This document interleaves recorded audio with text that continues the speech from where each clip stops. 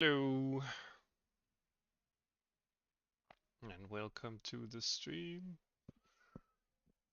Um,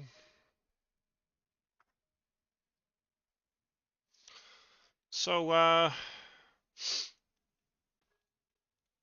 we're at a point with the project where we have made most of the basic infrastructure here for a quote-unquote game. But right now everything is statically created, so we need something that is capable of creating things more dynamically. Um,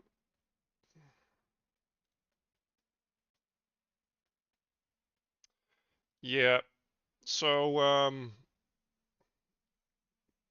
I think that we will be um, probably refactoring and changing a bit of stuff, since we want the whole pipeline here to be kind of managed all the way down.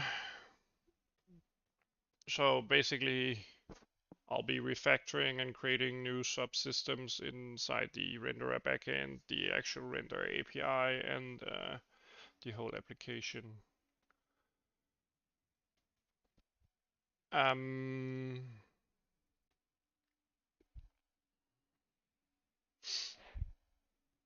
yeah.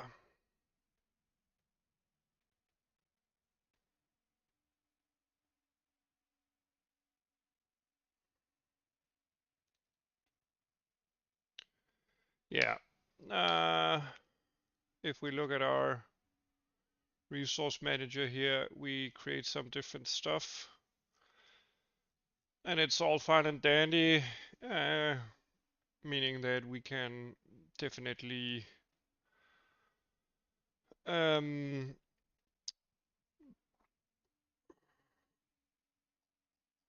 use this, but I would like for the system to be able to actually create objects on the fly and stream them in.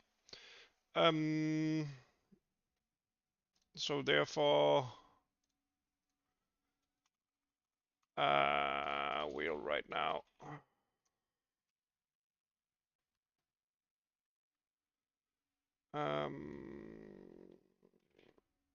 create a new ImGUI window.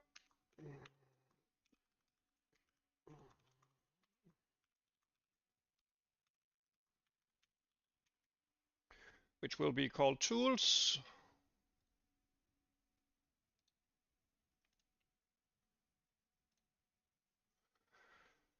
And inside that tool, we will be creating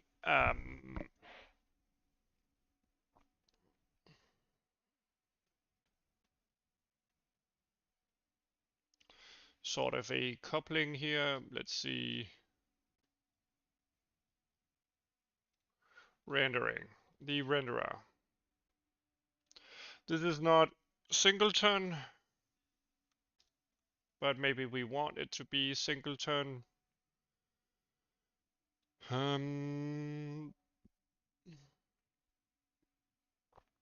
We could at least.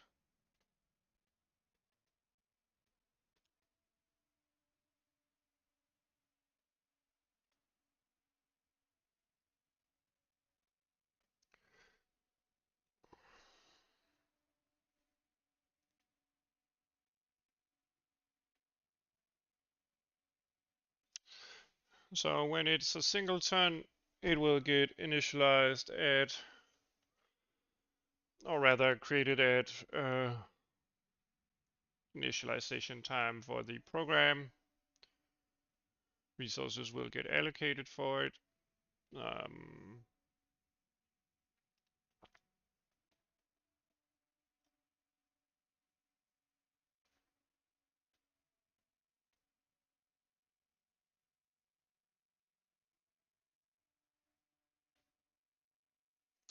Yeah, I think I'll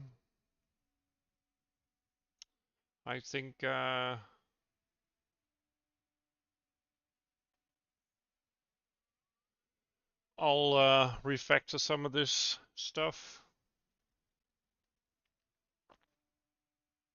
The renderer will be a singleton owned, existing as a singleton application layer that we can call. I think that will be all right. Okay.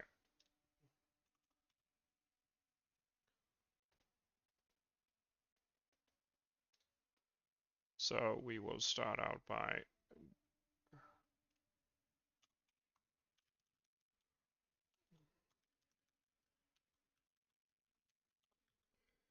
creating a static renderer instance here, and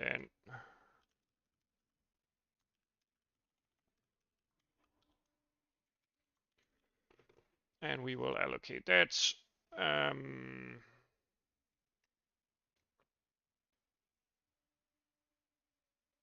inside our application here.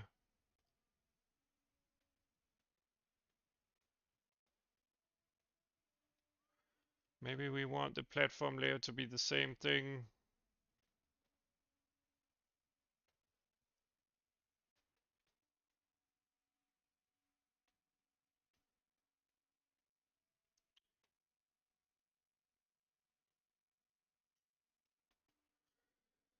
We could eventually move it, but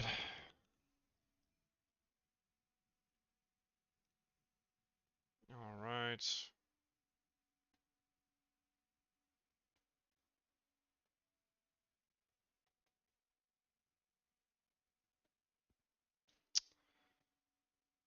Do we want the getter?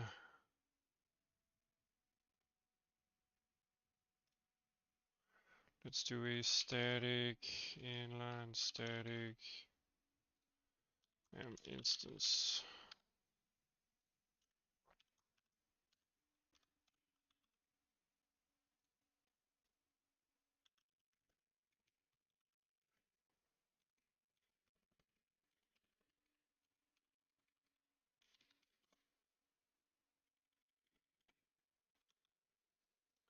Okay.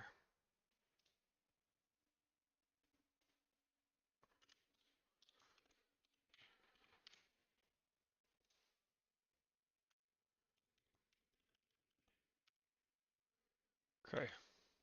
So it will hold a backend, this instance here. We will have to fix a lot of the different stuff. Our application, call renderer, initialize.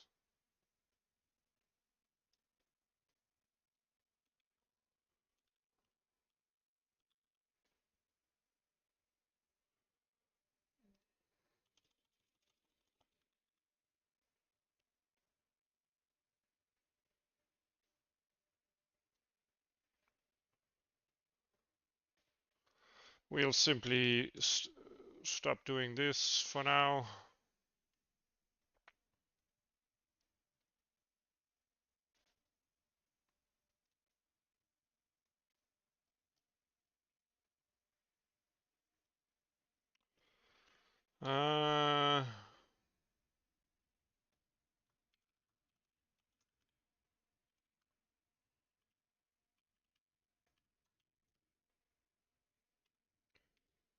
Let's do this for now.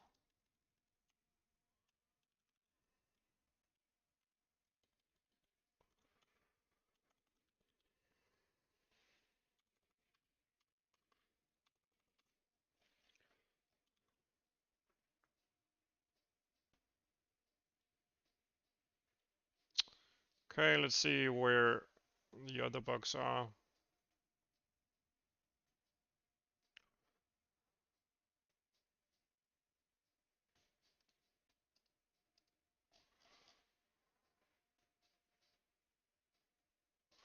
Oh,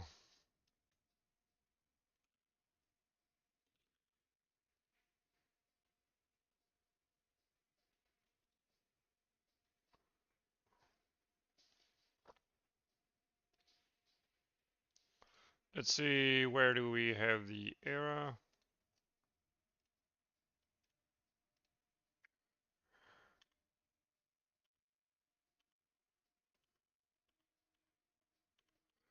Well, that is fine. Okay, inside the tick somewhere. Let's see, maybe it's inside this tick here.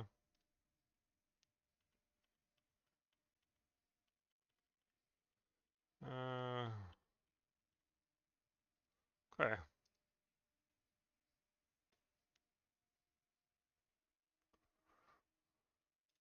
Somewhere in here.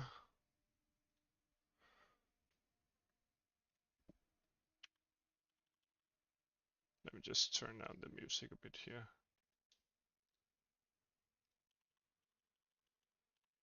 Okay, inside this.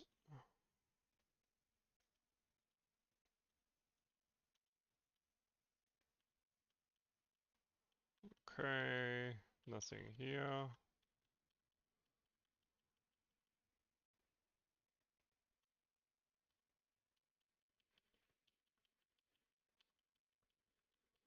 Let's see this.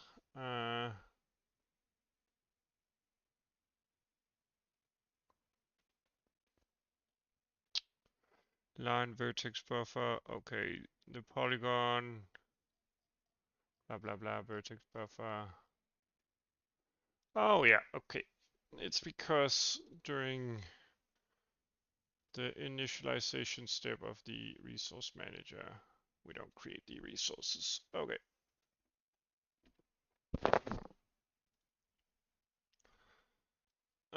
Let's remove this.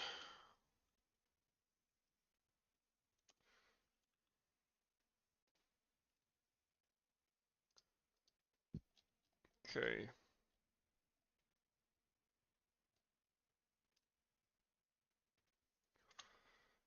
Let's do a renderer.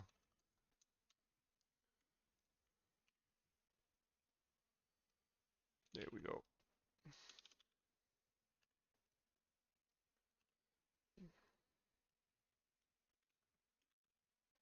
Okay.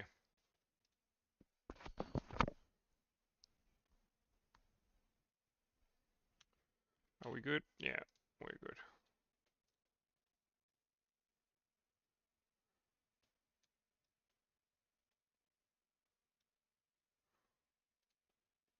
Okay.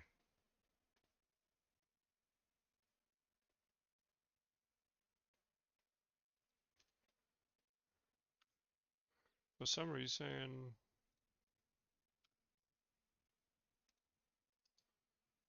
okay. Did I change something inside the renderer?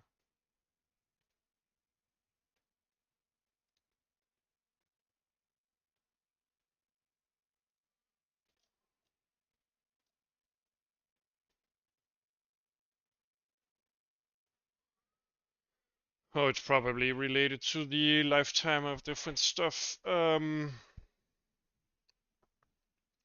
Because the renderer is not destroyed.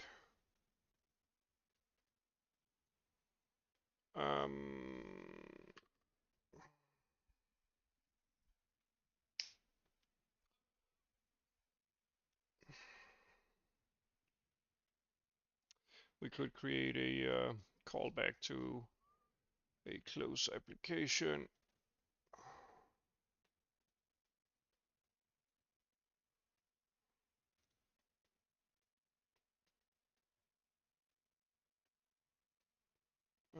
Let's see, static void release.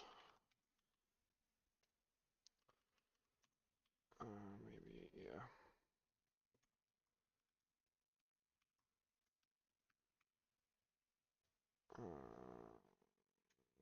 Don't I have a release function? I don't.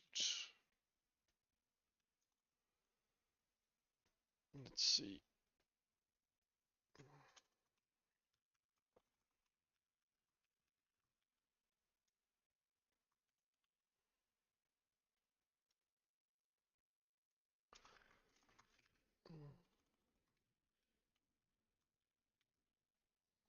Didn't I do a release?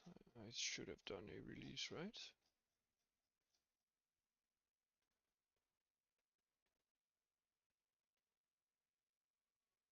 let's do this.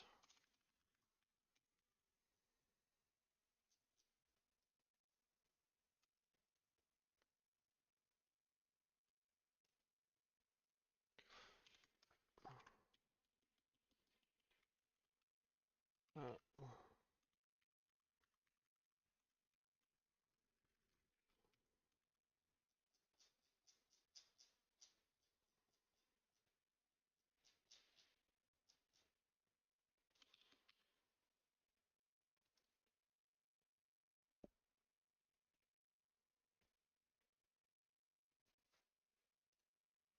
of course, I need to do these here.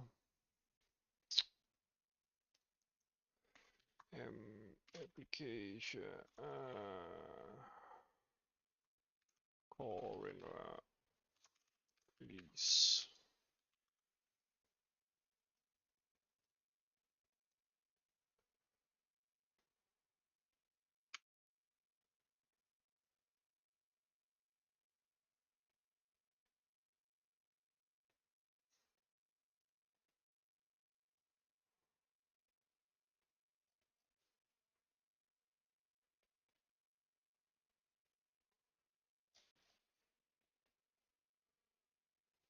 How on earth?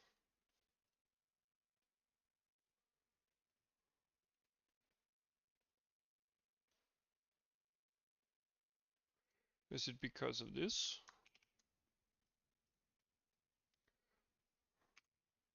Nope. For some reason we still end up going into that loop. Let's see.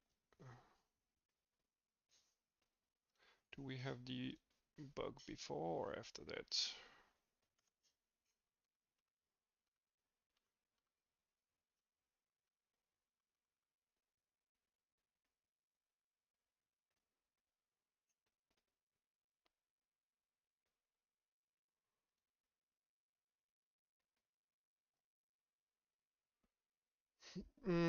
Let's see.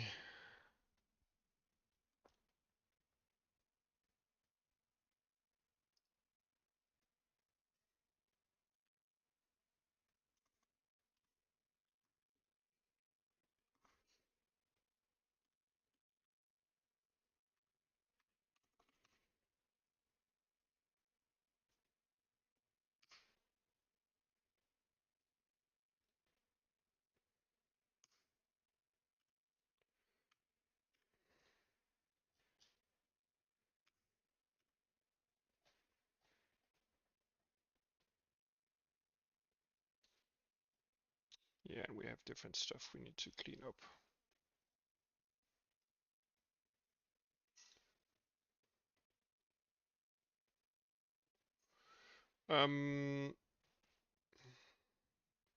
All right. So we refactored a bit and created a static renderer that will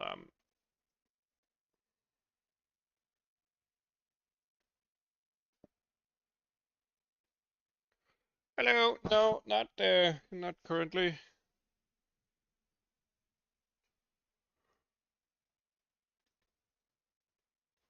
It's not done yet anyway.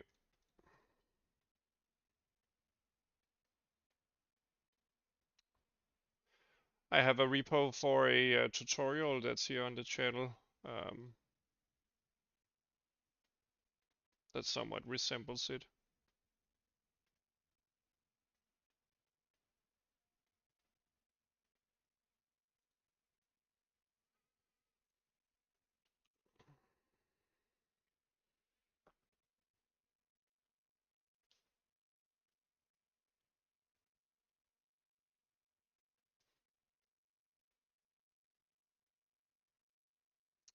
So the renderer is a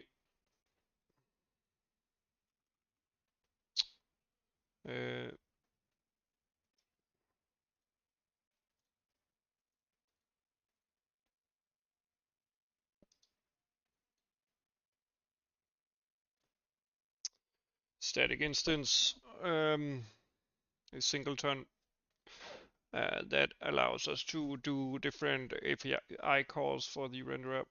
So basically what I want to do is, let's see, inside our resource manager, which also is a static thingy.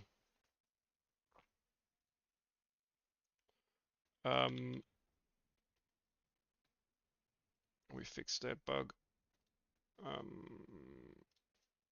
Inside, let's see, resource manager here. I would like to create some controls. And let's start out by actually creating a button here. ImGUI.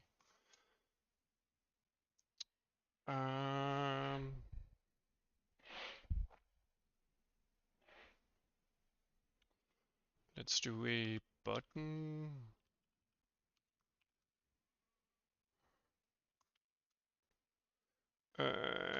Create mesh, where if this happens, we want something like created standard mesh.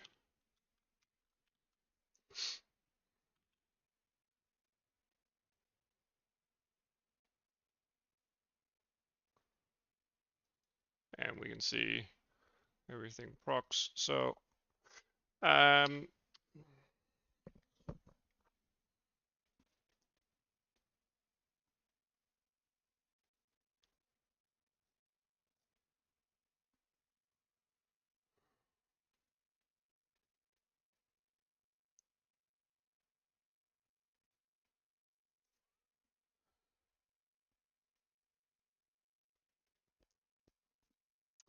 and when we press this button,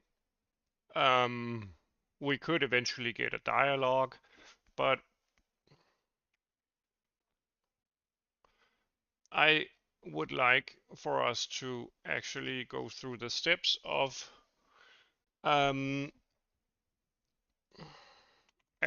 resources. So let's see. Right now we load the file. Let's create a Blender model here just for temporary use so that we can see what we end up with. Let's see. Isn't that extrude? Extrude region. Oh, face.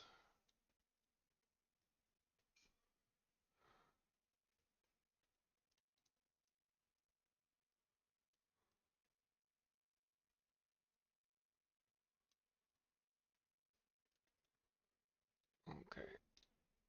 Object mode. Geometry to origin.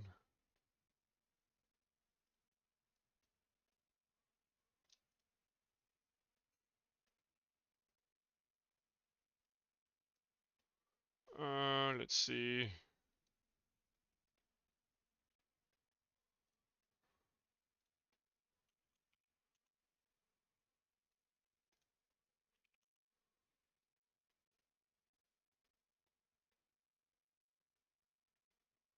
This seems more like it, right?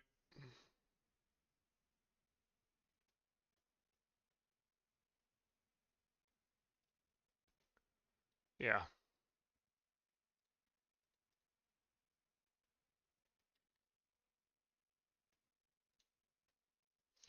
It's just a random model here. But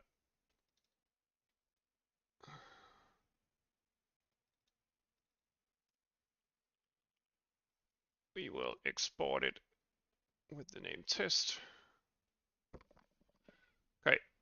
Right normals include UVs. We don't want that. Triangulate faces. Here we go. Okay.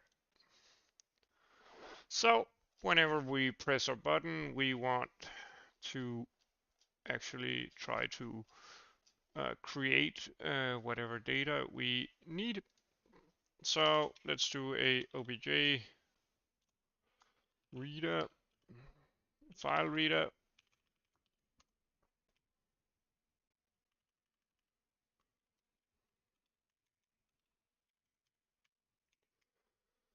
And we will go through the steps of creating our resources.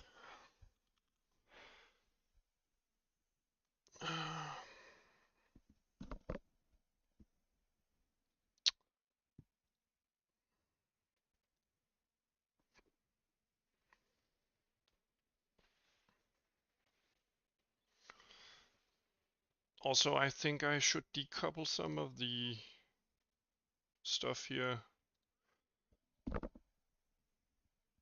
Yeah, we might move it eventually.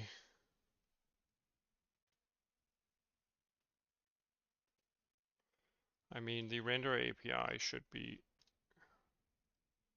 holding all front-end related stuff.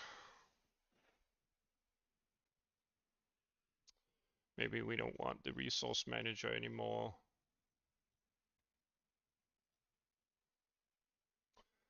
Yeah, we'll see. Maybe we will delete it eventually. Anyway, file reader, read file, and we will do models/test.obj. And that should be fine, right? Yeah, test.obj. So we will read our data. Let's close this and close this.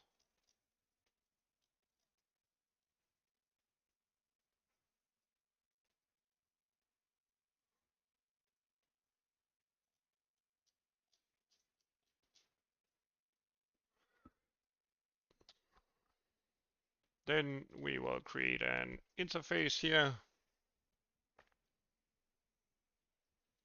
Let's see, do we have we have rendering types, which are used for the backend, I think. Isn't it? Maybe not. Maybe not. Maybe not. Material properties.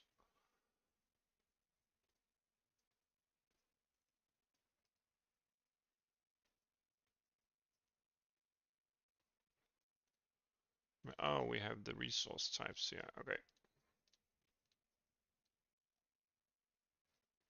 Yeah, we definitely need to refactor some of this in terms of making the interfaces make more sense.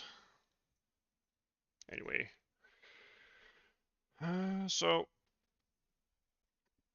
we would like some kind of interface here where we could ask our renderer to create a mesh that is able to be drawn um,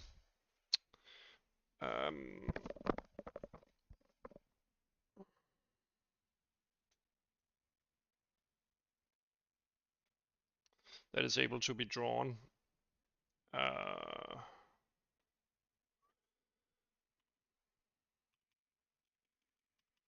Let's create a section. Let's do something like interface methods, where we are able to do something like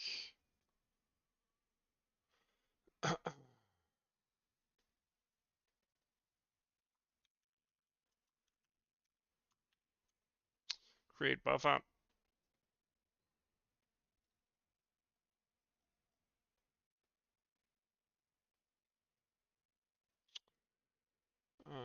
Let's see, let's create a resource type render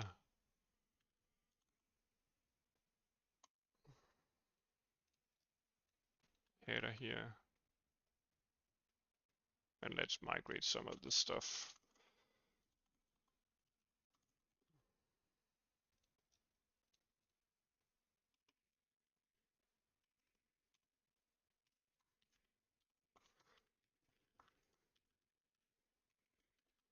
Let's create some resource types.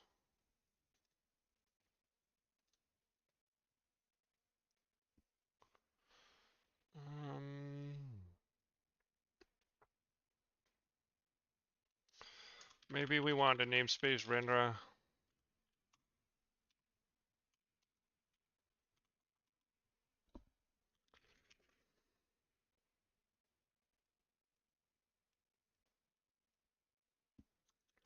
Buffer type.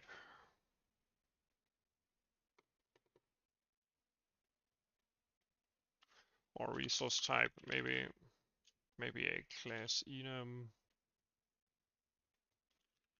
class resource type.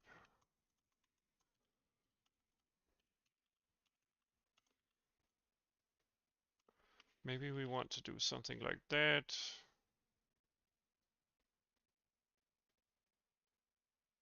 I don't know. Thing is, create resource could be some arbitrary interface.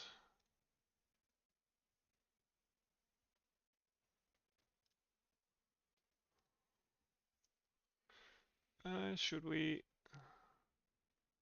So whenever we press this button, we want to be able to call the renderer and tell it to allocate a resource. So this is the renderer front end. Let's try to type out what we want. Yeah, front end renderer. Should be able to draw, allocate resources through backend.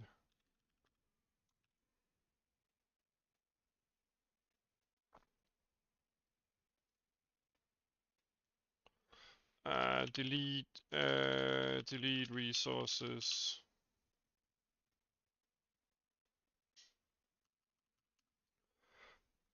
Store frame data.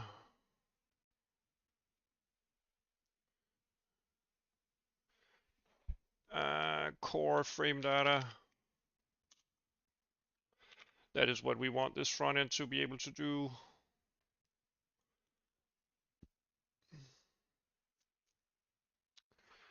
So basically what we want is, let's see. Oops.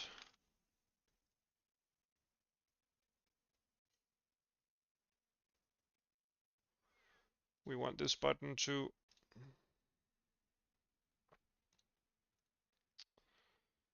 tell our renderer to create some resources. We could do something specific, but let's just start with a create mesh.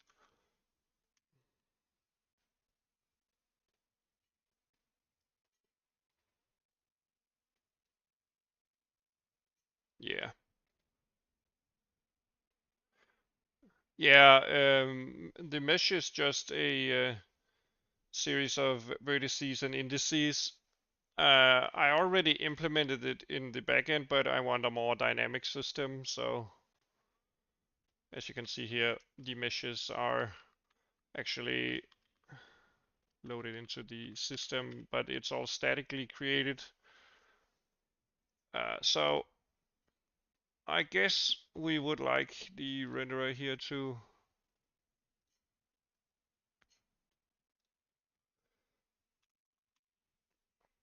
be called like this, renderer create mesh, and we should pass in our information just like we do like this. The backend here does it directly, but basically we want the renderer API here to handle it for us. So we should do something like this, and inside our method, oh, we haven't created the method. Let's create the method.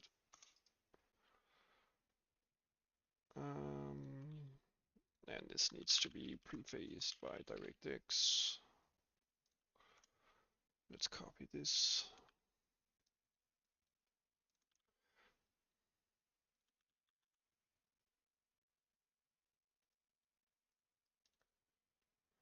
Let's do an unsigned int here. Well, it doesn't matter. Right now we use that syntax, we can always clean it up a bit.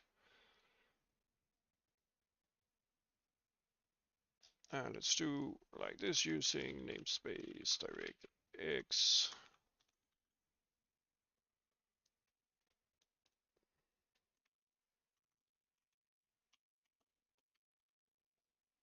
There we go. So now our resource manager here will tell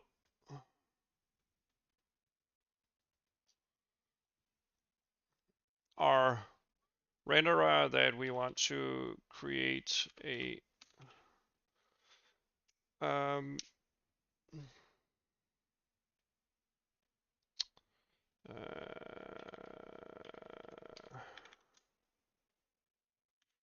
pass in our vertex data by reference, pass in our, let's just copy this, maybe just copy this. I think it's normals first and then UVs, right? Yeah. Get UVs and then get indices. Okay. So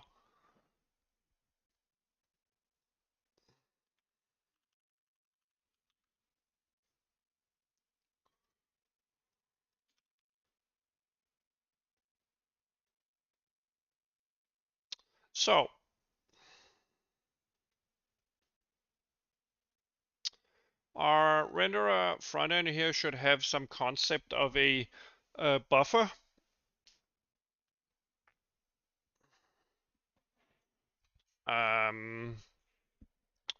Some concept of a buffer.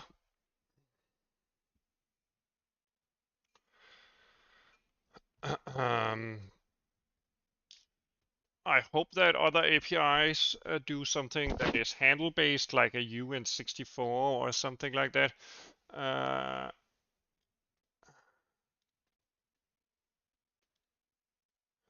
right now we aren't using that.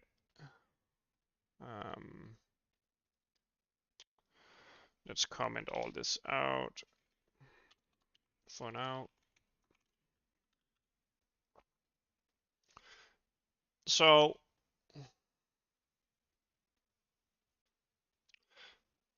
we could, of course, just couple the call directly, but right now our old method in the backend here kind of like initializes the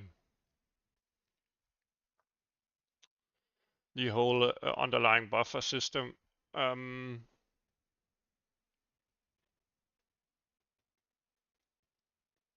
we don't want to do that. We want to like append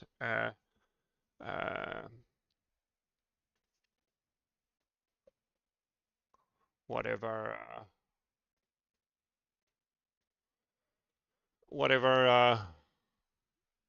what do you call it?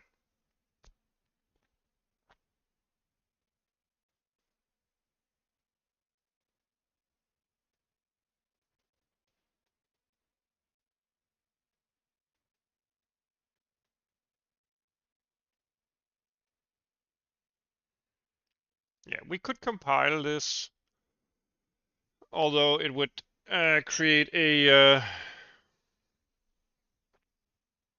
heap allocation, and we want to keep heap allocations to a minimum, which would be why we would perhaps keep a internal buffer.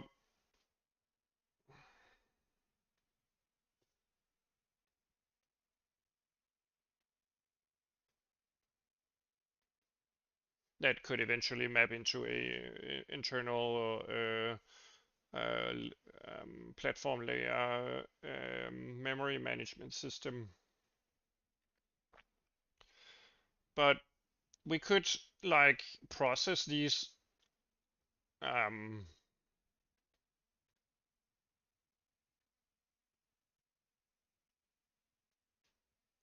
into something like a std vector of vertex.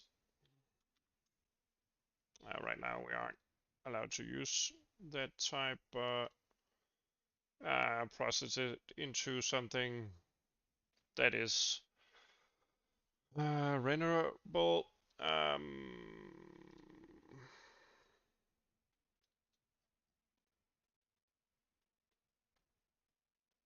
Right now we don't use that.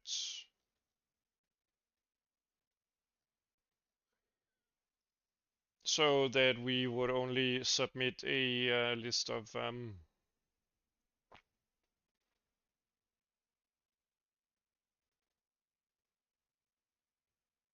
vertices and indices for the backend, which would correspond more to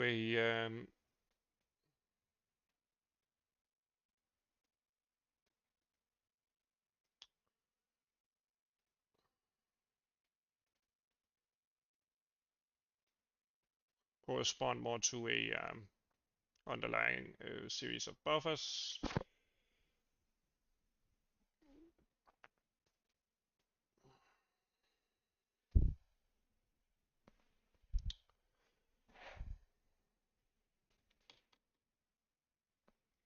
I need to turn down the music. It's pretty loud.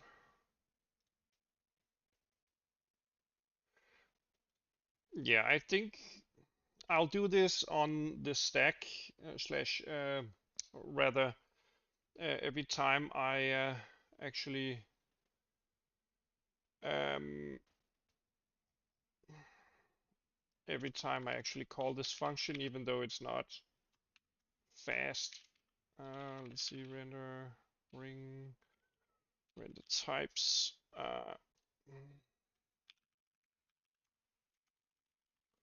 Vertex data, and let's just reserve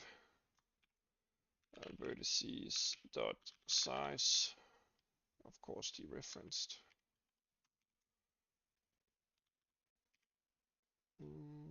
Huh? I need to dereference the pointer and then call size, or just call vertices like this, of course.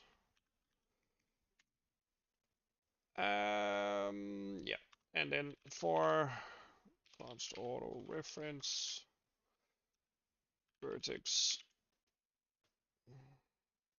inside vertex. Oh, we need indexed for loop, an index for loop I is then vertices size I plus plus. Let's do a vertex temp.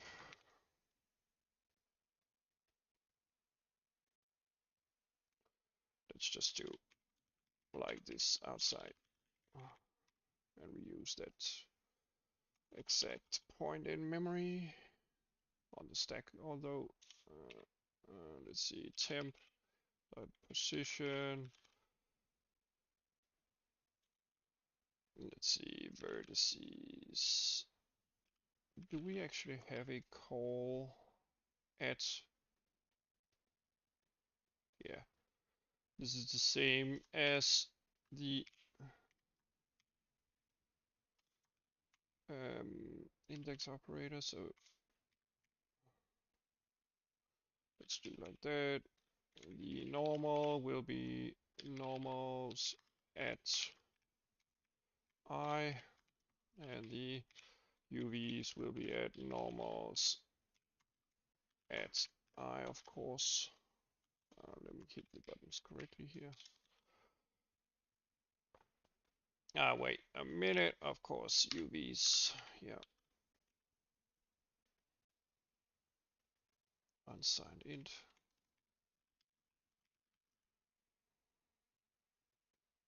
There we go. And then our vertex data I will be set at to temp.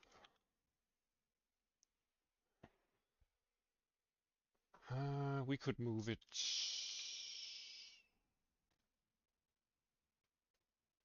That would invalidate whatever we have.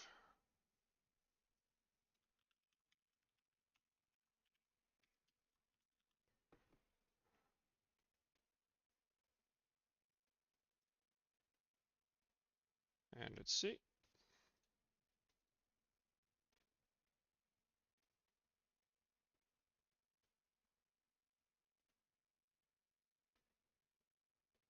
We need to press the button here.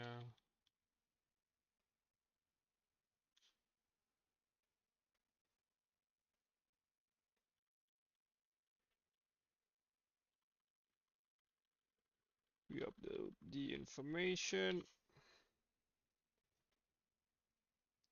And then we could call some kind of backend call.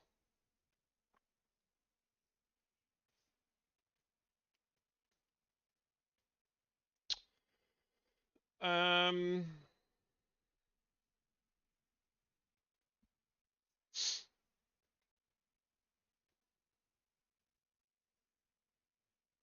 okay, now I think we might want this.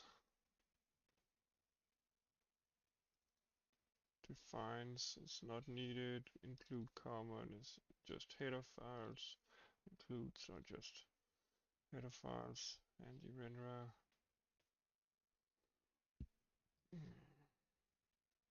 Yeah, we include from the what do you call it? From the rendering generalized types.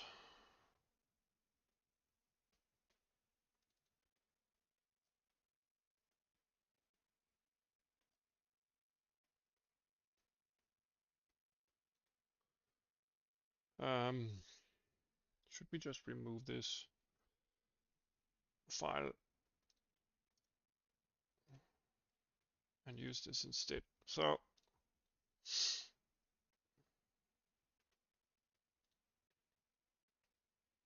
we want to call our backend.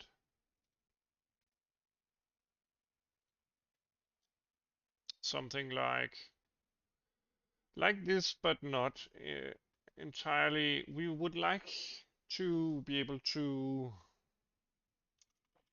do something like create resource.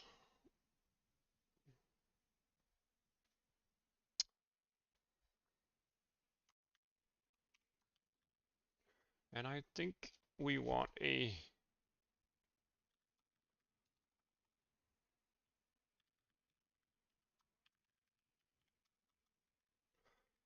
enum class here, resource type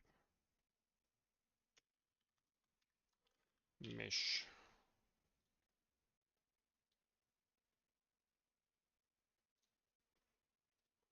A something like a resource type.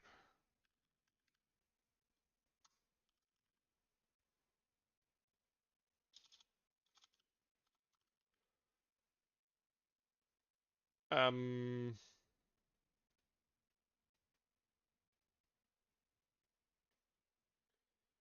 we'll do a switch on the resource type itself.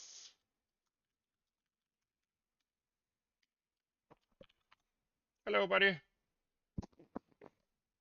All right, I'm sorry to hear that. Maybe I need to adjust stuff a bit. Let's see.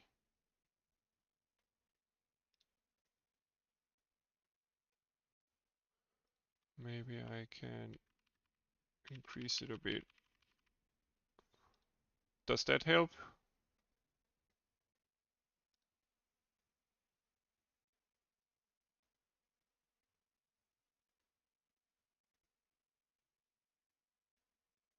Hopefully it worked.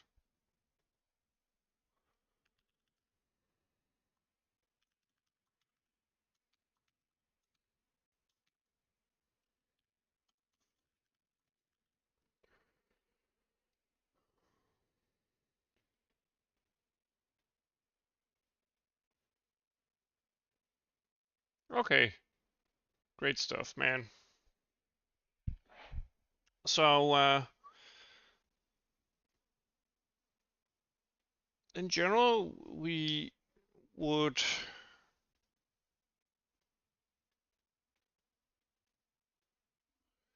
like something like a C-style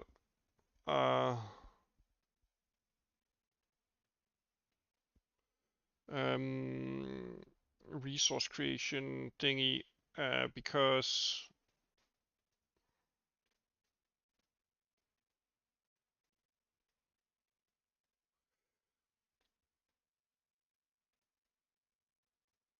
maybe we want a different logic.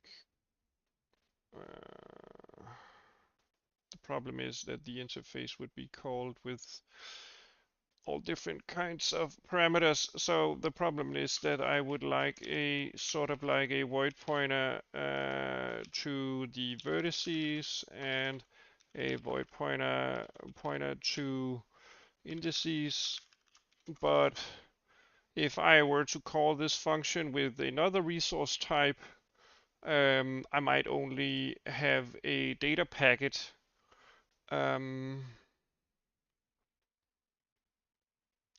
Okay, what I could do is simply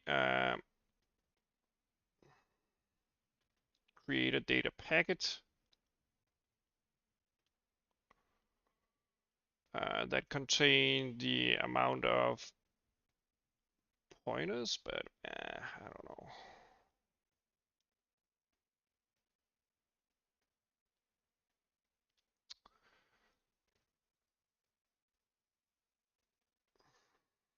Maybe I should start with the verbose interface.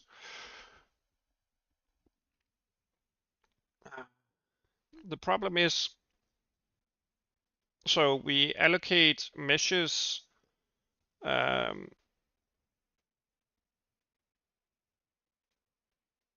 into certain kinds of buffers. So the backend here, Directx12, will create slash update slash upload to whatever we uh, um, different stuff. In case of a mesh, we would have an vertex buffer plus an index buffer, but in case of a material, we only want a constant buffer. In case of a texture, we don't have that implemented yet. We want a SRV um, texture buffer. So if we generalize our interface here as create resource, we could of course just create different overloads of it, I guess. I guess we could create different overloads of it. That's the whole thing about C++. Maybe we should do that.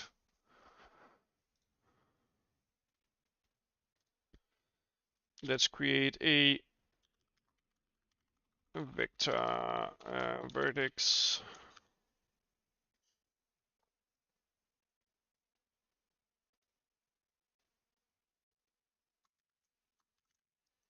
vertices.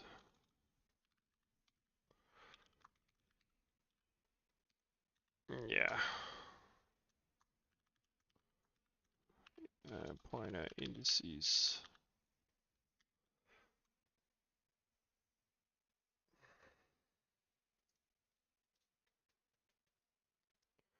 Yeah, and let's delete this for now.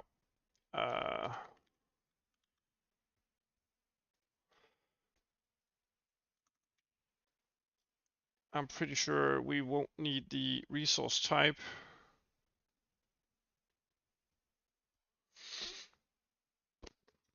But in case we want something like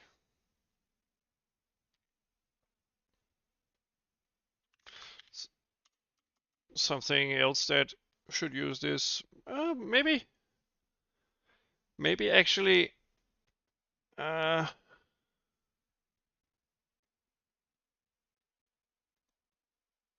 we could also just make this take in, for instance,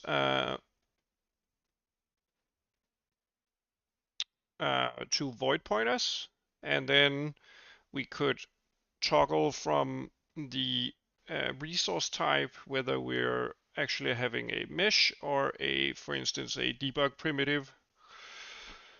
That would give us more flexibility.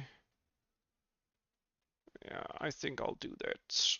Okay, so let's do a void pointer data1 and data2 p data1 p data2. Let's do that instead.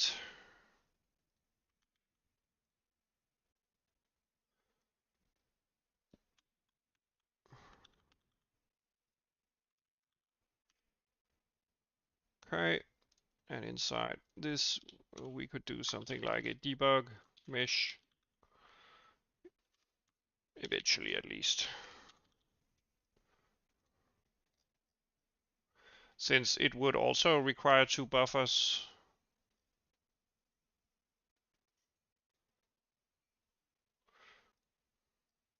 So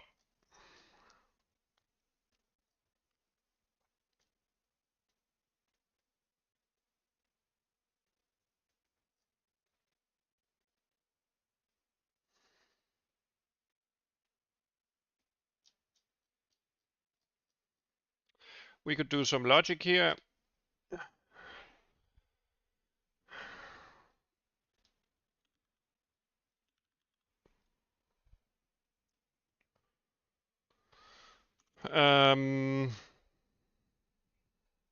Where we check if our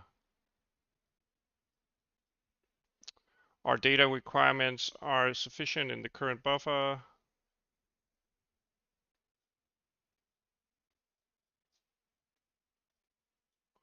Let's see.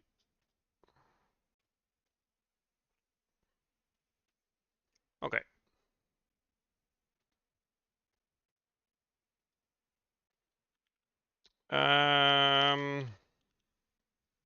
If the buffers aren't of any size,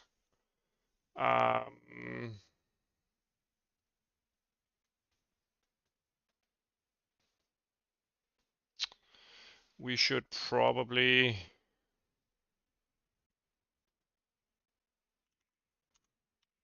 let's create a stack allocated pointer here. Vertex pointer p vertices equals to a cast on the p data1 and then a uint32 p indices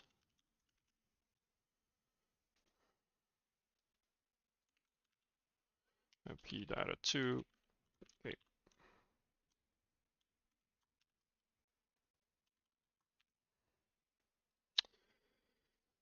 All right.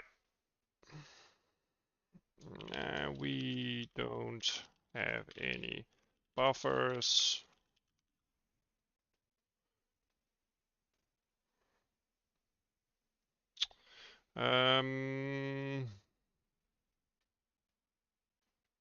Since our buffers will be allocated, let's see, the alignment, Directx12, resource alignment, yeah. So we at minimum allocate 64 kilobytes whenever we create a buffer. So um,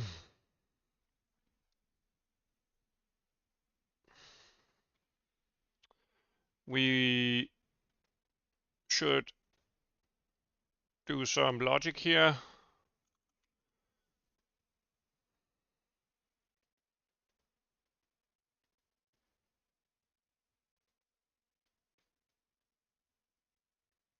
Where we calculate the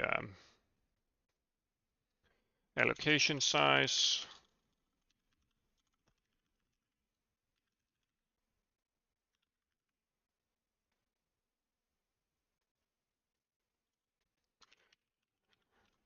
For the vertices, which will be our size times size of vertex here, and the unsigned int alloc size indices will be our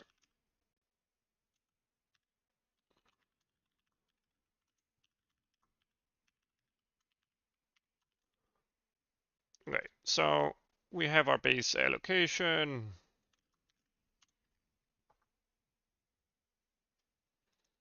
If this is less than 64 kilobytes,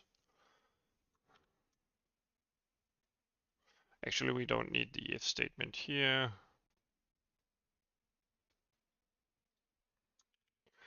We could do something like a initialization call here.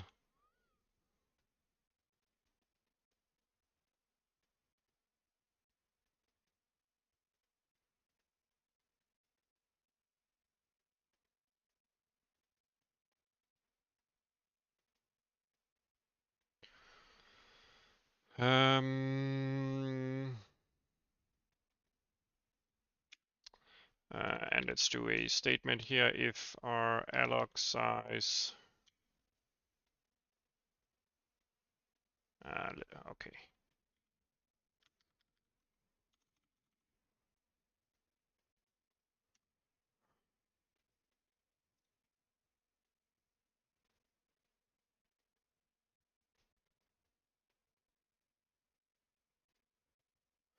Okay, let me just think about this because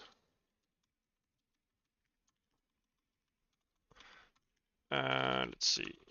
If the allocation size is less than 64 kilobytes, start out with that.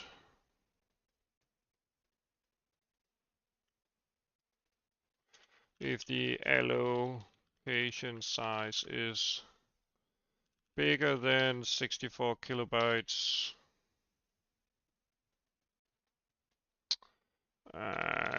create an allocation size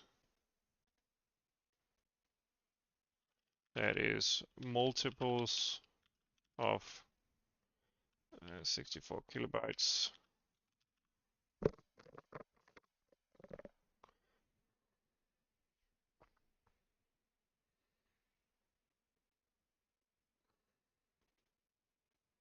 Okay.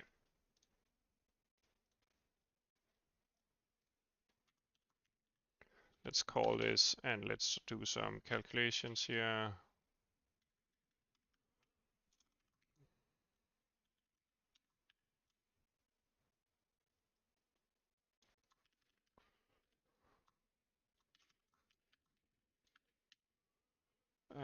Let's see, Vertex data.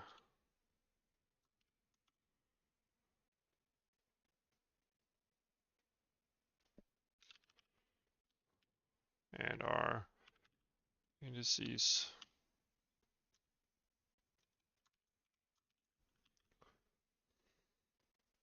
Okay. So let's see.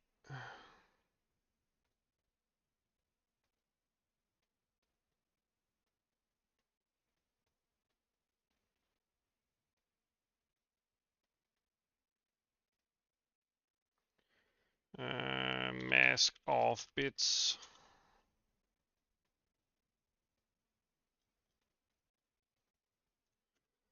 Operator. Let's see. I think if we do an AND operator, right? Yeah, I think so. So,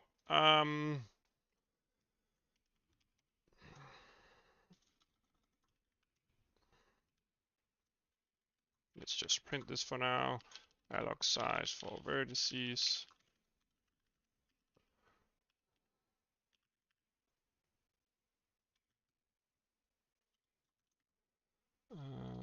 Alloc size for indices. And this should get run whenever we, oh, whoops. Whoops.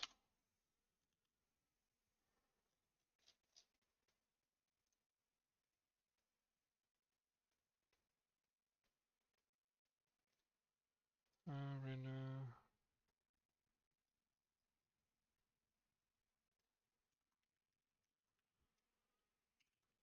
Let's see, render types. Didn't I include that one? Should have.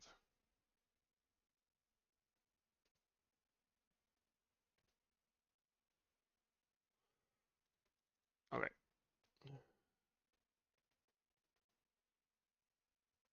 So we're definitely far below, but we can force this. So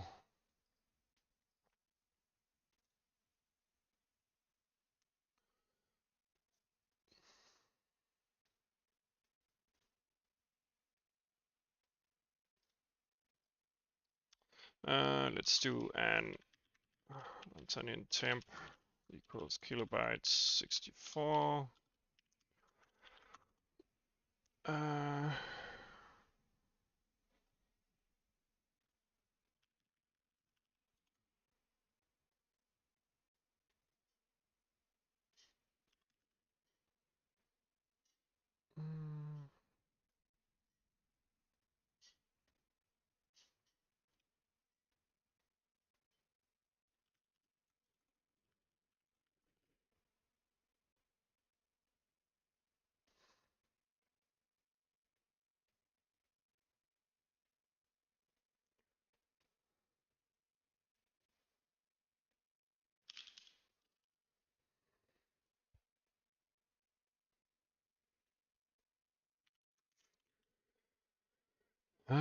Okay.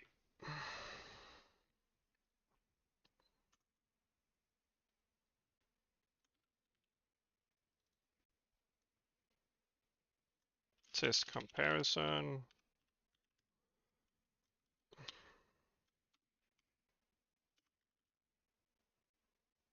Temp 2. And after, let's do a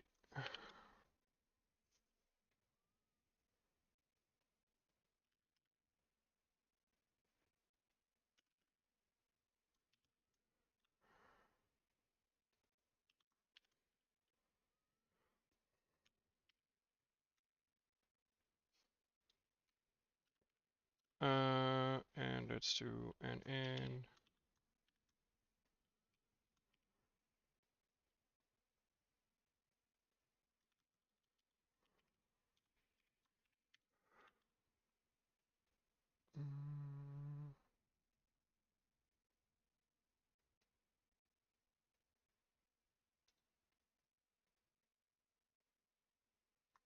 Let's do like this.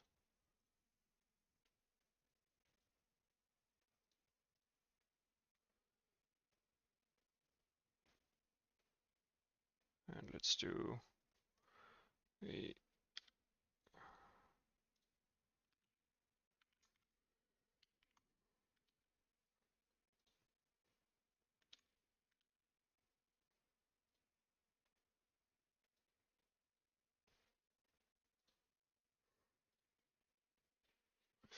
let me see. I have the function here.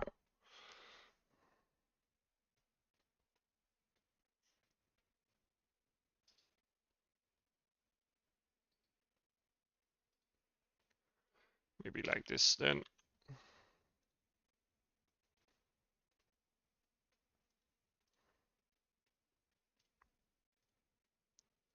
And let's see, times 2.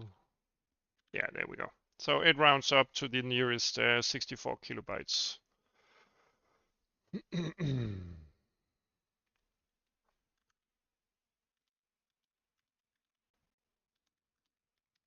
Okay.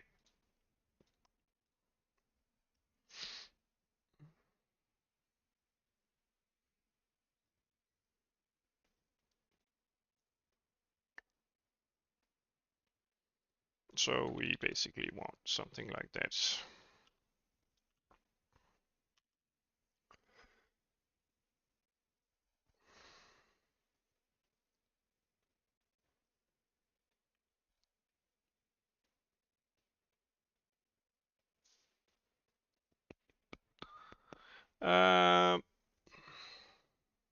Okay. So if the allocation size here is less than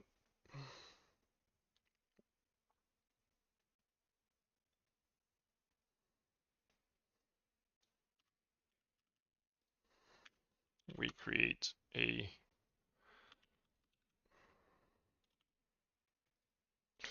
vertex buffer.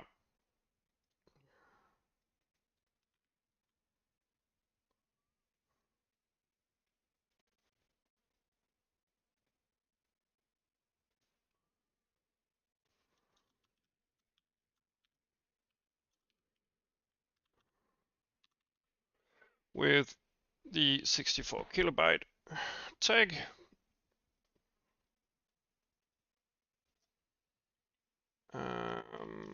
Else we do something else. But we do the same thing here.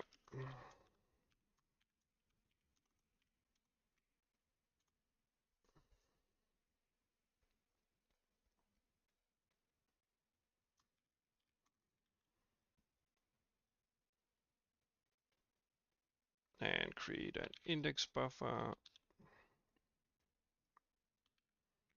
with the size of 64 kilobytes.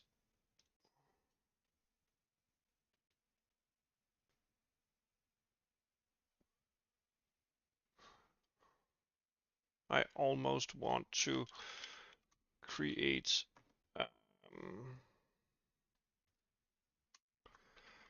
a wide characters wide string just to signal that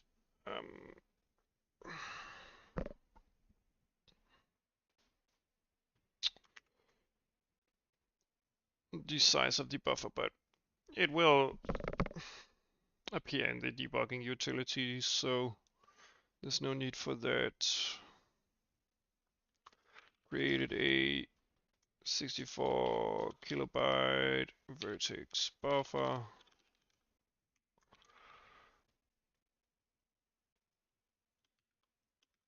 Created a 64 kilobyte index buffer.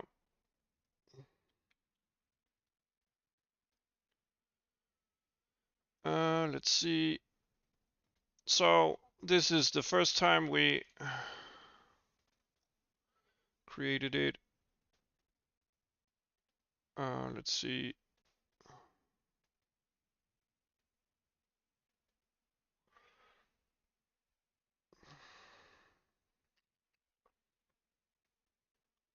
Let's do alloc size vertices equals, and let's do this.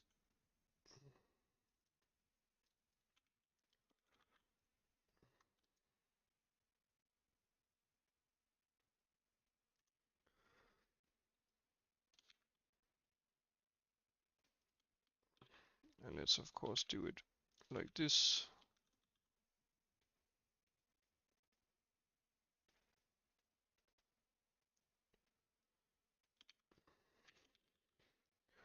And let's do a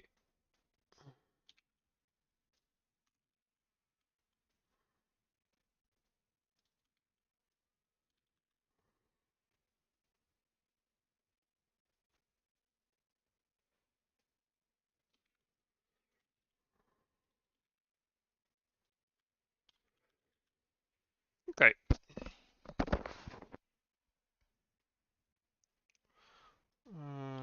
Let's see. Created a vertex buffer with size alloc size vertices. There we go.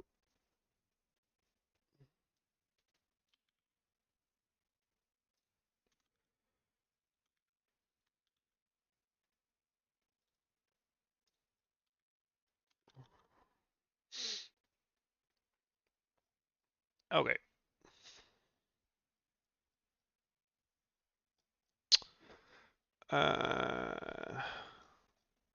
Okay.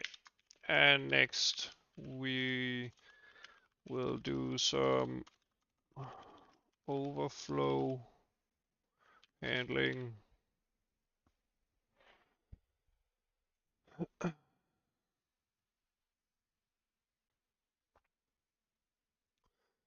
Okay. So inside our resource manager here,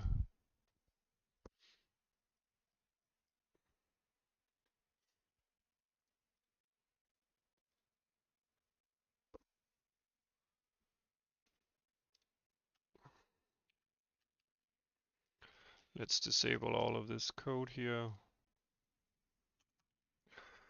Everything we render to a screen, our screen rather, will disappear.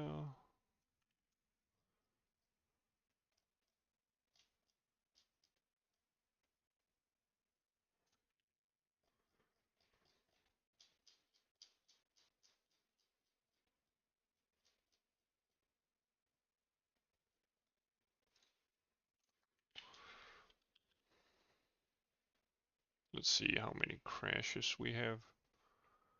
Okay.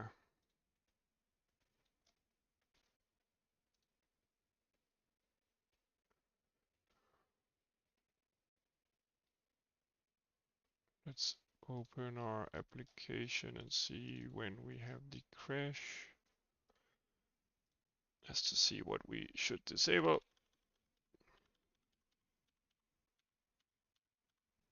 Yeah. We shouldn't render any debug visuals.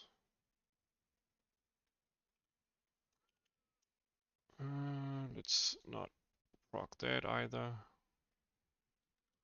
Can we get through a tick without crashing? We can. Okay.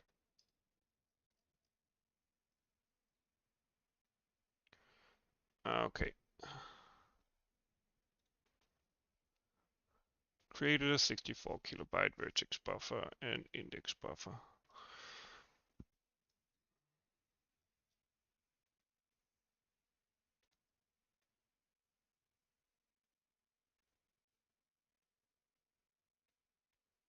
Yeah.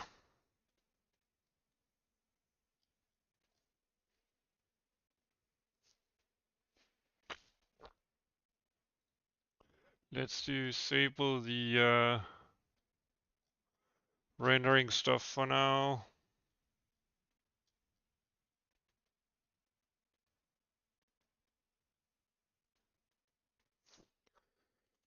If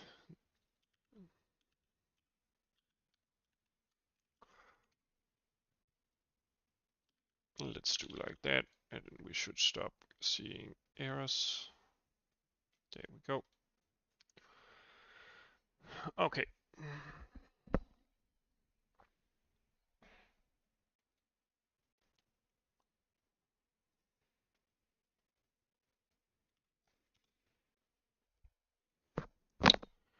So we create our buffers.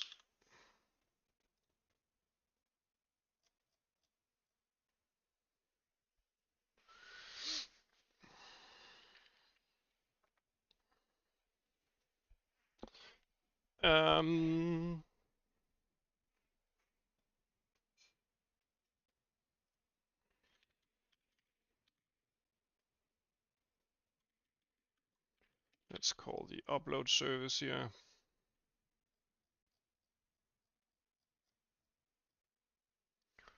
Okay.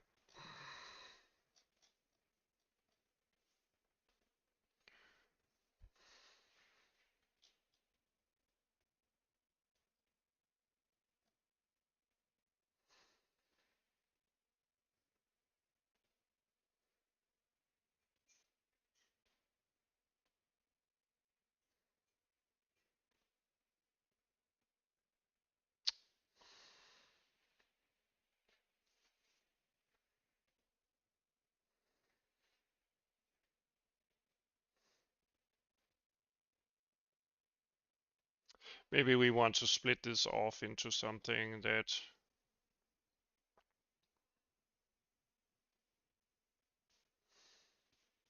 handles this separately.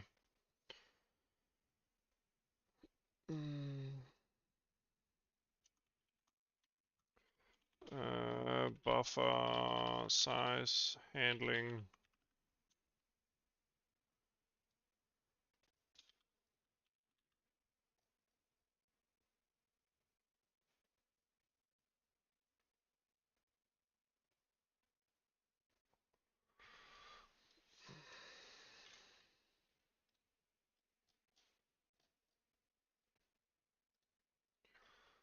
All right, next, when we have our buffers,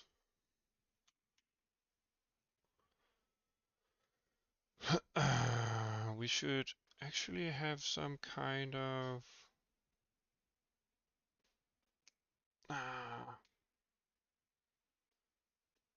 data structure that kind of like keeps track of the current indices.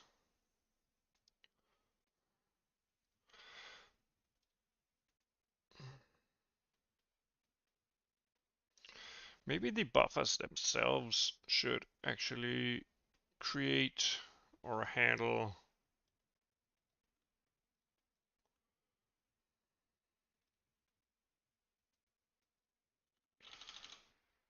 maybe the buffers themselves should.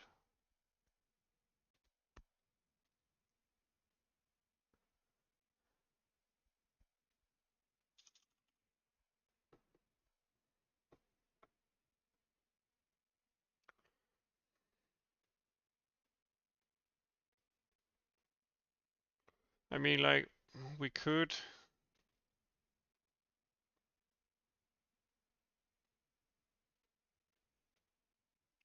let the resource itself handle it, but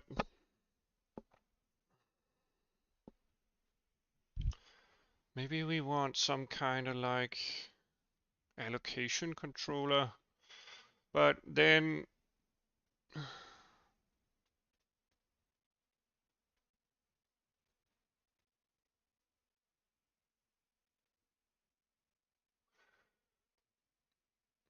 we could just create some kind of like overall resource allocation system where we would get a page of a buffer.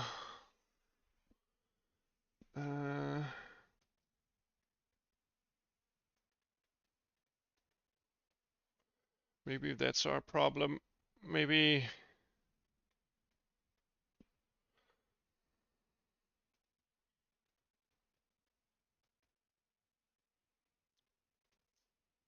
but then again, we're only allowed to bind one index and vertex buffer, which means that when we create a view to it, we can't really create resource views, Strident bytes. I mean, we only get one buffer location, so maybe in terms of index and vertex buffers, we're fine. In terms of creating large buffers that can hold lots of data.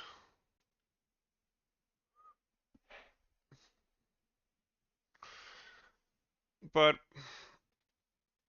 what if we wanted to deallocate or reallocate different meshes? For instance, mesh streaming. Uh, we don't need that right now, but yeah, a more dynamic system would be needed to be able to create these things. Also, what about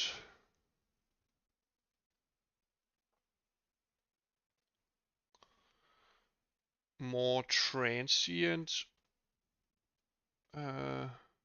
objects? Yeah, there are different use cases here where I'm uncertain what to do.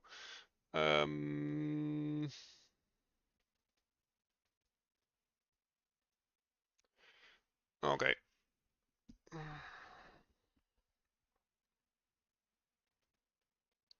We could do something different then. We could create a struct that we call vertex buffer, where we store our Directx12 resource buffer, and we could then store an unsigned int right head. And this would be a linear vertex buffer.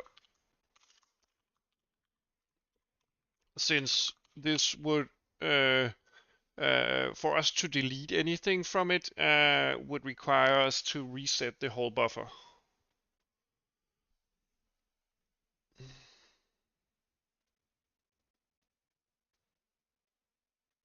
Yeah, I think I might do that.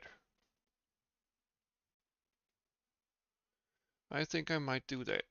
Okay.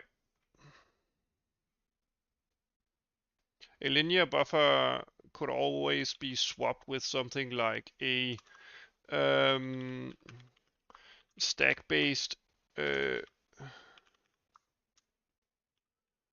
vertex buffer, where we also use a right head, but pop things off the stack from the top, or rather the back of it. I think, yeah, from the back of it. Or we could do a what do you call it? Block vertex buffer, where we would have a sort of algorithm to look for available vertex buffer slots for placing our vertices in. But these are way more complicated, and this requires even a red-black search tree to be optimal, or some fiddling around with maps and multi-maps. This is basically a random size allocator. Yeah, so a linear buffer that we just kind of like quote unquote evict whenever we run out of resources is probably the simplest solution. Yeah. Okay, we'll do that. Let's see the renderer itself here. Okay.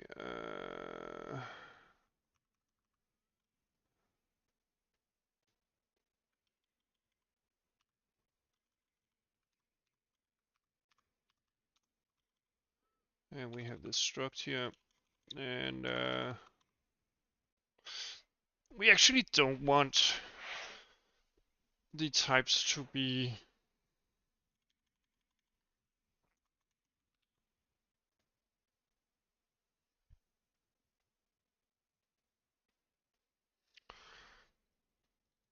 and let's do a linear vertex buffer here.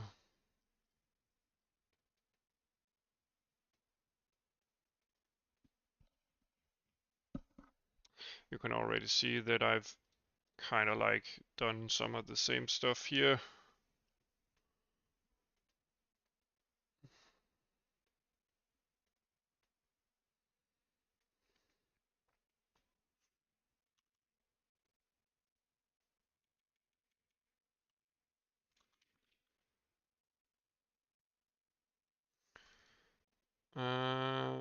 Linear vertex buffer.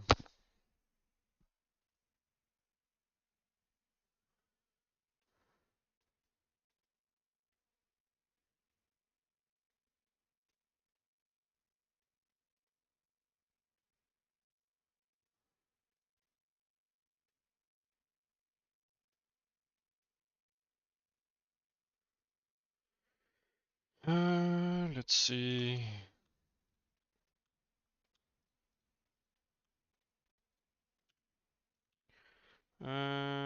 Vertex.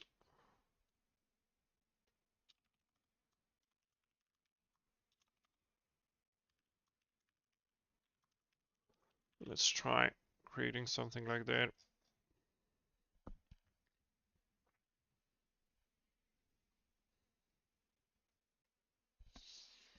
Maybe we wanted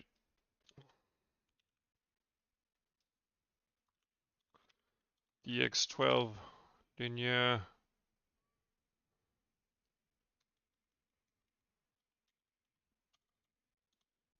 Maybe I do want it outside here. Directx12.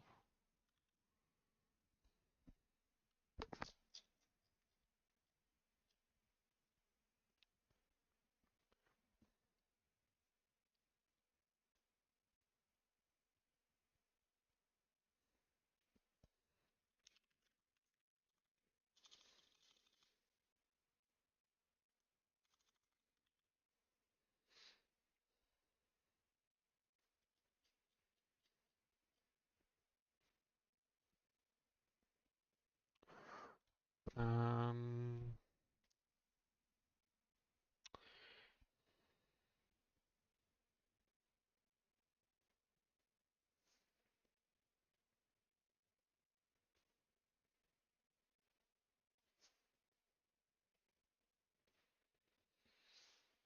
yeah, maybe I want separation.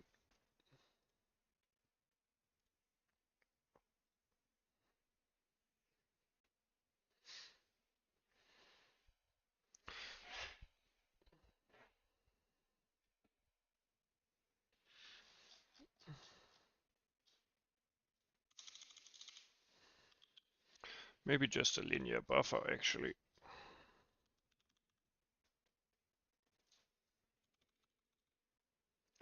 Maybe we want...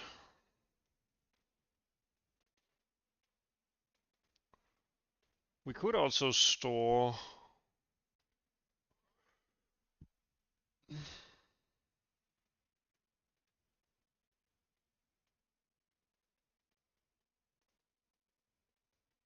Well, the indices, if we mix the types of vertices and indices, we'll probably get into trouble. Also, I would have to define a vertex and index buffer for using...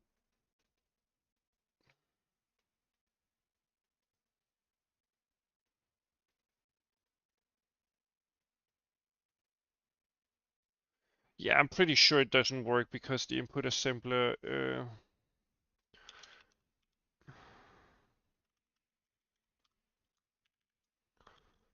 Okay.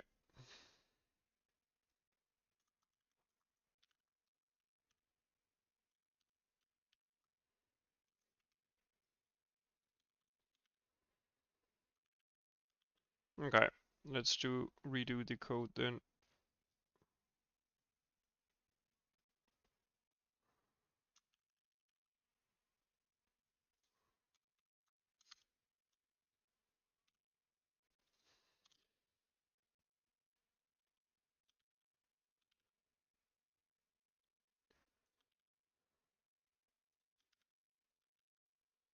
Let's see.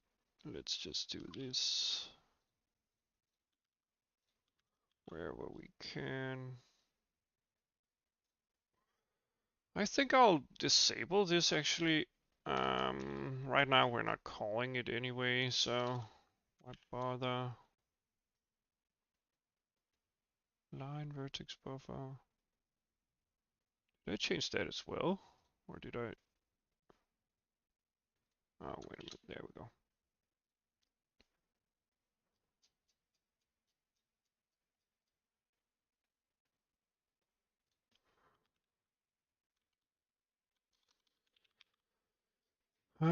Where do we otherwise have a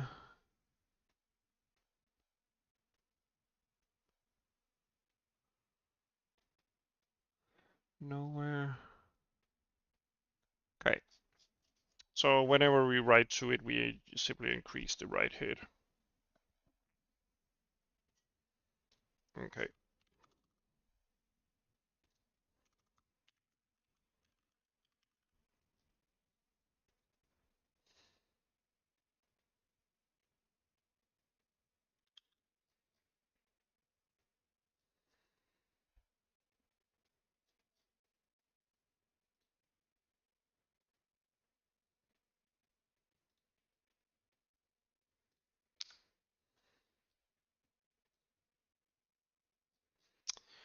And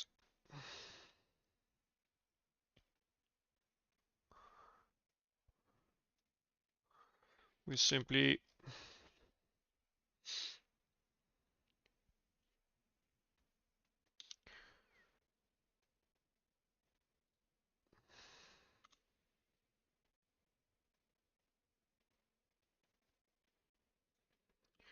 pass in the buffer itself.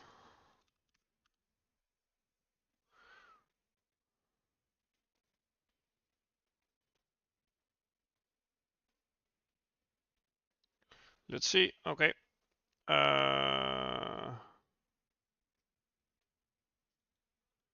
P vertices.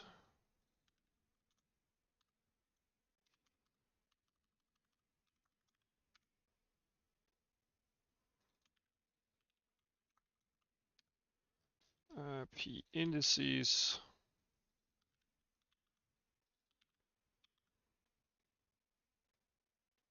Okay. And let's do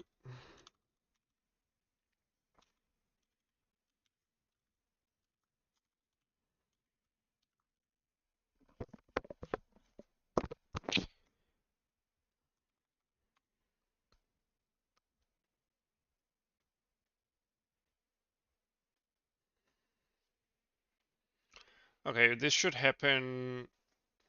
Okay. If the allocation size is not proper, we should simply recreate the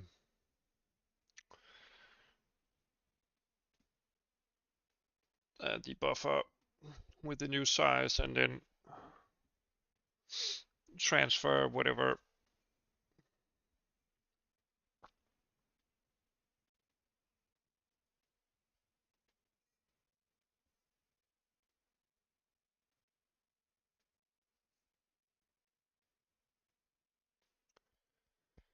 Yeah, we would handle that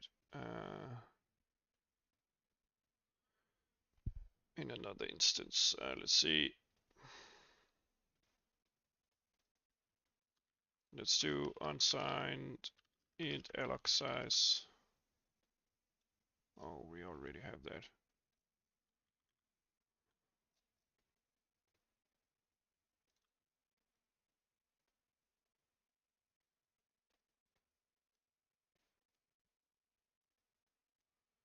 Let's do unsigned int new alloc size.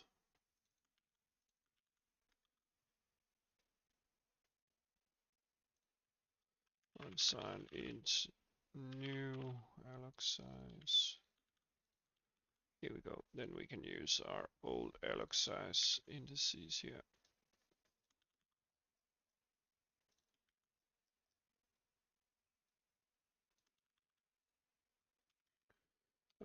Let's see, polygon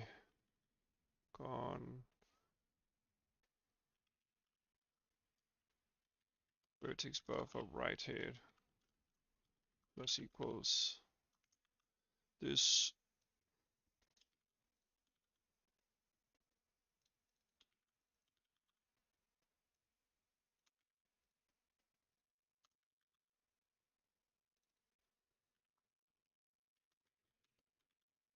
There we go.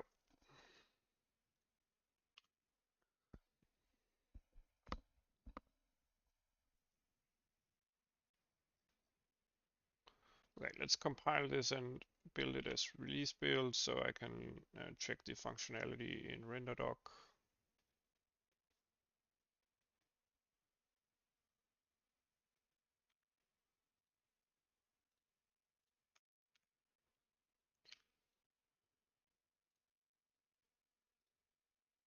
Okay. And let's create the mesh. Whoops. Of course I need to create the mesh and then capture the frame. Let's see. Resource inspector, polygon, vertex buffer, view contents, float 3, and a float 2.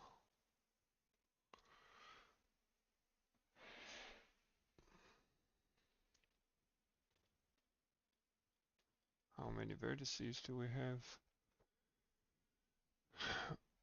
Seems like a lot.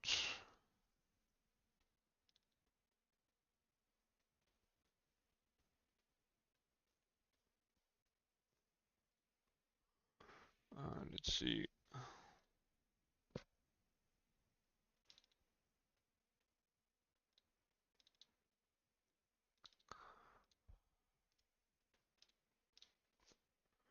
Let's open this. Okay.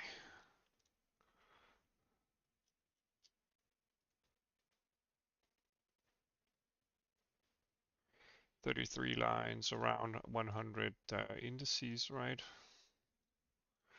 Unsigned int.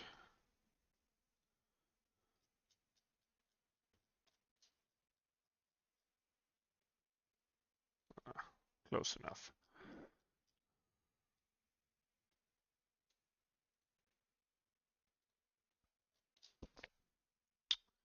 Okay. So our upload here works. We view the upload. We increase the write head. Or maybe actually, let me see if I actually am able to create several meshes. So one capture. Okay, so let's see the resource inspector, polygon index buffer, unsigned int here. How many?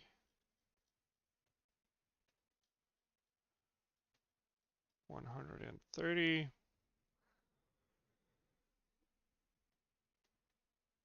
31 at least. Let's see.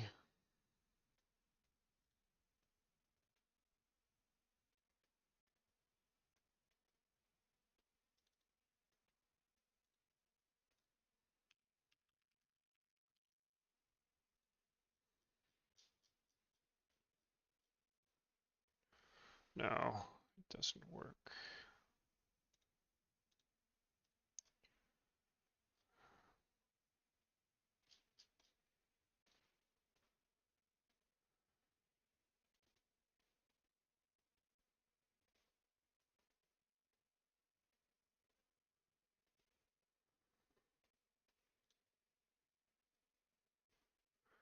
Mm.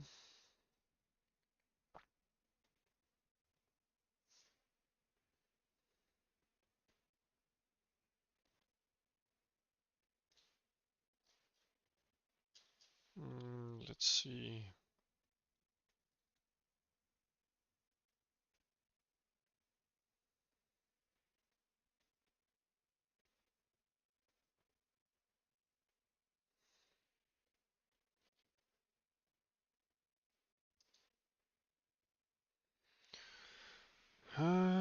Oh, wait a minute. The polygon vertex buffer might do it, but the index buffer doesn't. That's probably why it didn't work.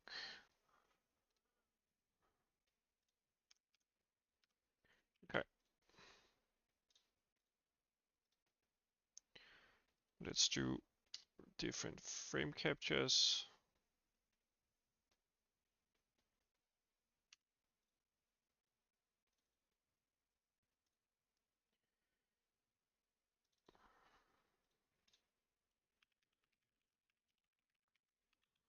Oops. Let's see, the first frame we capture 131, 100, yeah, exactly, 131. This should be 262 then.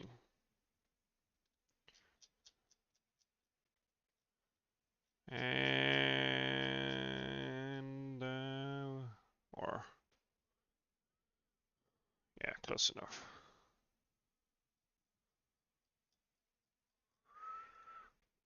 Okay.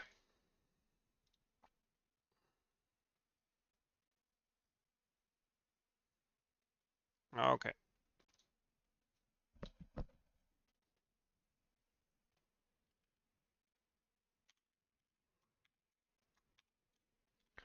Else if the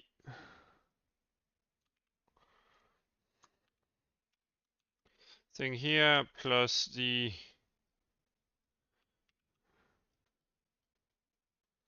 allocation for the vertices. Wait a minute, no. The buffer right hit. Whoops.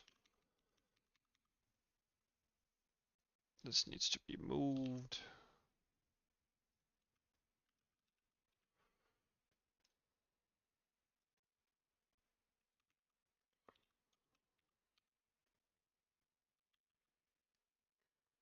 And this is bigger than.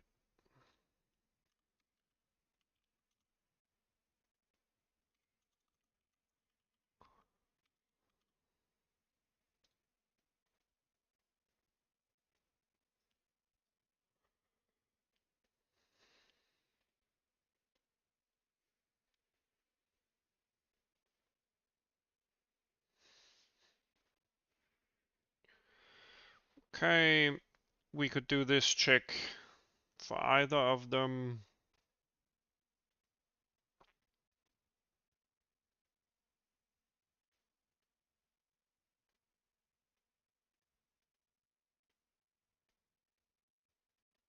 But I would have to do it again. We could also do else if they are created.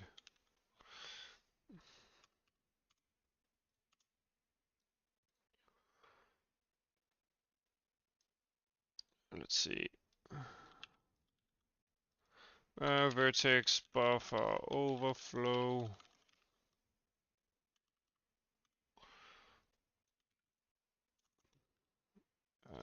Index buffer overflow.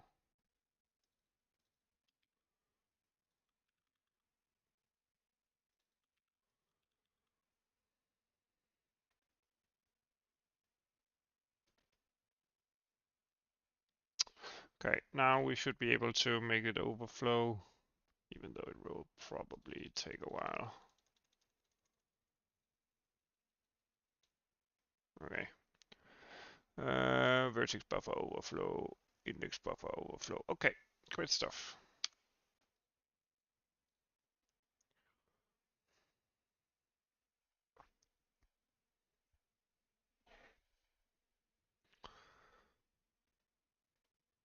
Great stuff, great stuff. Let's see.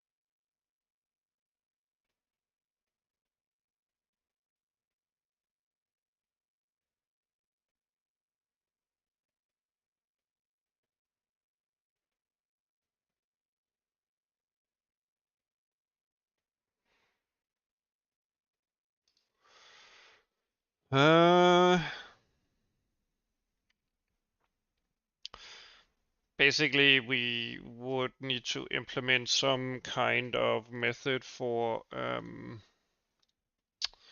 transferring the existing vertex and index data to a new buffer, and then kind of like moving the new buffer into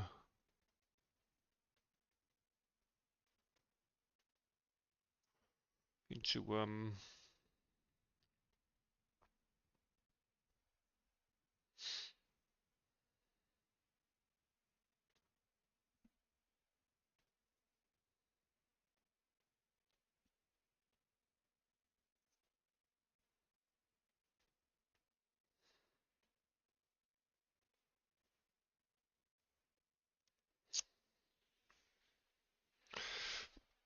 Yeah. So basically, you would want something like mdevice, no, create a new DirectX, no, DX12 resource here, new vertex buffer,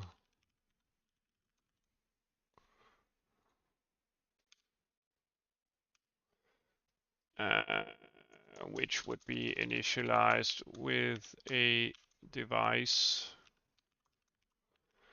a size that would be poly vertex buffer get size times 2. Let's just do multiples of 2 every time we have a buffer overflow. Let's do a d3d heap type default and d12 resource state common here. This would actually be our new buffer. We could move that into our old buffer when we copy the data. So we could do something like dx command list manager get graphics list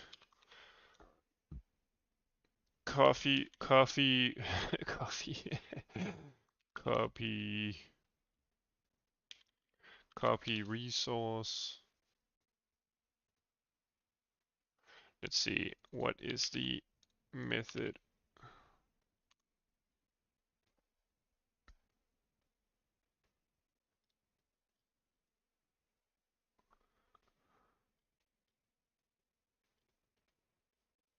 Yeah, so you could copy the whole polygon vertex buffer get into whoops, that's the source, new vertex buffer get, you would do something like this.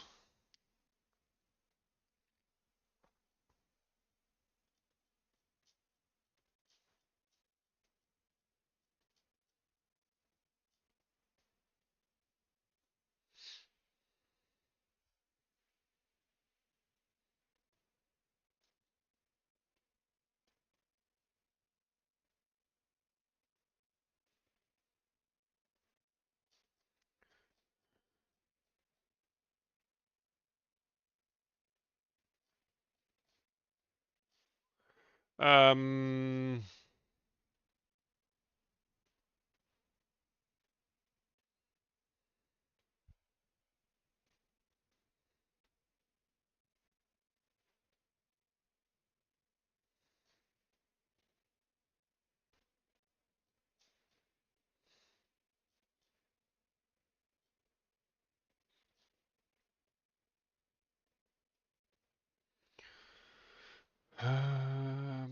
basically, this is properly handled outside. This would probably go out of scope. We'll create a suboptimal routine here for doing this, but it should definitely not be handled this way. I think I would want some kind of interface eventually for it. So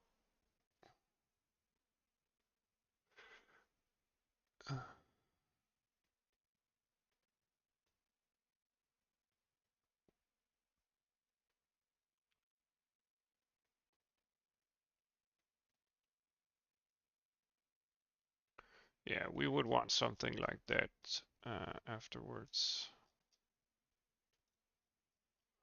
Great. So let's do a bool resize buffers equals false.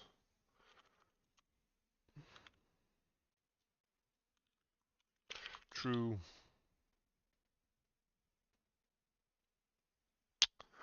Um,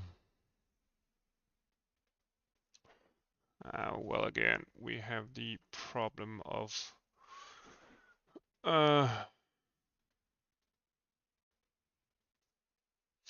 Well, the resource itself is just an empty pointer that is not been initialized. So even though I initialize it on the stack here,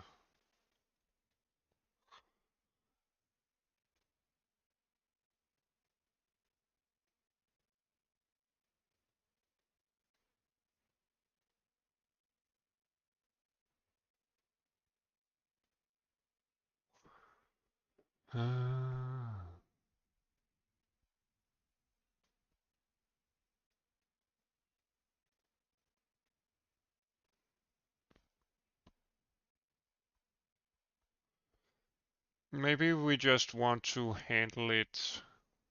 Uh,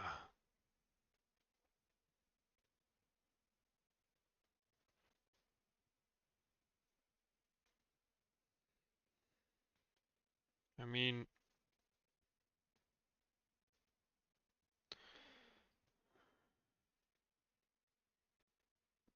this new vertex buffer will go out of scope and get released immediately. So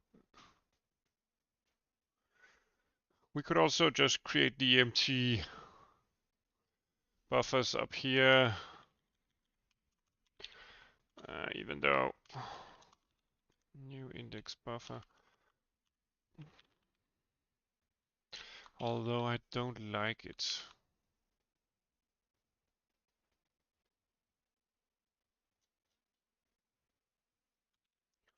Initialize. So this basically tells us to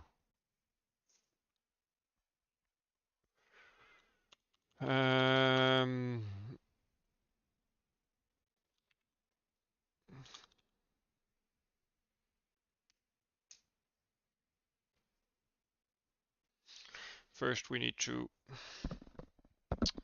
yeah, okay. We also need to tell our resource manager that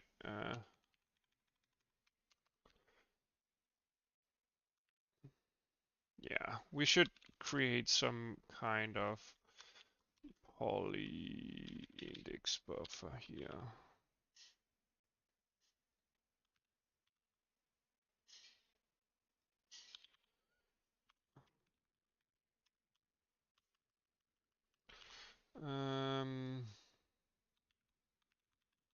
So as you can see inside here, we would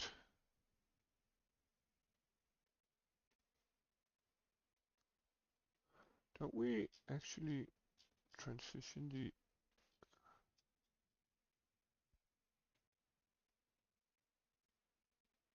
no, we don't. Maybe it's just writable in this state no matter what. Whoops. Here. So new index buffer, poly index buffer, blah blah blah. And then we would want something like if resize buffers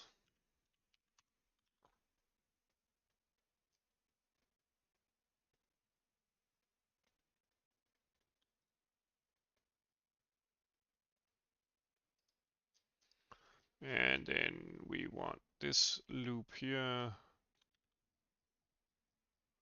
or rather not loop, call here.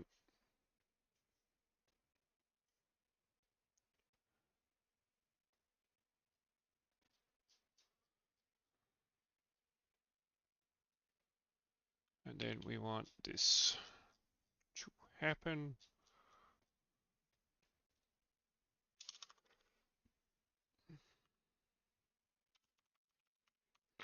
At least I would think so. Anyway, let's try testing this. So let's move our console so that we can see. Okay, we definitely do not have a working application here.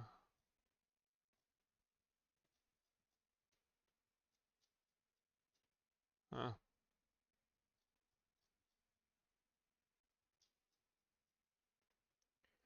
What happened?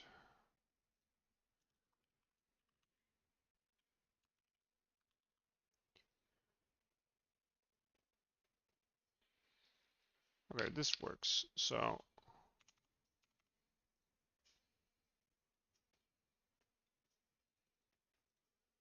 it was just some kind of weird bug. Okay, let's wait for the overflow. Vertex buffer overflow. Let's see.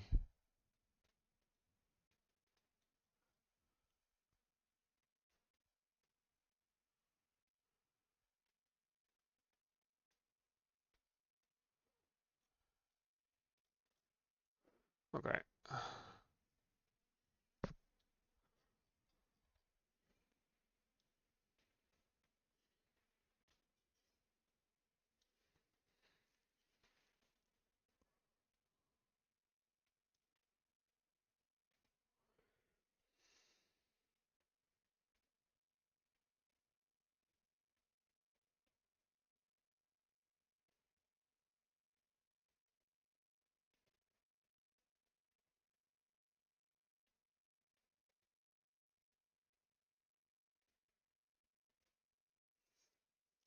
Yeah, of course we can do that, but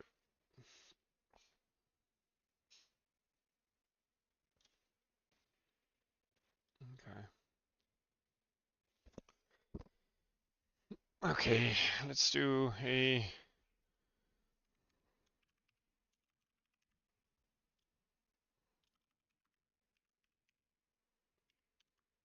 copy buffer region, destination offset, which will be 0, source buffer, source offset, 0, number of bytes.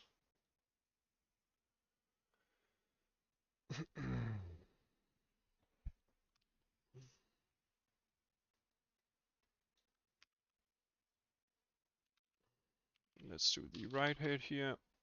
Okay. Wait a minute. It's the, of course, the index buffer here. And then 0 for no offset in the destination.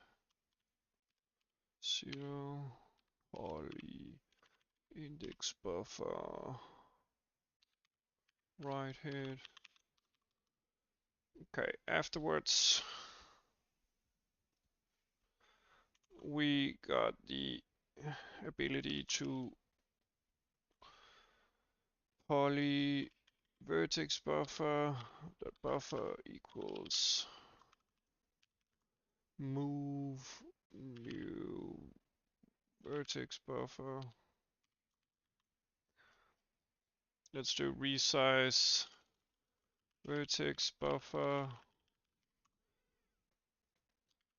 resize index buffer.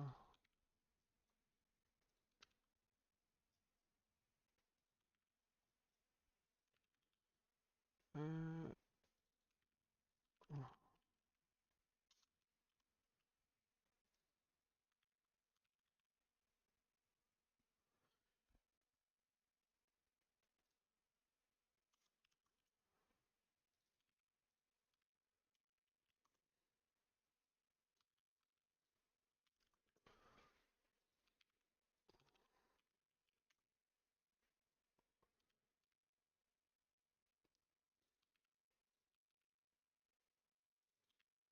Back.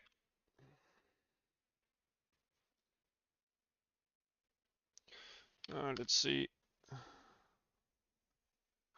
The right head should still be the same. The buffer is just bigger. Okay. Let's try testing this.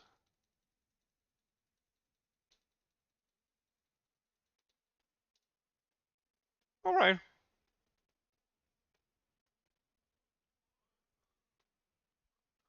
Index buffer overflow, vertex buffer overflow.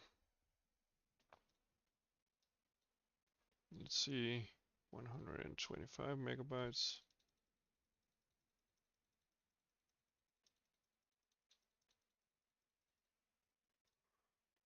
Okay. Index buffer overflow again.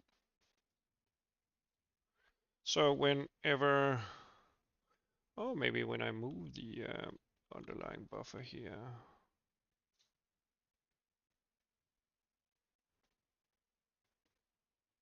do I actually, okay.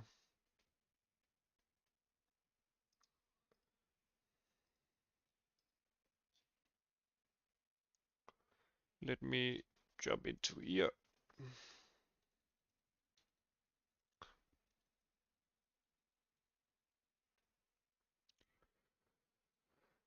Okay, let's see this.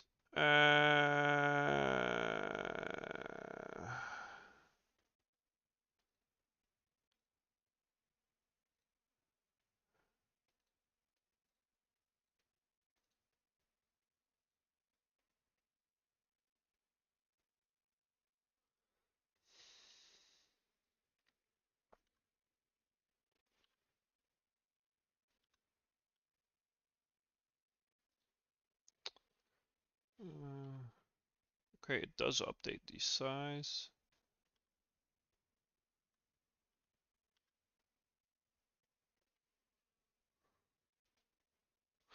Oh, wait a minute. No.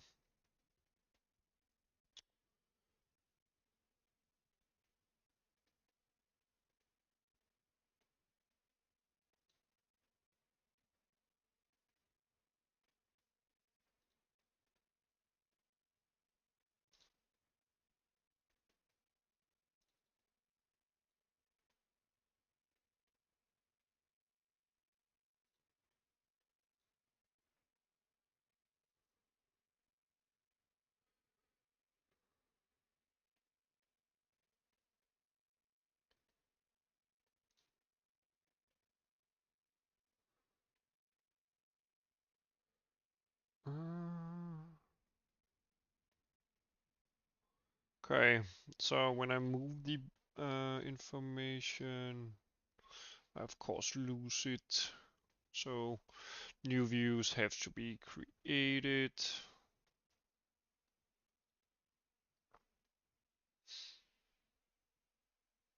Maybe we should store the actual view inside the thingy as well.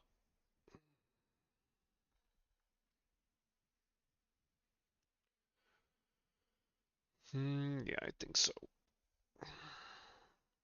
But what messes a bit with me is that I shouldn't be moving.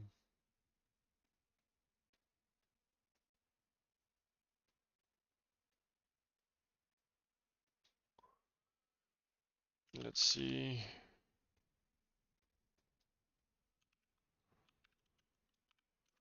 Versus.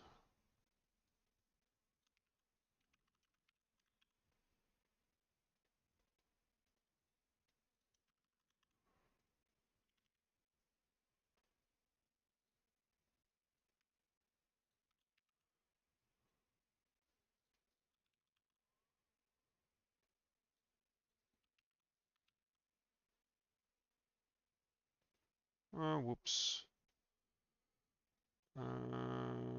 Index buffer here.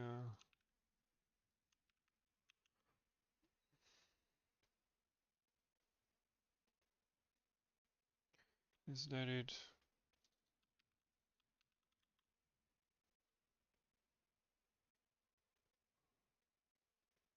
All index, indices, blah blah blah.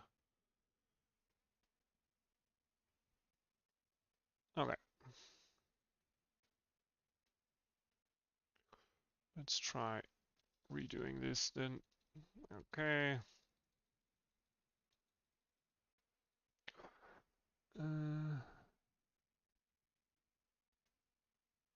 Okay, it had 4 bytes extra.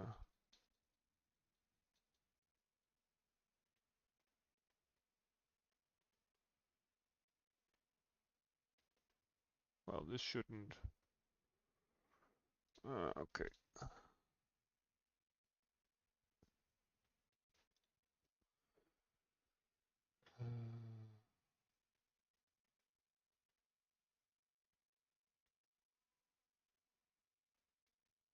Huh?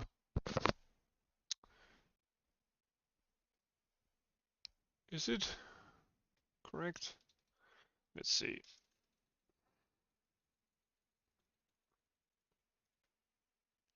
So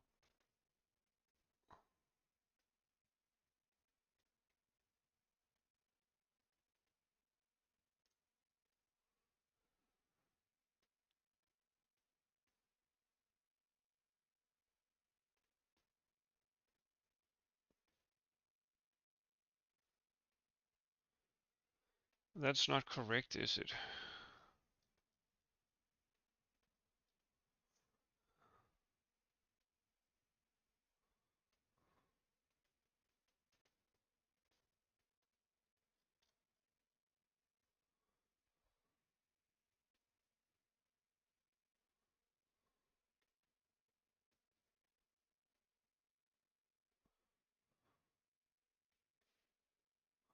I mean,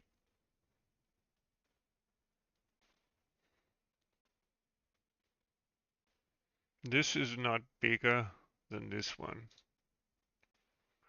Vertex buffer overflow. Oh, that's weird. Am I doing something wrong here?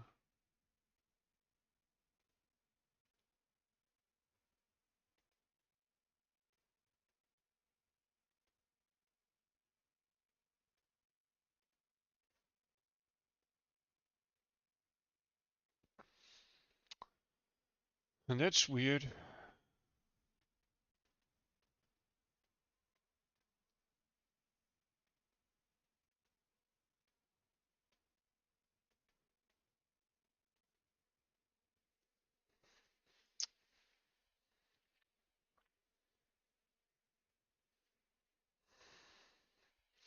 We could also do something like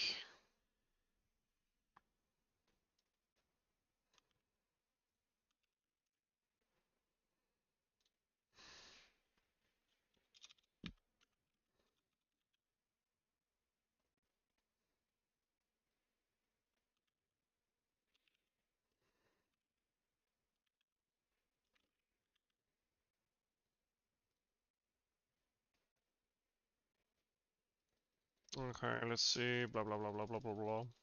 Go go go go go go. Whoops.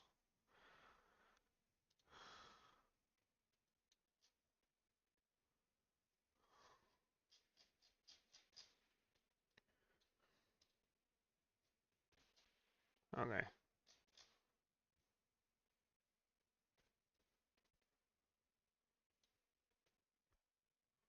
Yeah, this messed it totally up. This can't be done.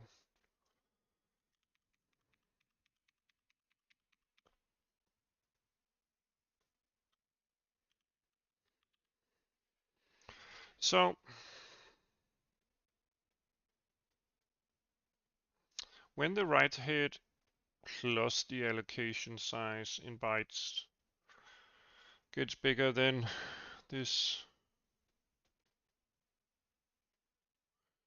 but I don't know why it would. Am I not?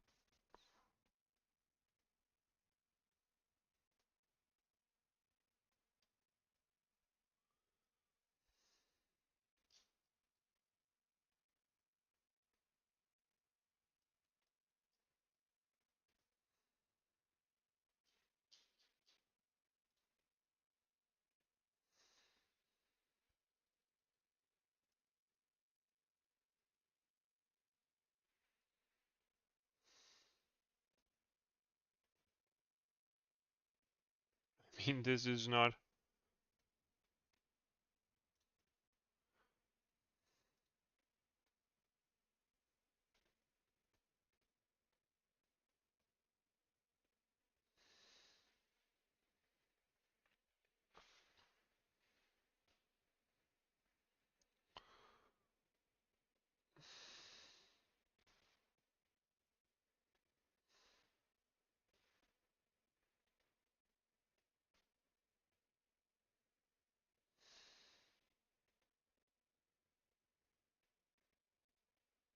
And the index buffer never overflows or what? Let me just see. just keep on spamming this.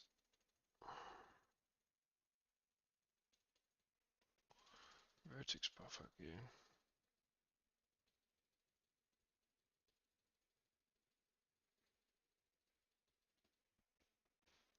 Now it does take longer.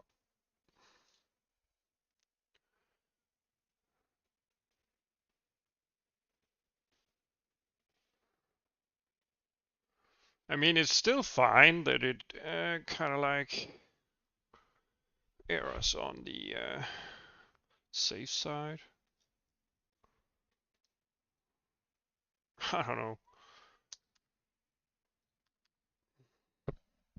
And why does the index buffer never overflow? I'm guessing that it's simply just big enough for a lot of indices. Let's see, blah blah blah blah blah. We'll keep on going vertex buffer again.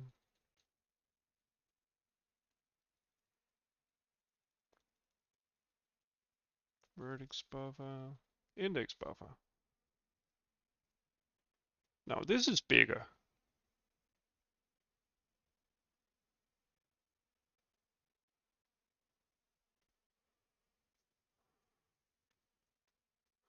This debugs correctly. So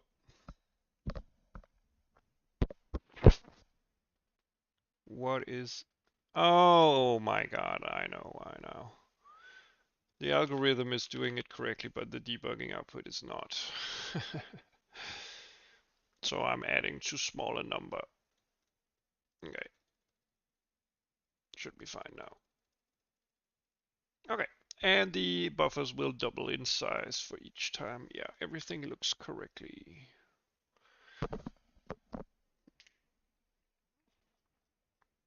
Okay, great stuff.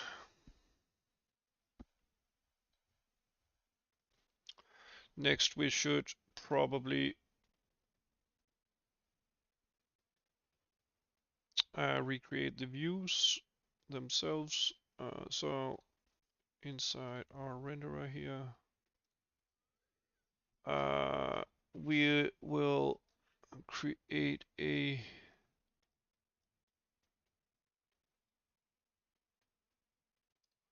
wait a minute, did I?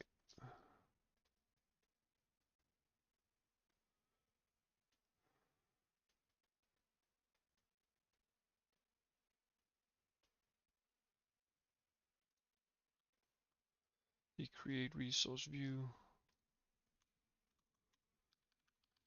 Let's do that. Create resource view. What does that do actually? It actually stores it. Size in bytes needs to be updated though.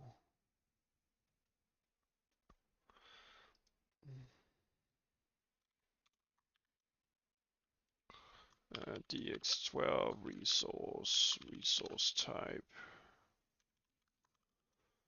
vertex buffer, chunk size,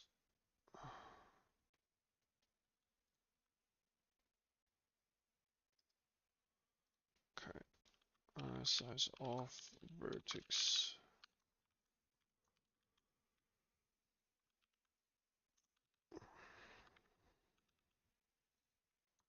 index buffer, size of uint32. Okay. We recreate the views, and they're stored internally.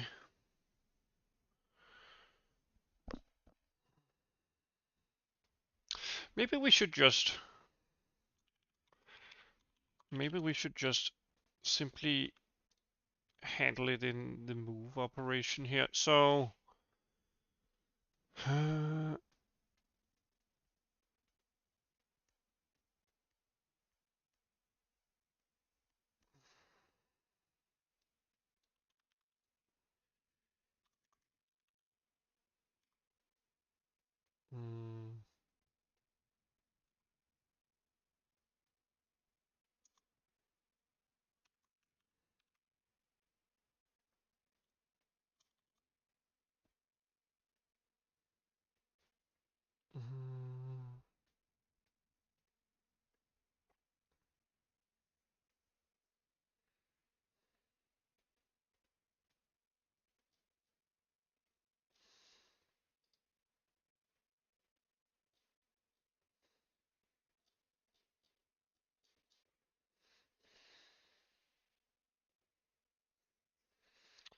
Okay. This is probably a union, right?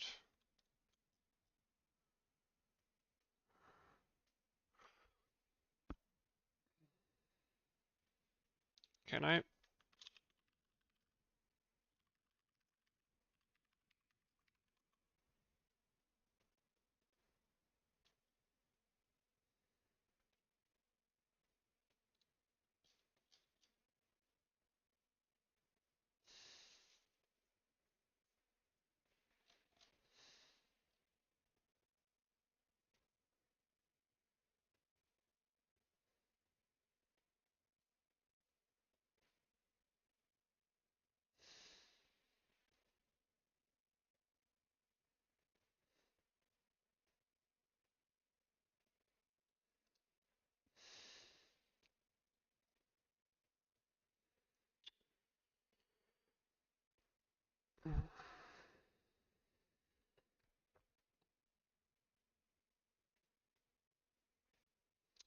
Okay, we could add some functionality where we simply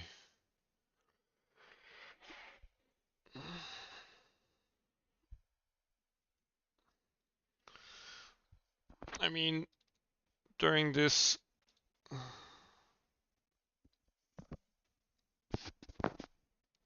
well, the buffer location should probably be updated anyway.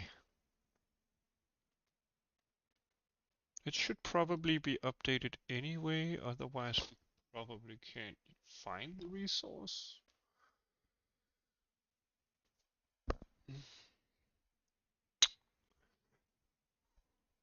I would guess that the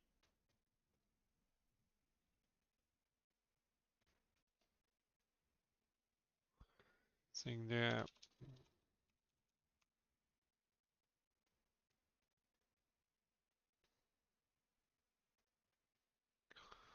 Yeah, we should recreate the views for this one afterwards.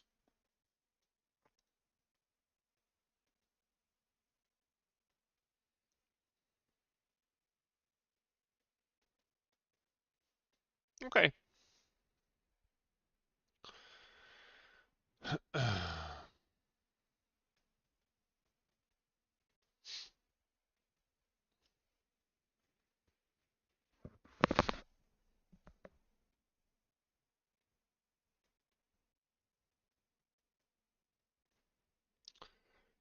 We can simply create meshes now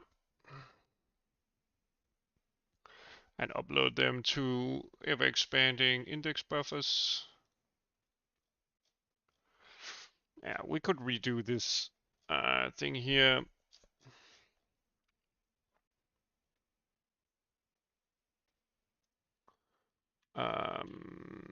Later on. Okay, so now we have dynamic allocation of meshes in the backend.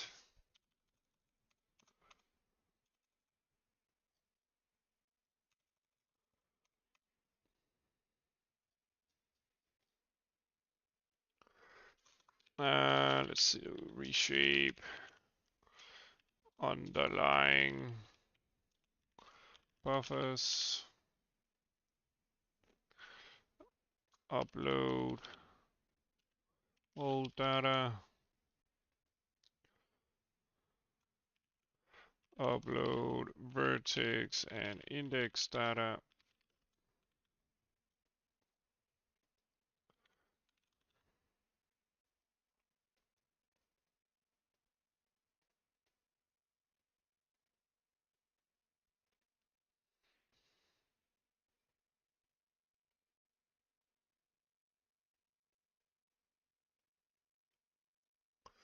Okay,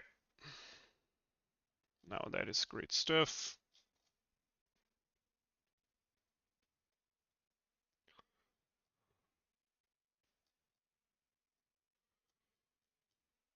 Then inside our renderer here,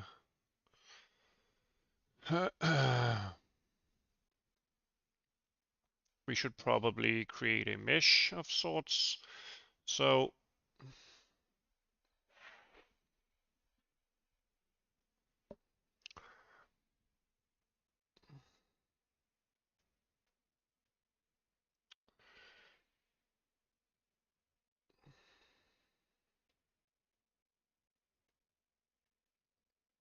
I'm pretty sure we don't want to flush the buffers right now. I'm pretty sure we don't want to flush the buffers. Also, inside the backend, for instance, if we were to swap scenes, since we have created these ever-expanding buffers,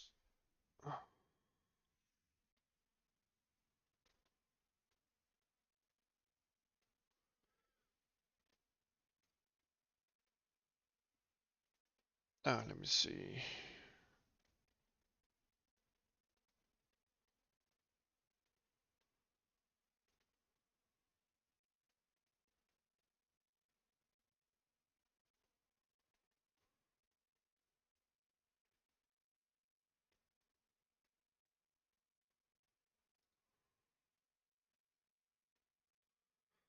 Okay, let me see. Let me create the new buffer and see if.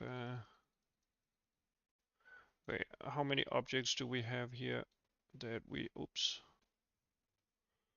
Window. Reset window layout. There we go.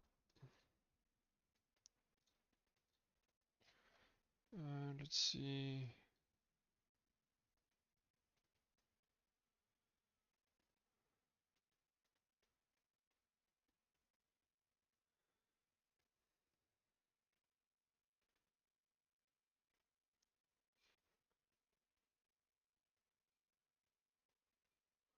Oh, we haven't created the buffer. Let's see, polygon. Okay. And if we create a new one, the old one should get auto-released, right? Okay.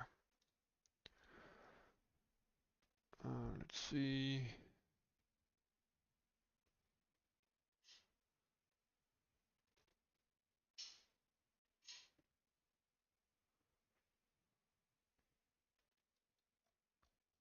Okay, it doesn't get a name actually.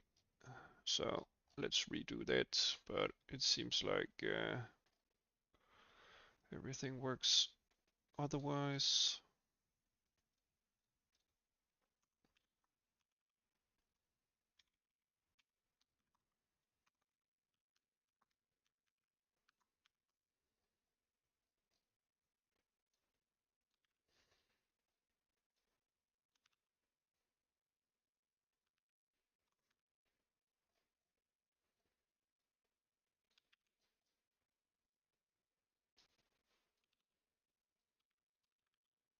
Okay. Um, yeah, but flushing the buffer is simply a matter of setting the write head to a 0. So if we swap scenes in our system here and we want to reuse the buffer since they are auto expanding, um,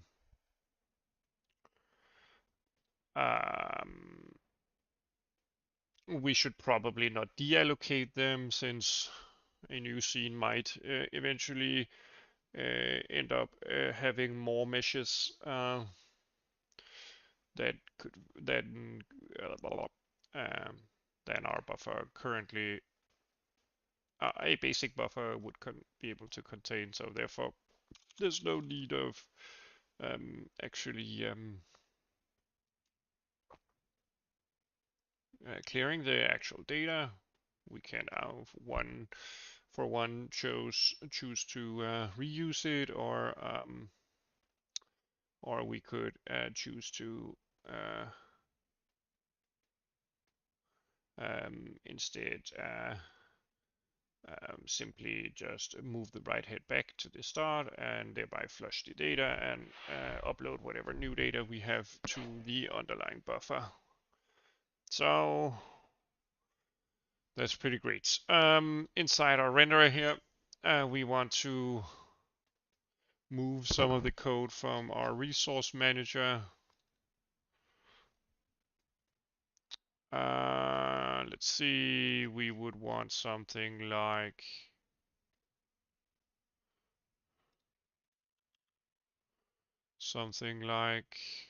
did we include resource type?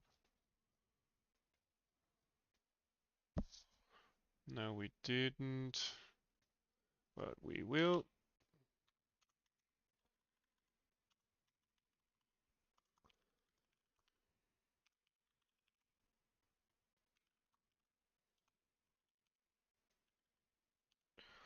Is it resource type? Yeah, well, maybe we should move that outside.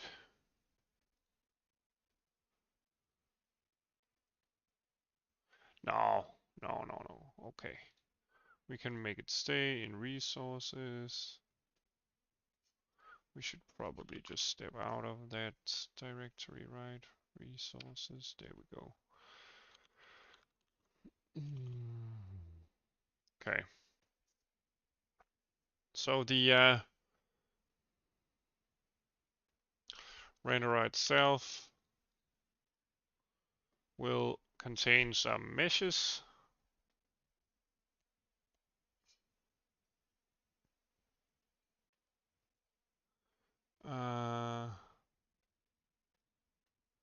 We will basically port some of the code here. Resource manager.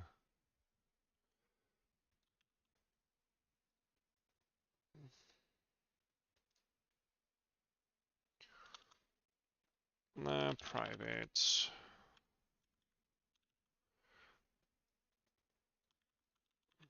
System. Data containers.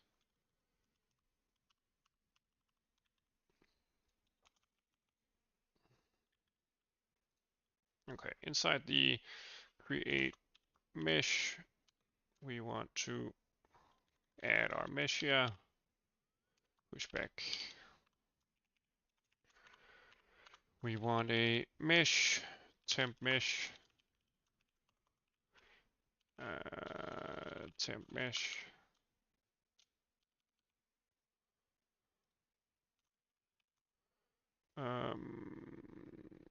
Let's move this into a scope.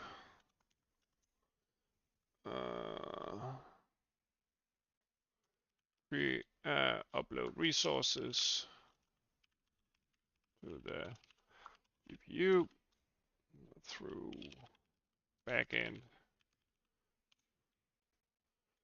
And then we want a temp mesh. Let's see, whenever we inside the resource manager create a mesh.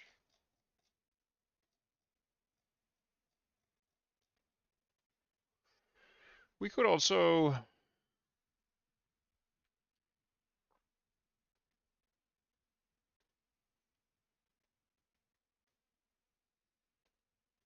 calculate an AABB for it.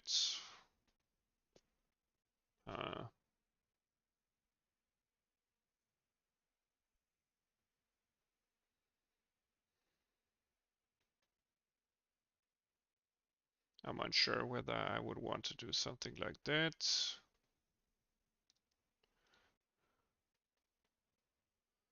I'm pretty unsure about that.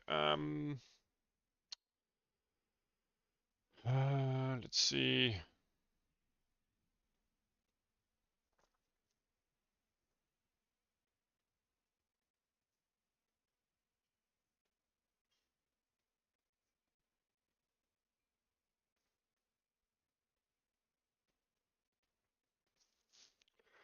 Should we actually pass out the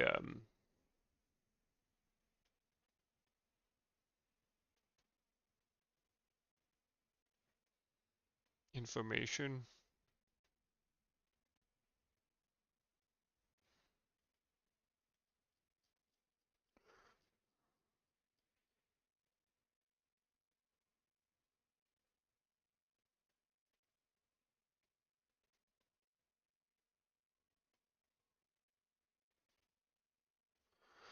because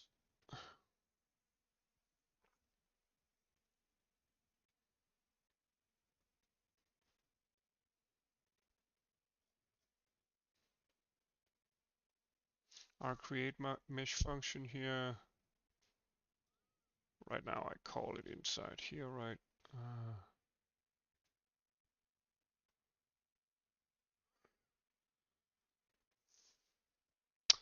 But we have no way of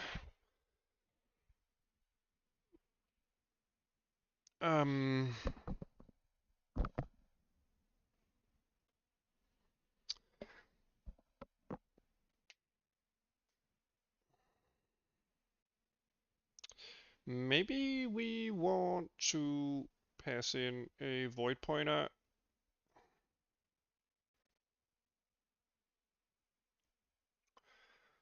to this function as well. Void pointer p data free, and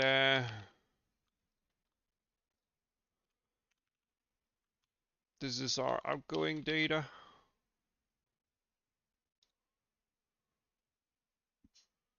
Where inside this, if p data number 3 here is set, do we actually have a mesh? We do have a mesh here. We could recast mesh pointer p mesh equals this recast.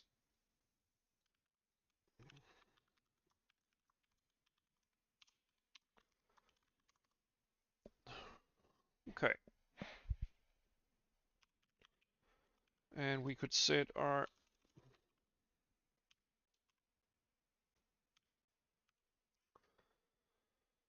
p mesh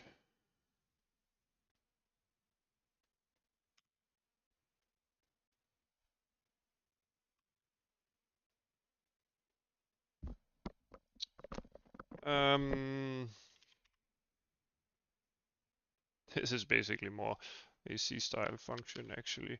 Vertex count will be p vertices size p mesh. Let's just do this while we already have it in memory here, or rather in the cache.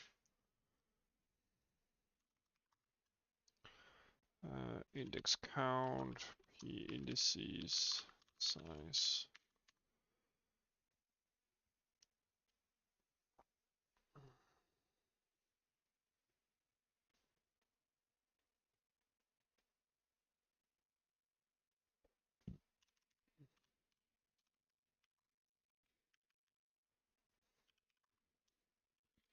Index vertex offset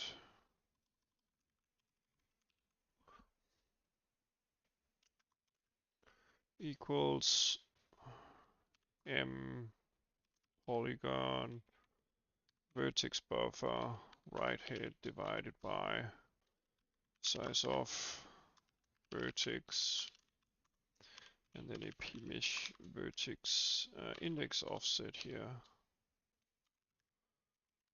equals m poly index buffer right head this divided by the size of uint 32.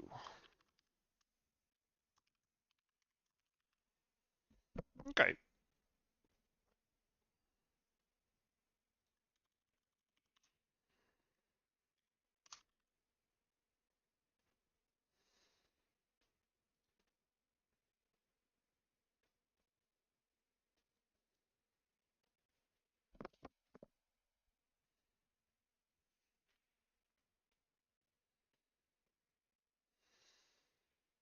Yeah.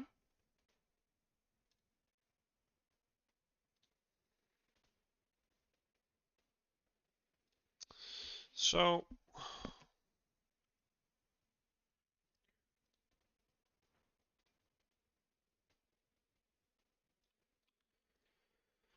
Let's do a reference to our temp mesh data structure here.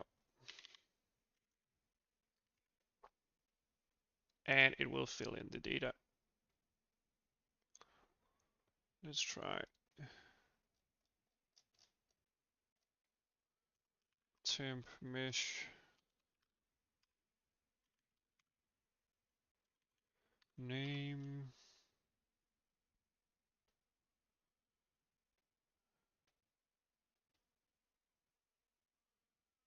Let's see. Const char pointer name equals name.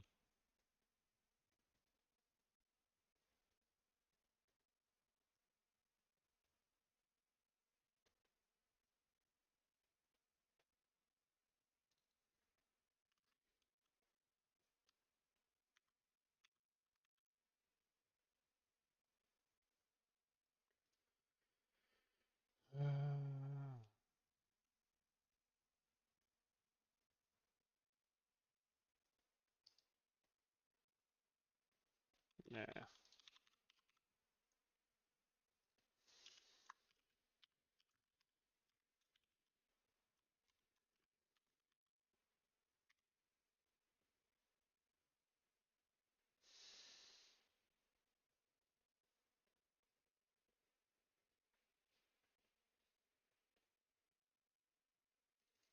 Okay, let's do something else then.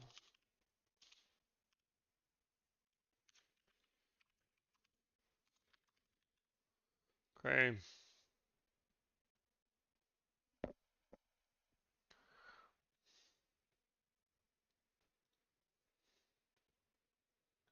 Okay, our temp mesh here.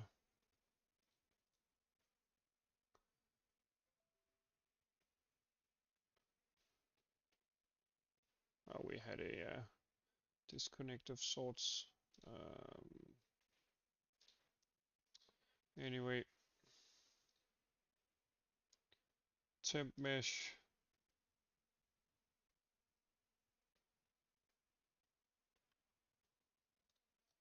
Okay, how do I actually create the name inside the mesh thingy?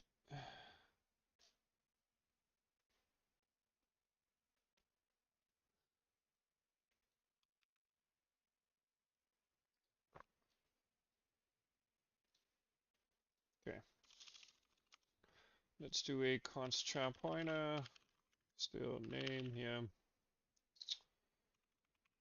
Name.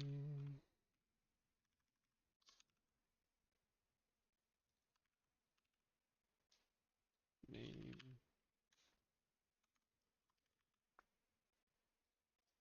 Okay, and let's copy that.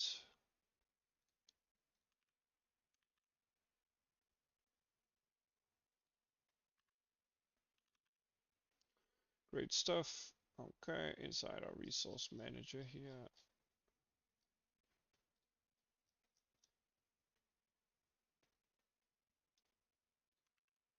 Let's do a temporary.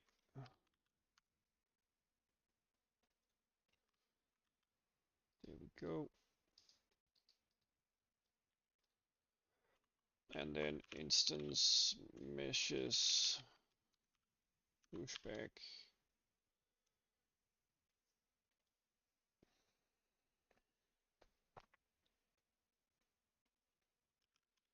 The temp mesh here. Okay, we could also set the temp mesh unique identifier util ID.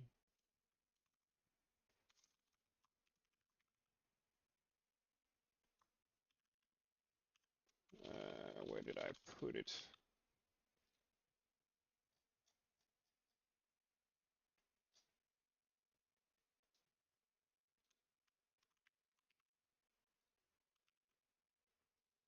Mesh.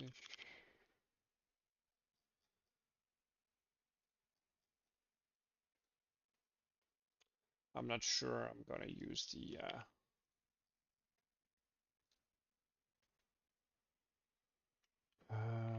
let's see, use the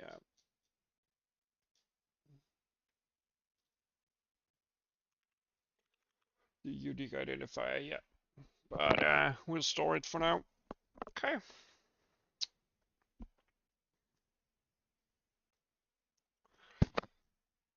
So this basically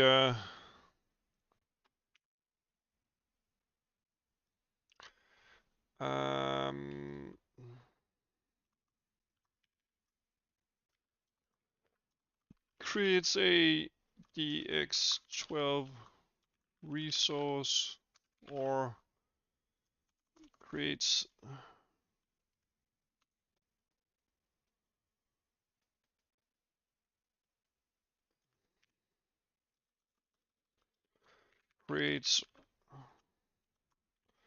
updates an index, a vertex and index buffer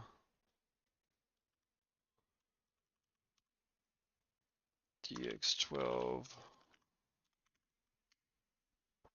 and passes out mesh data.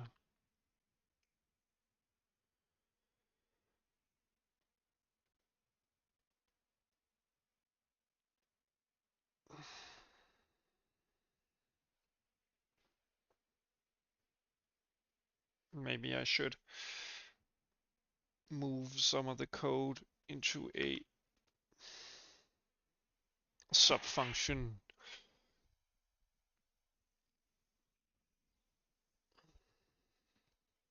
Yeah, maybe I will implement all of these kinds of functionalities as I go along. So for instance, this is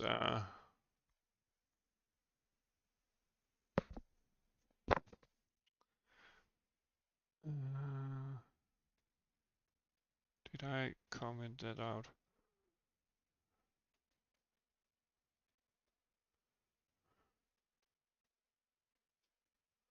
Okay, let me just test whether these kind of index buffers actually do get allocated to the size that I expect them to be. This is great.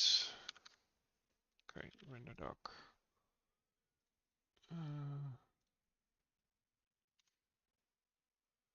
Great. Let's see.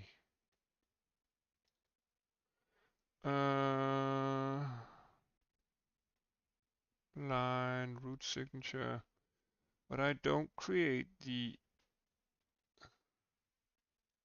Is that stored in the resource manager? Man, this is so filled with garbage. But that means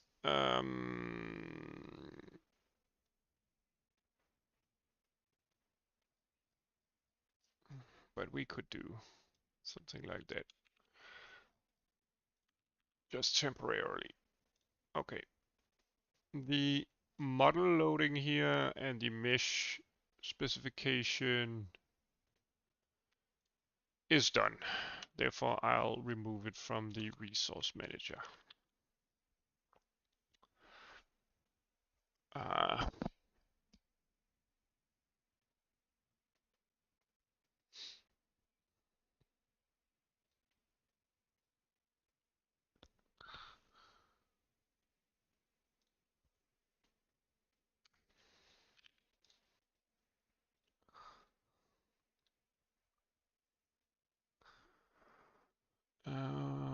Oops.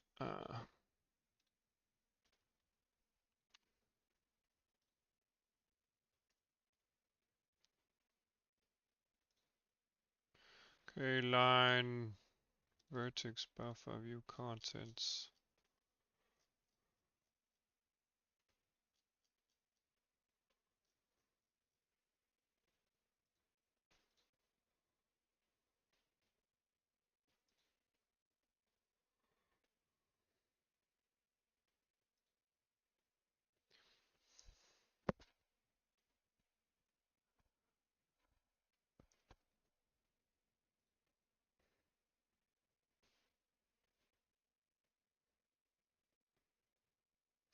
Yeah, so it's probably aligned to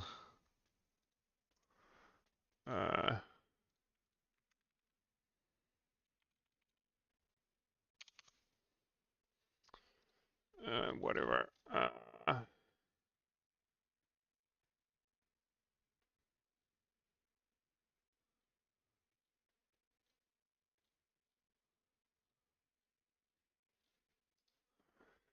Let's see. Let me just Google the alignment.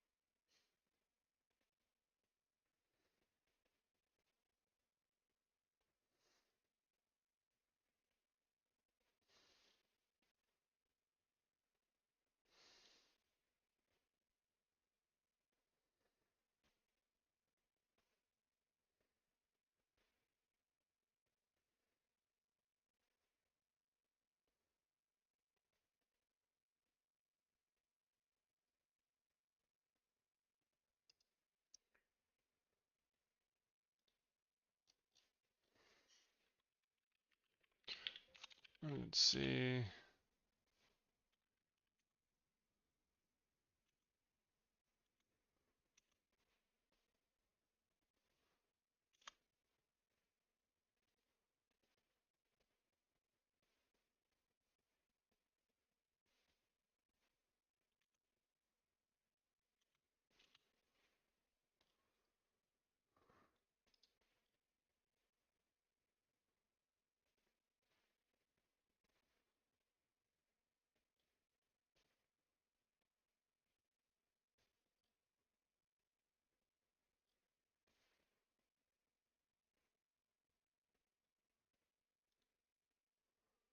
Let's see.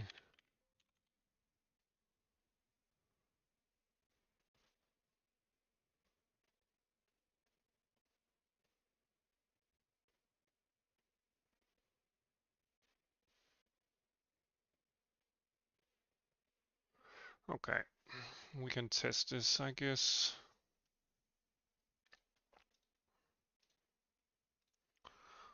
Okay, let me just do that.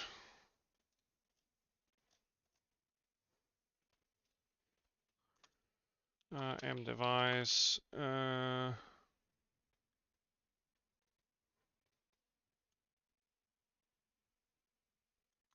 Get resource allocation info. Visible mask. Let's see.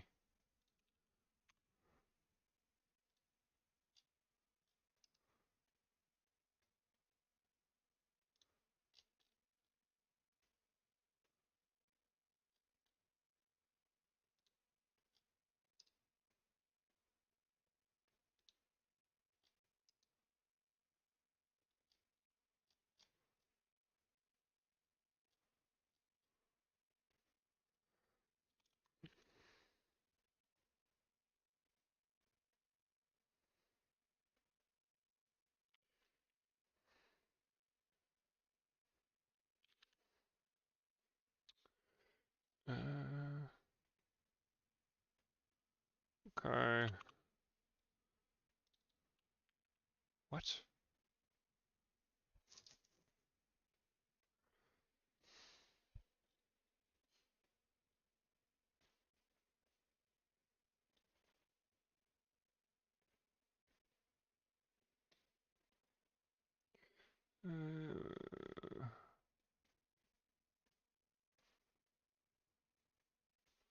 Okay.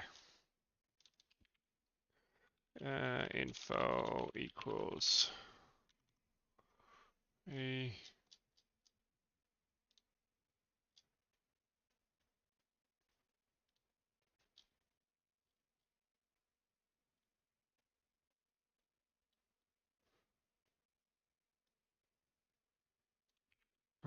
Let's see, disk.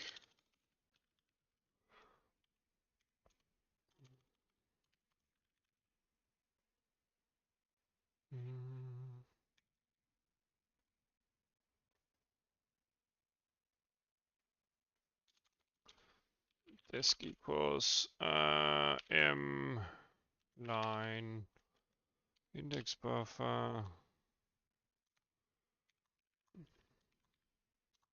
get disk. Maybe just like this.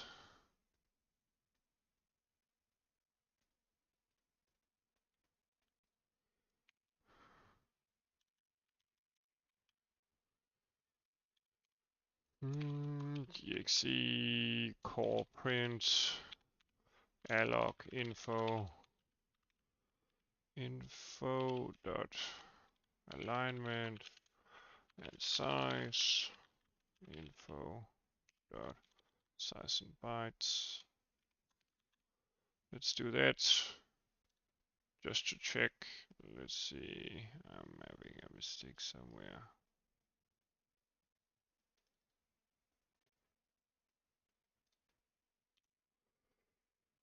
Okay.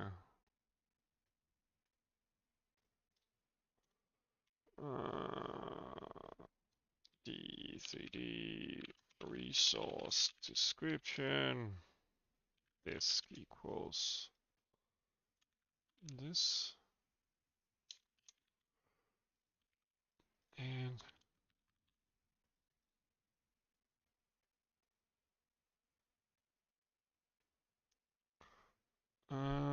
alloc info and size. Okay, as you can see, even though it will show something different in, let's see, no. Even though render doc will probably not show the size of the line vertex buffer, line index buffer here, unsigned int.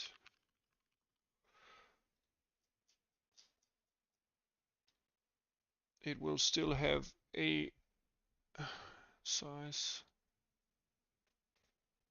alignment and size in bytes. So I was just contemplating whether I should change this algorithm here eventually because of memory wasting, but since the alignments for each allocation, no matter what, ends up being corresponding to the underlying alignment of 64 kilobytes, I'm not gonna bother changing anything. Anyway, that was a small diversion of curiosity.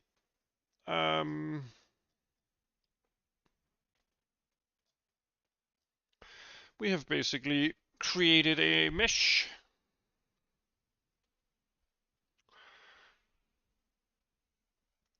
So what we should do is probably create a transform of sorts. Create a pipeline for creating transforms.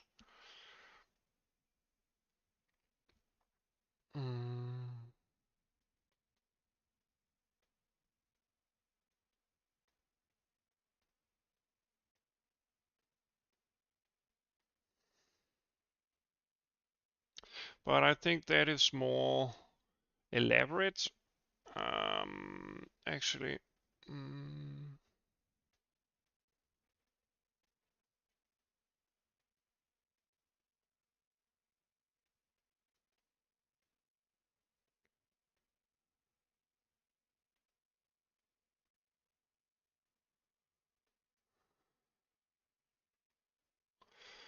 we could create some kind of handle system, I guess.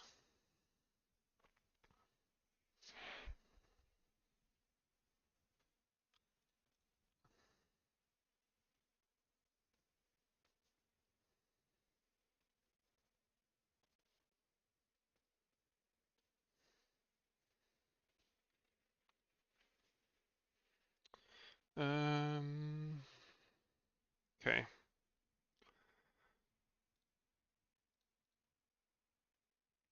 We would down the line have a need for more sophisticated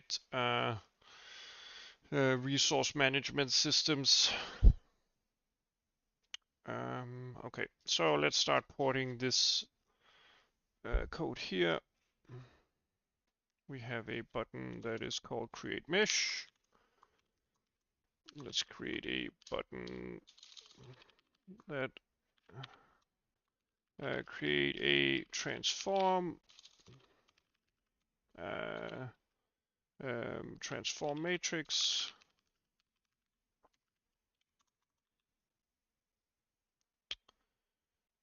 And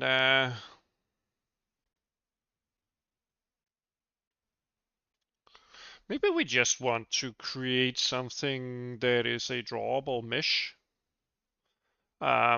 since it would need a transform nonetheless, and the transform matrix itself is actually, yeah, so yeah, I think I'll do that instead, because then we will couple the whole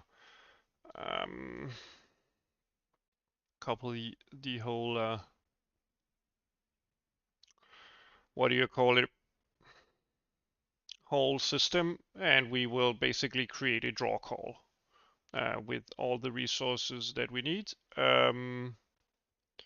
except a material. Yeah, except a material. I don't know how things will work when we have unbound materials. Maybe we will have a crash. Maybe we won't draw anything. Yeah. But we'll see, I guess. Create a draw call. Drawable mesh. And let's ask the renderer. Let's create a temporary function. Static. Inline. Unsigned int.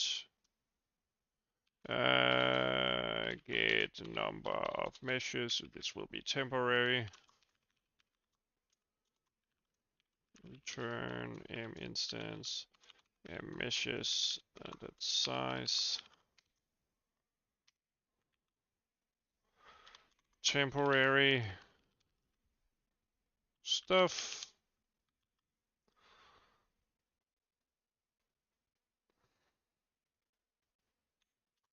Let's do renderer. Get number of meshes. If get number of meshes. Gxe print. No meshes. True draw. Create one first. This should work fine.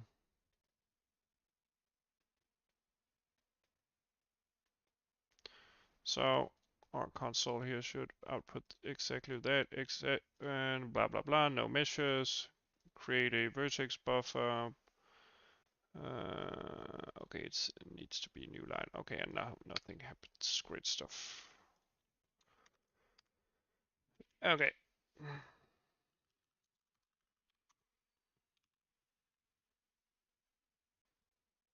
Okay, if we have meshes, we should call something like a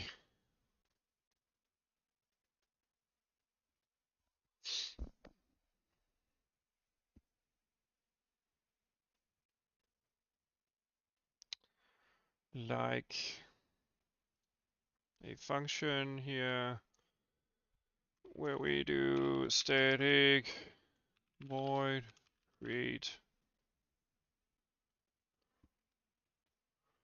draw call.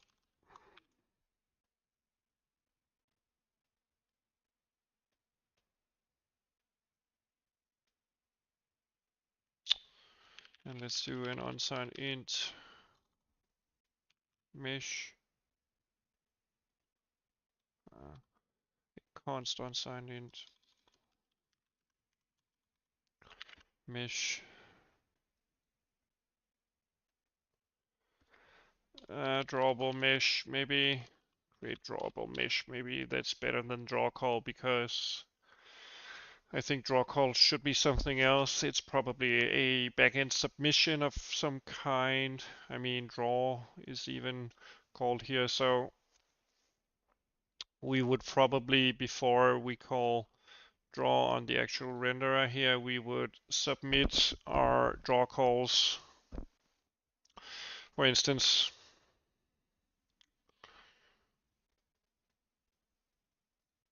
we would probably handle frustum calling as well before we even do that. So, but for that we need a sort of drawable mesh.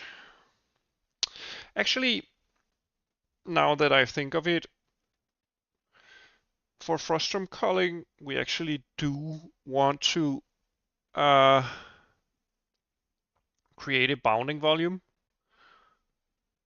for this particular object. So, okay, we will do that. Um,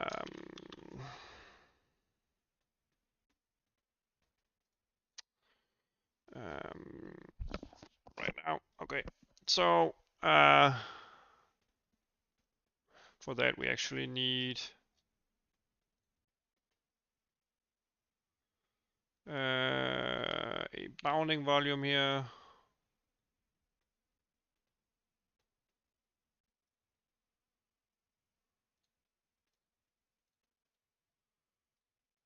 And we want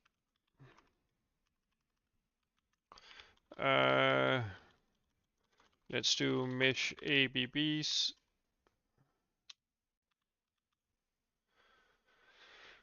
AABBs.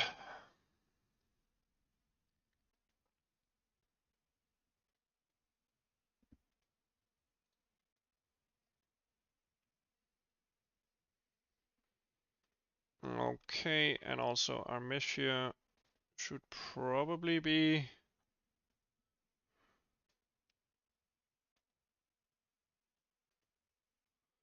something like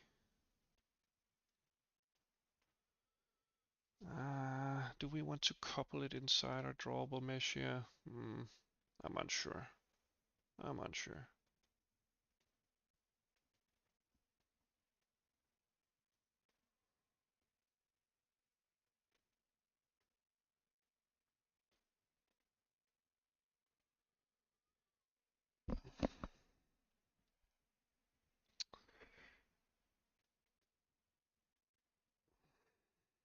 Yeah, maybe we should do that. But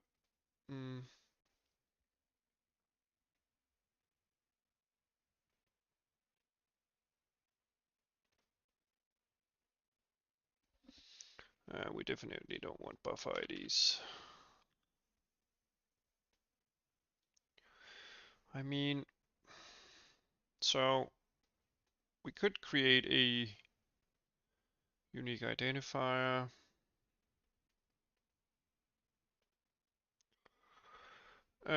We could do some weak coupling where they don't reference each other.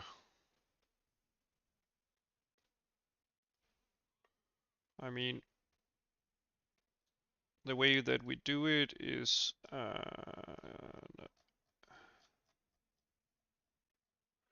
so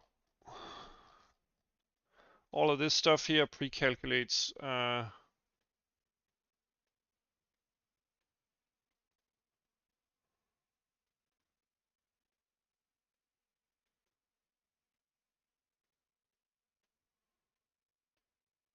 and we actually fetch the okay, so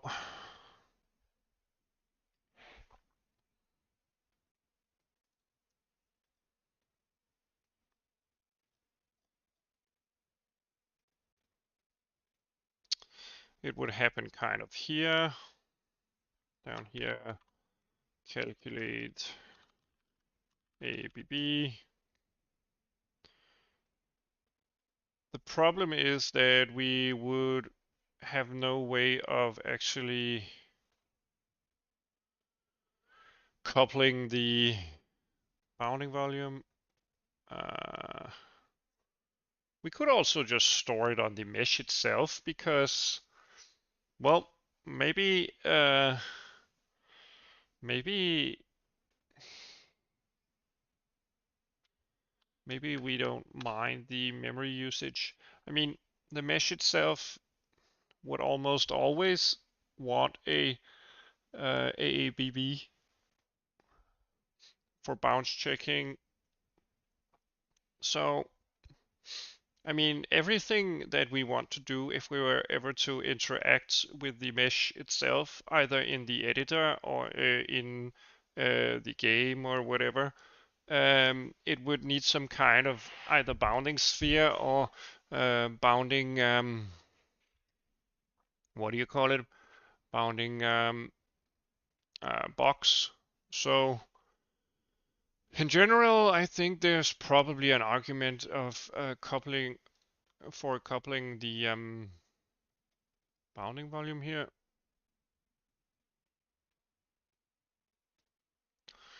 Let's do a simpler version then.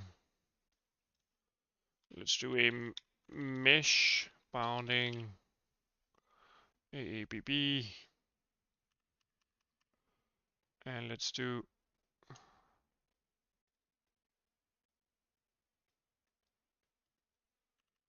the original center.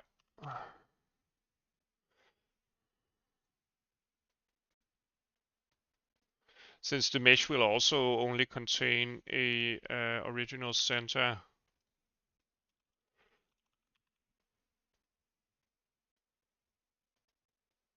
and since the transform handles all translation, we would just know that the bounding volume here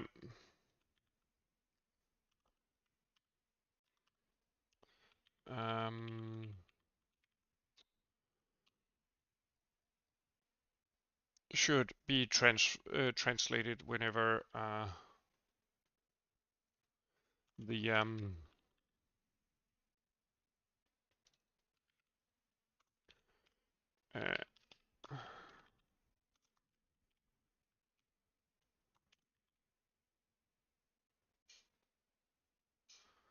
okay. So now we can actually store the AABB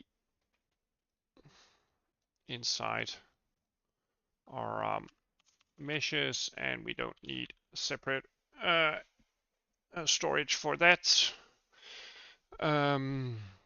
We will create the bounding volume here when we create the mesh. So let's move our code here. Let's move our code. Okay. And let's create a small scope for it here. Okay. Vectorized points. We don't need to do that, I think. Oh yeah, we do.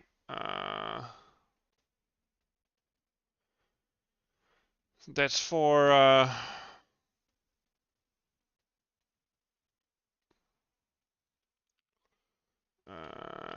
our vectorized calculations. It's a bit faster. Uses a bit of SIMD magic.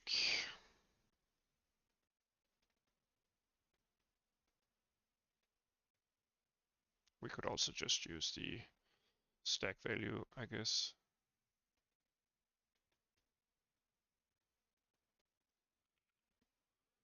Okay. We'll do that. Vertex count.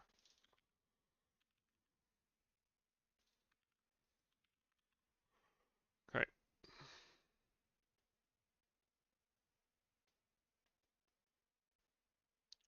And instead we will get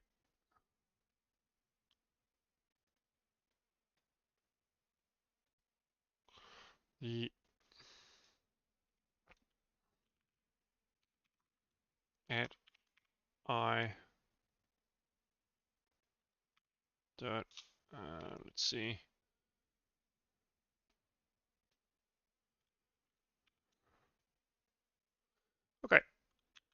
We push that into the temporary buffer here. Let's include the utilities.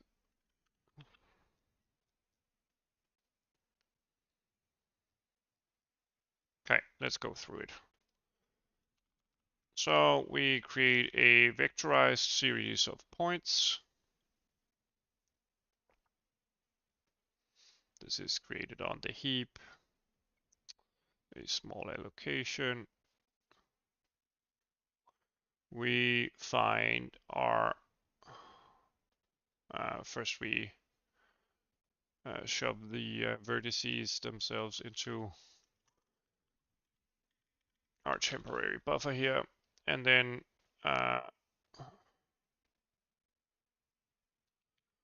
let's see, let's do direction and then simply reset the direction here.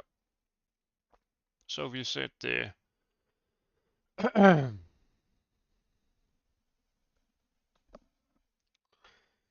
we find the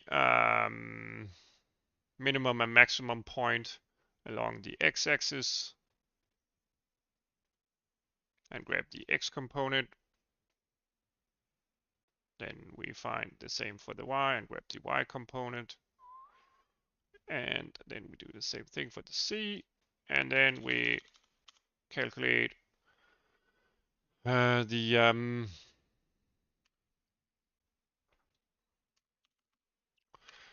center for each bounding volume and the half widths for each bounding volume. And yeah, well, then we need to set our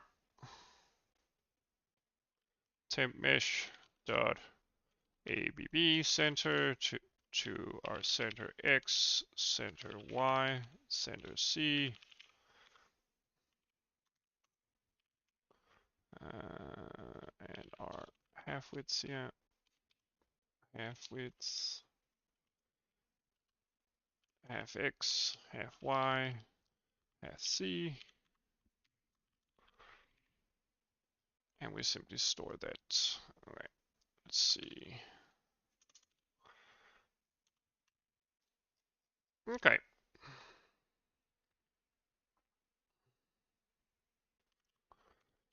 Great stuff. Let's see if we have any bugs, errors, or whatever.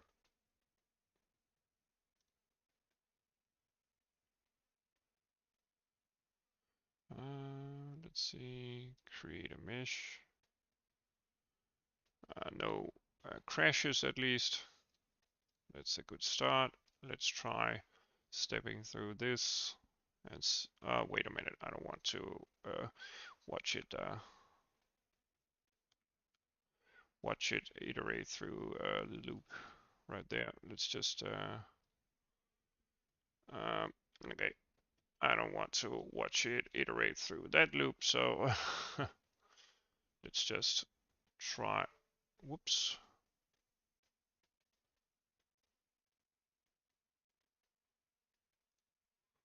Okay. I won't even make it. Can I make it to this? I can. Okay. That's not the problem. Then this might be. Yeah.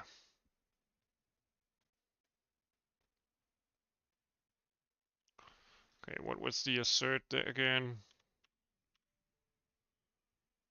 String is not not terminated. Okay, let's see. Can I do a limiter on the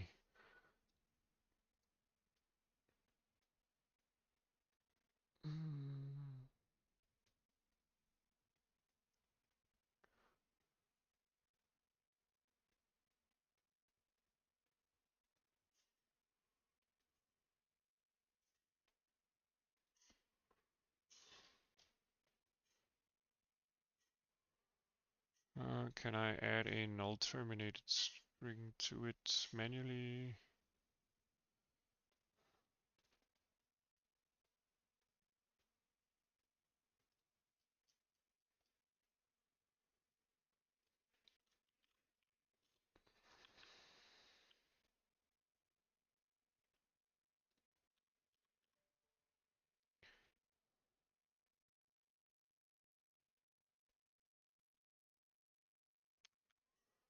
Okay.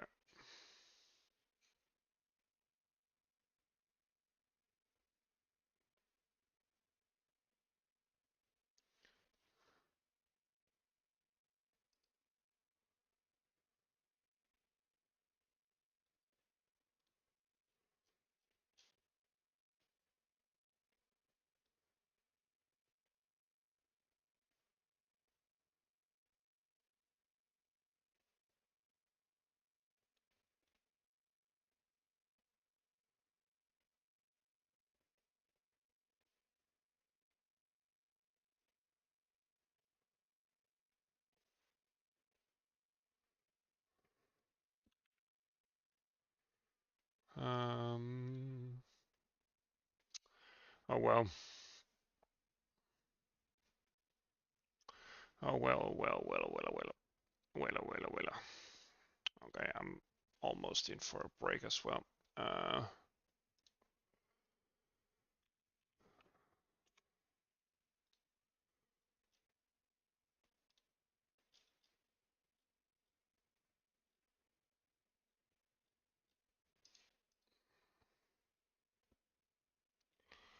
Let's see, maybe I just want to if print s.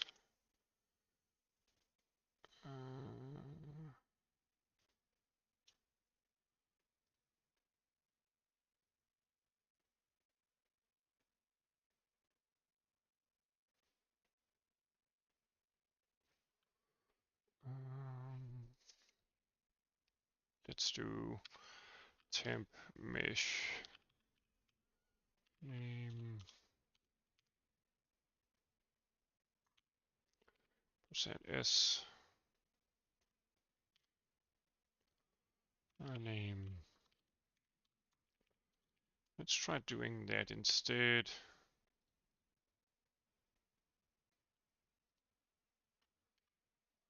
Okay, now we don't have any crashes.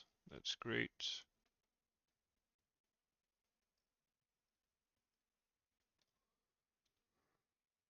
Okay.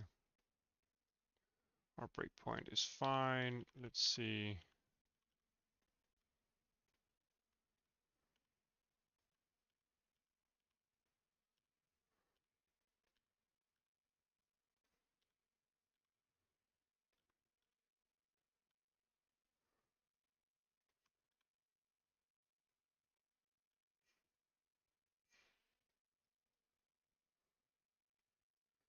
Let's see. AABB center. Looks pretty neat. Okay. We have AABB calculation.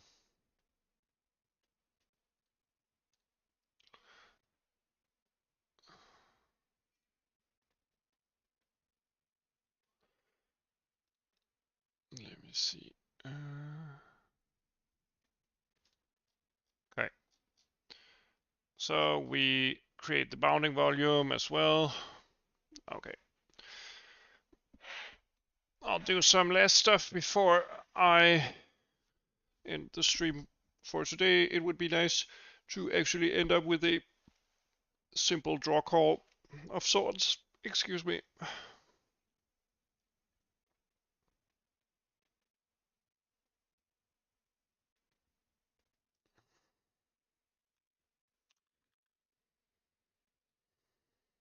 Let's see.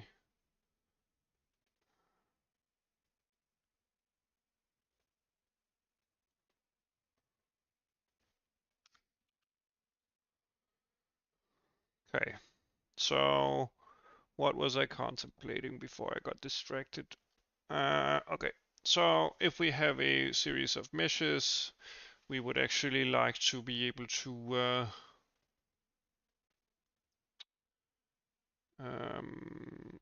create some draw calls.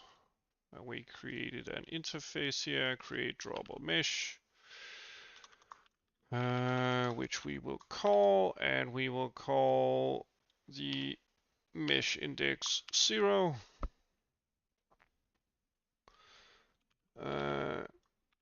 Created drawable mesh with index 0. Okay. So whenever we create a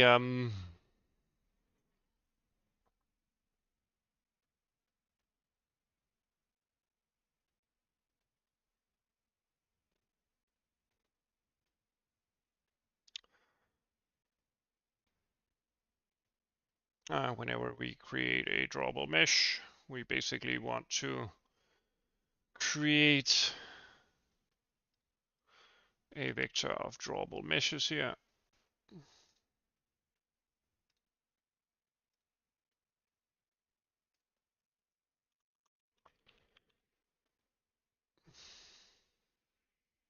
Which will couple our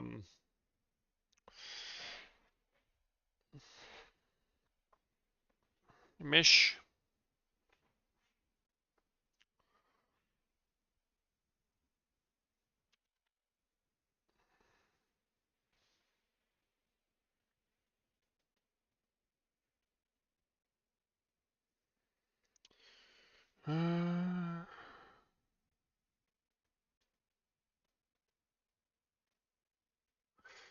Yeah, and we should also get some transforms. Okay, I'll try to focus through the last part here. So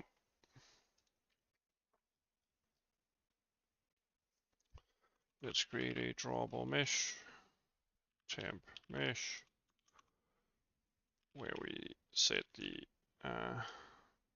different stuff here. Temp mesh. Dirty, of course, is true.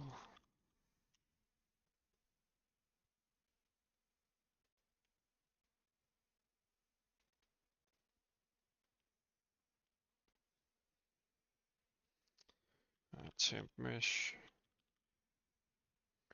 We have a mesh that will have a instance meshes.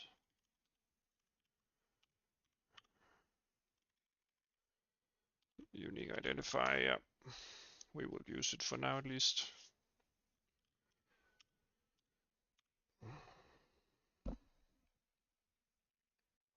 Are we actually creating our materials? We're actually creating our materials. So right now we should be able to couple our stuff there.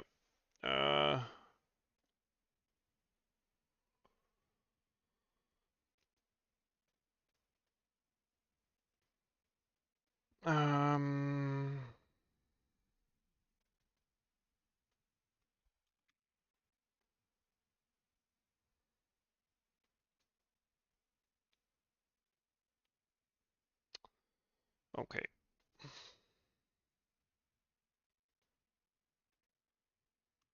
Let's just pause for a second. So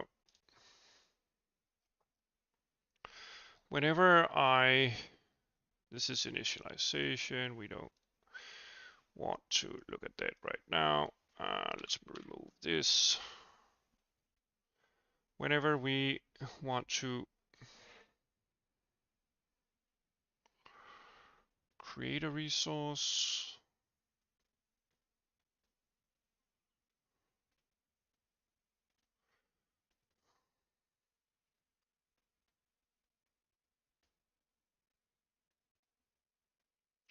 maybe we want a basic transform here.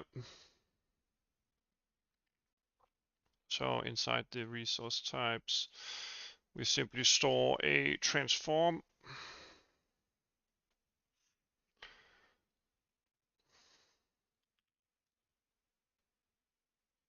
I'm not sure I want to use a unique identifier for that, but maybe just an index. Yeah.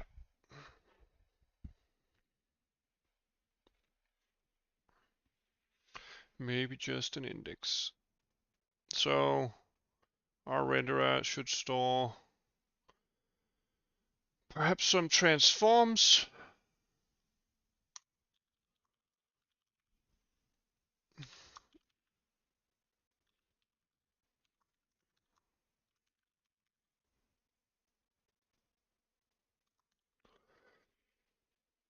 And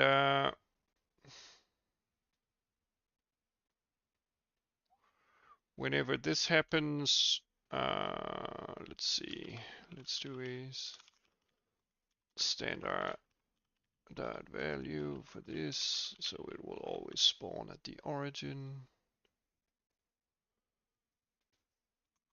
M instance M transforms pushback.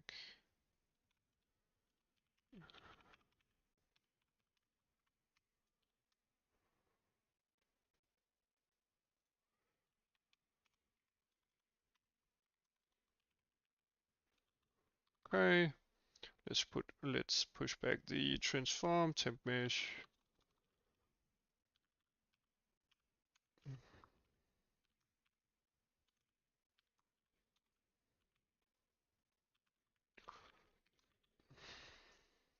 We store the transform index. Um,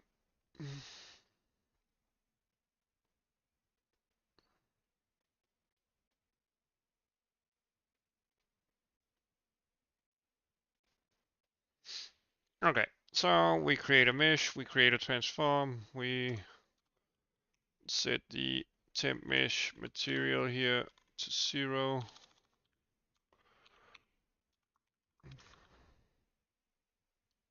Okay.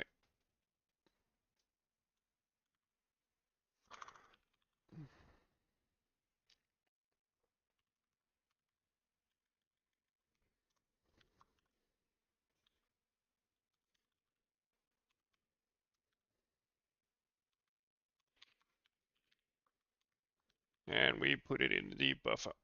Okay, so what this basically does is create a dirty drawable mesh for our internal buffer.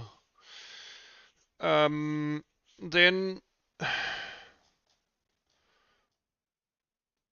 let's see.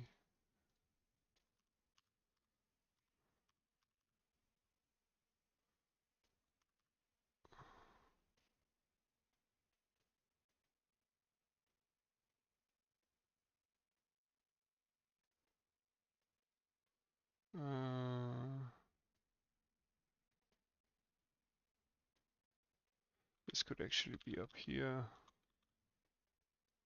Also this name creation and unique identifier creation.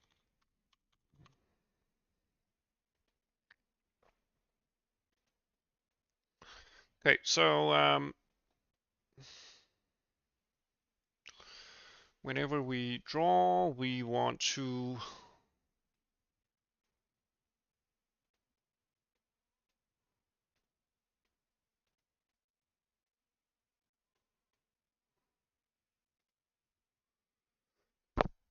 assign a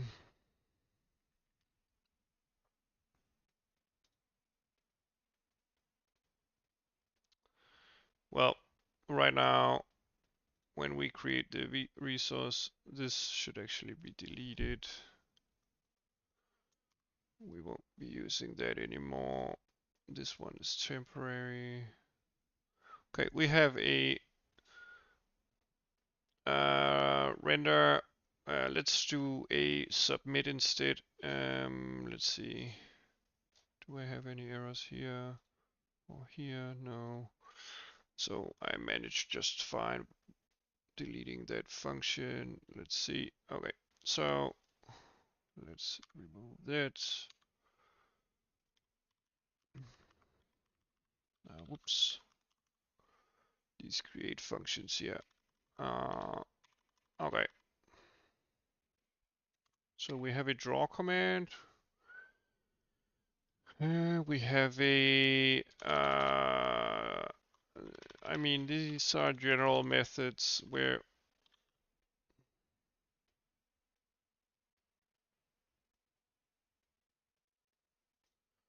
let's do like this.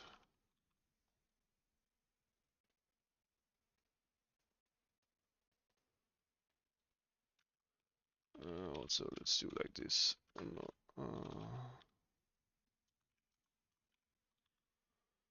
Let's see, DXGI format, unknown.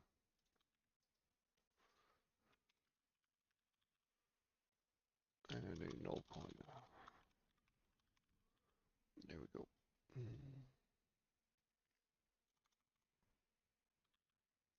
Okay, so let's see, instead of renderer, let's create a function here where we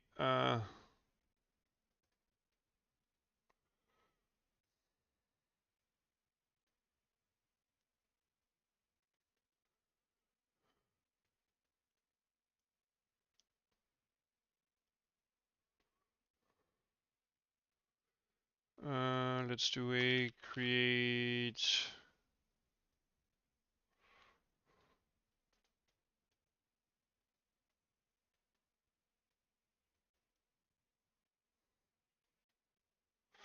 Maybe we want to upload.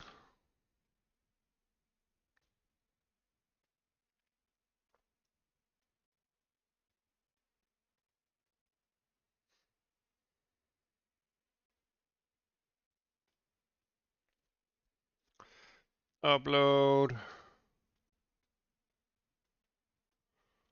Draw data.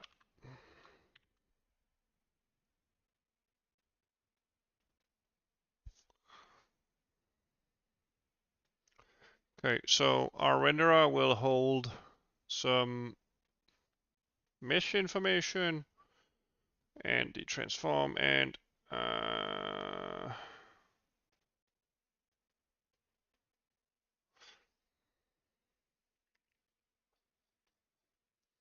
maybe we want a draw packet of sorts. Draw call. Struct draw packet.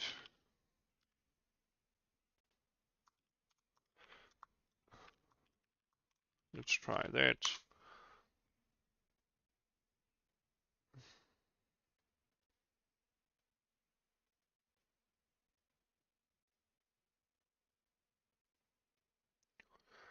Let's see.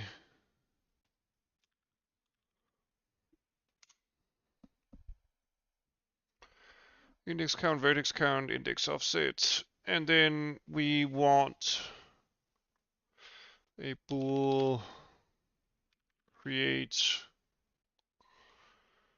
transform transform maybe.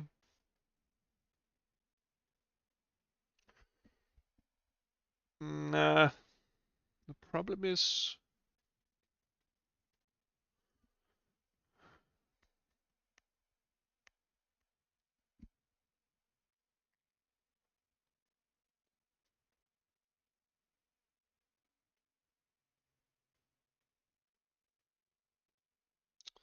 I mean, the problem is that we want to send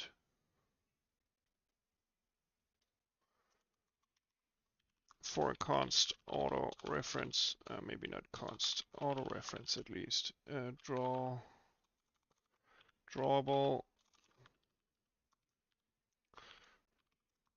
and drawable meshes.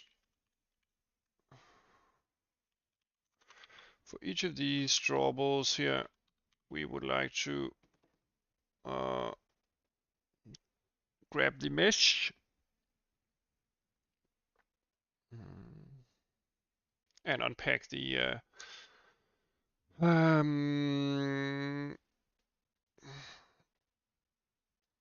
vertex and index buffer information.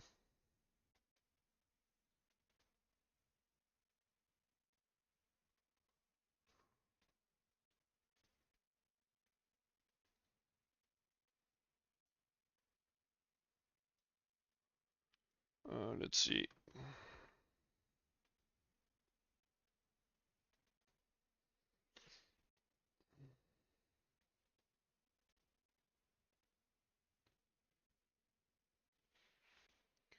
I mean,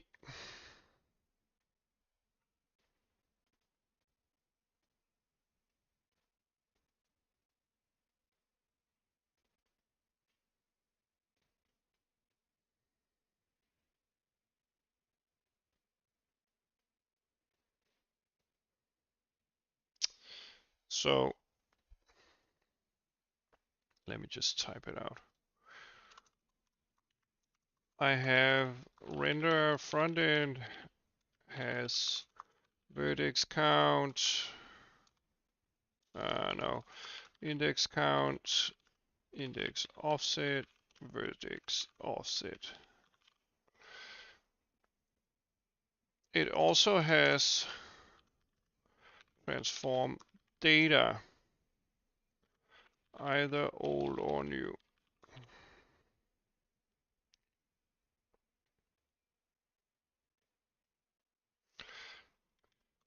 Down the line, I would like to be able to create static meshes, dynamic meshes, and transient meshes. But right now we won't focus on that. So this might not have an underlying buffer.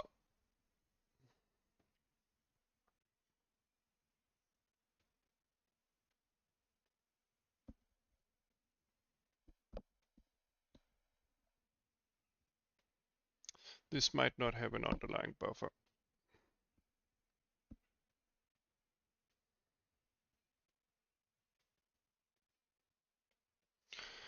Maybe we should just upload the data every frame. I mean,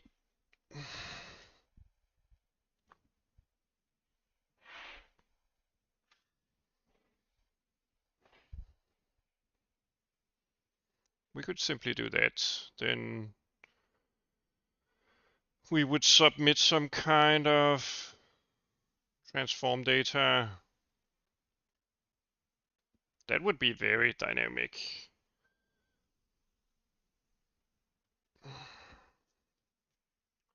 And then we would just do a linear constant buffer thingy.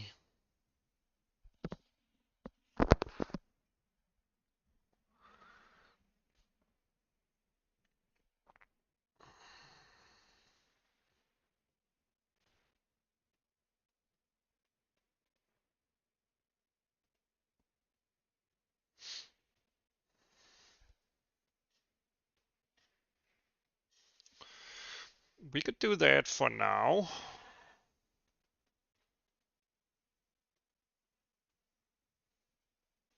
But I mean, eventually it would be nice with a more robust system.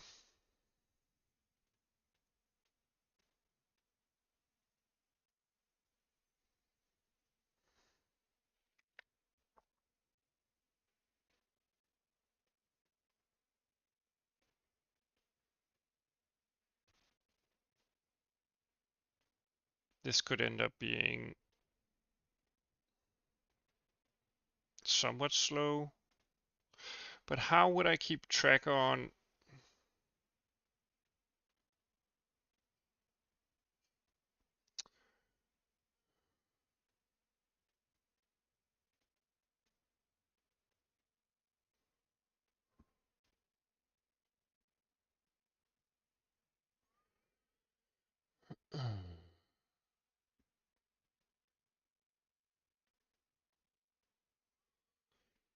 Maybe we would want a sort of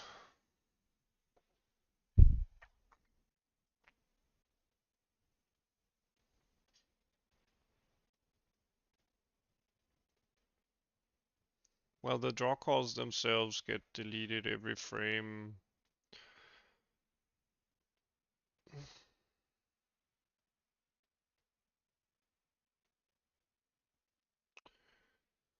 We could create the totally dynamic system.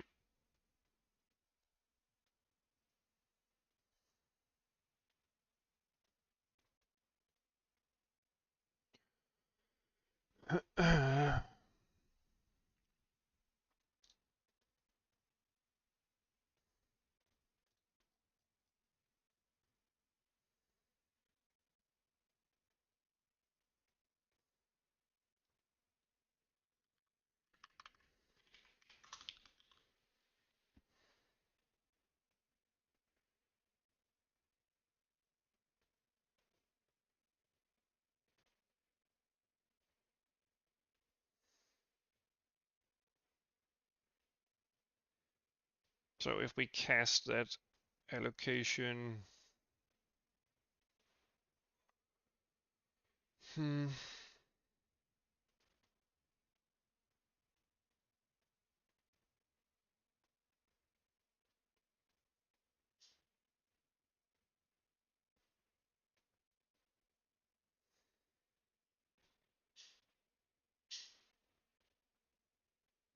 I mean, maybe I should just do it to be done since I'm pretty tired, and I can always contemplate how to kind of like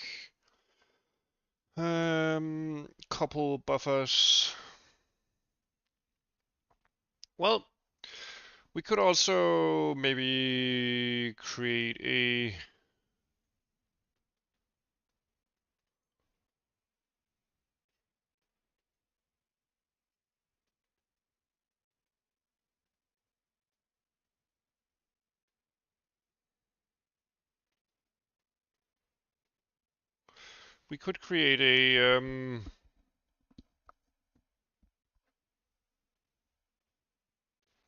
system where the drawable mesh here gets a handle to a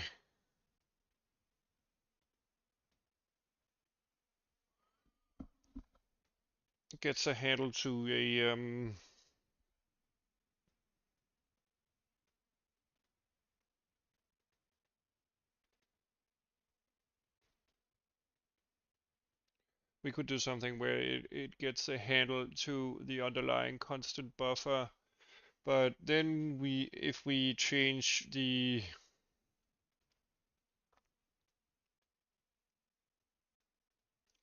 well, whenever we okay, if we combine that with a linear buffer every time we create a new object, or maybe a stack-based buffer, every time we create a new buffer, a constant buffer that is,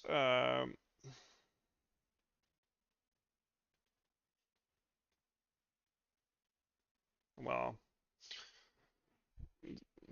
maybe.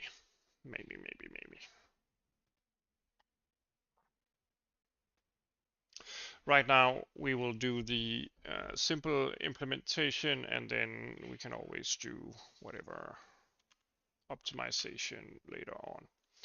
Okay, so let's do a data packet here.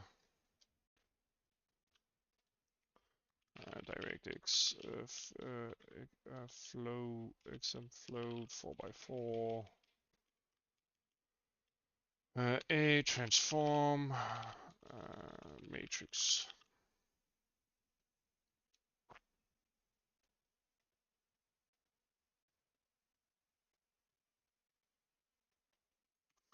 And a unsigned int here,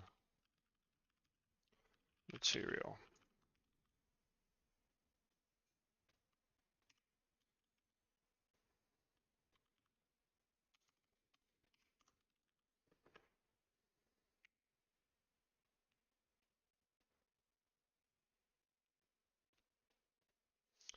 Okay, so inside our render right here, we will simply get a vector dx12 draw package pass by reference draw package.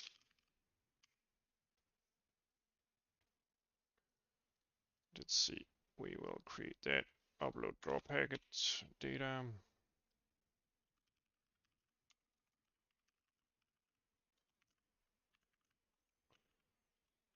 Draw package size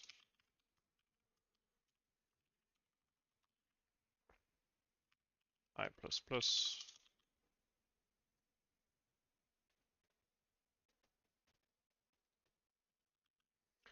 Okay.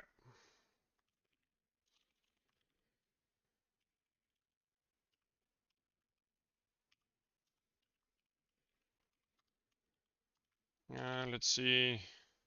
Let's create the packet here. Index count, instance, meshes.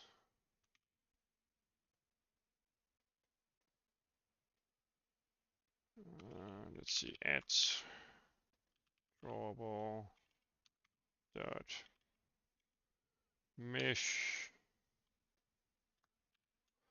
un32t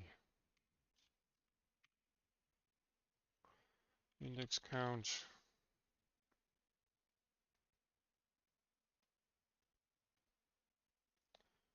Let's see. Let's just grab the mesh itself. Mesh data.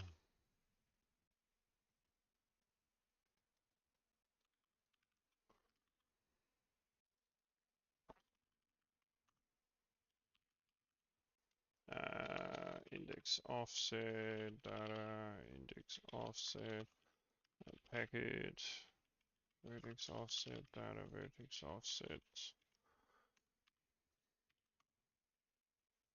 Let's see the packet here. Matrix material. Let's just set that to 0 for now. Packet. Matrix. Okay. Let's do an XM store float.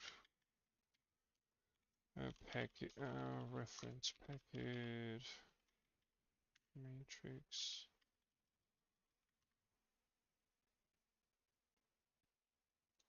And let's do an XM matrix translation.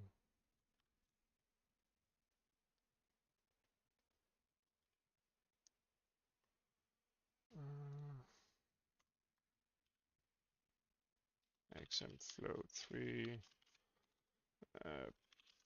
position equals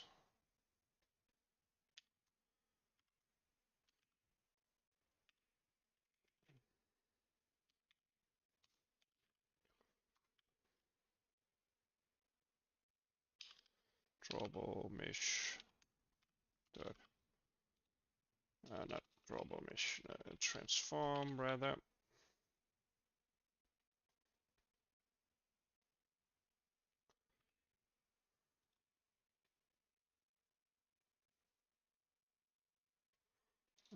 Transform x y c. Okay. Std vector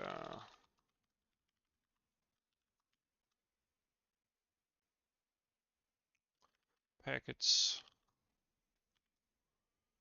and instance. Right now we will do like this. Drawable meshes size.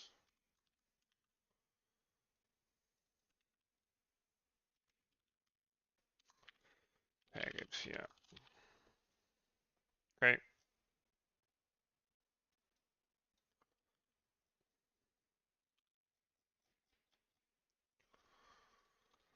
And let's do m instance.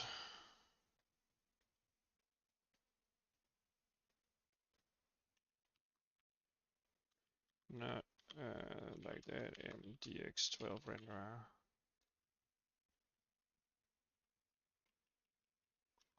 Upload draw data. And let's do it with our packets here.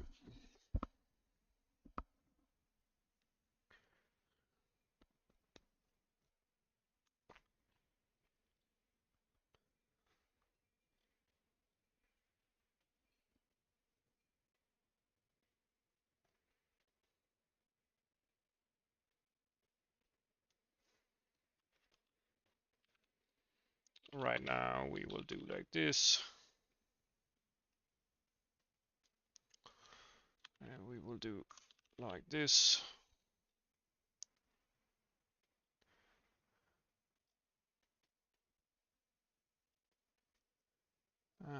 Rather object data.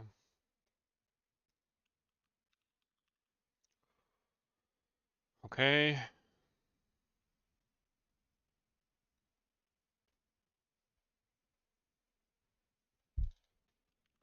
Let's do object data, temp data.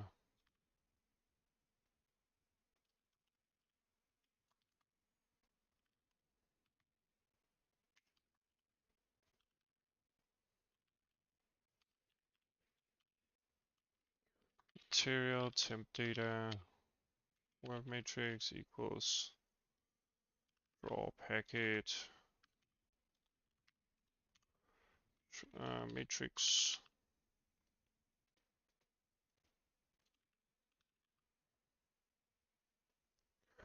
Let's see.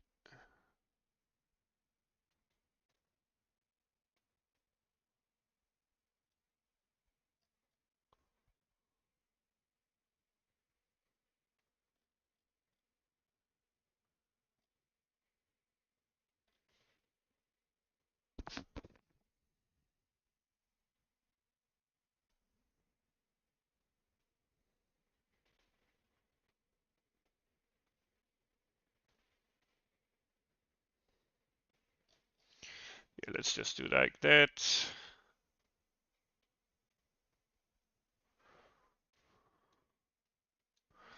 And we will for now do like this.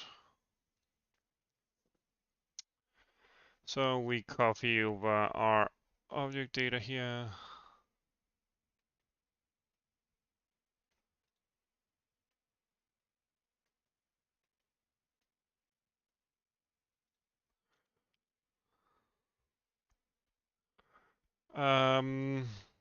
Okay. Let's see if that actually builds and runs.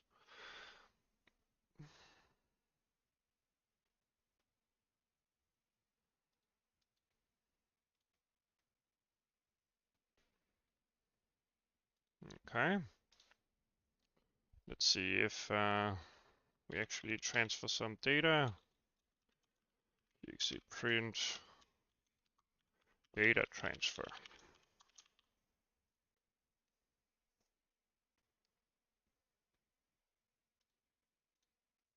Yeah, we do. Great stuff. Then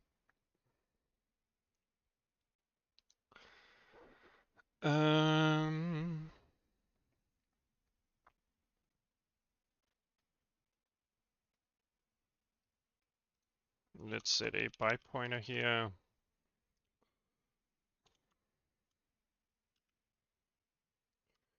Pointer.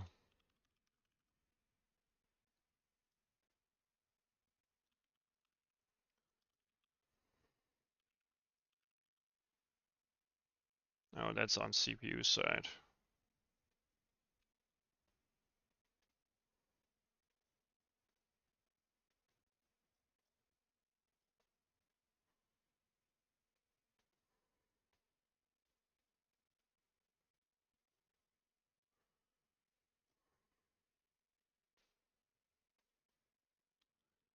We don't need that then. We memcopy and then we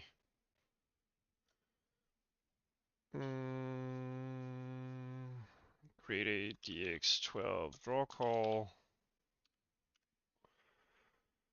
call, which will be initialized as 0. Let's do the draw call.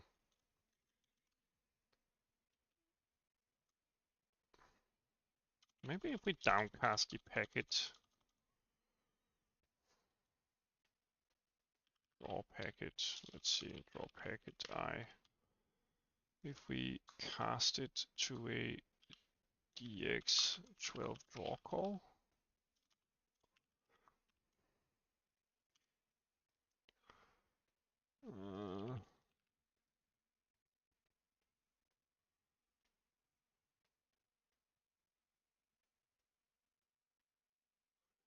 no conversion. Well, okay, never mind. I thought I might skip some stuff. Draw call. Constant buffer address equals buffer start. plus buffer size times I, and then a draw call index count equals draw packet index count. Let's copy that. Index offset. Let's see, a vertex offset, and then lastly a pushback.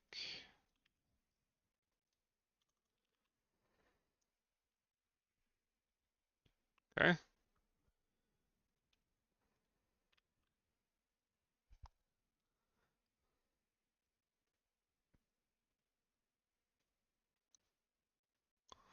Let's see. Okay. Yeah, this is definitely not optimal in any shape or form. Let's see, and did I disable the stuff here? No, I didn't. Let's try gxc print draw call burn.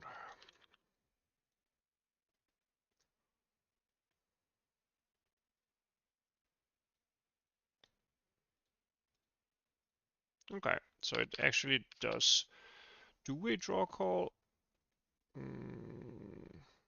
but we do have some problems, I guess. Let's try debugging.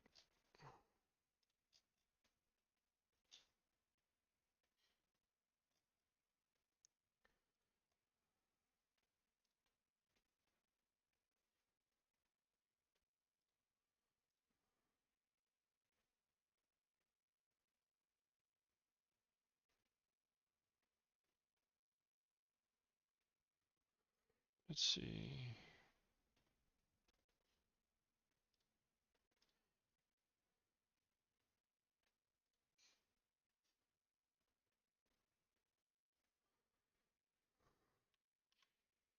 Okay.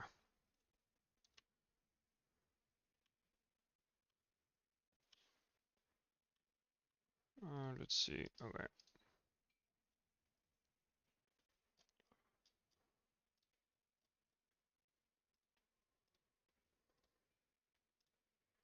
Let's try stepping into that. Okay. So our draw packet here. Huh?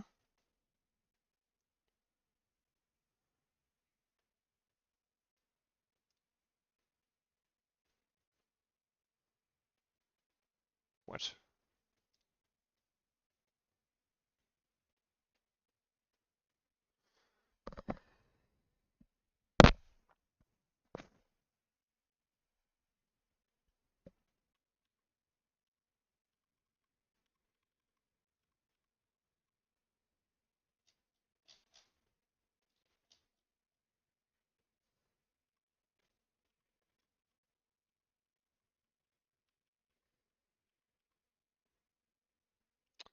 How come?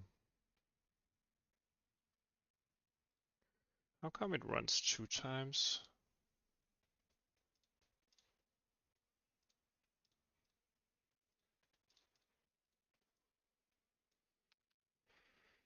Let's see.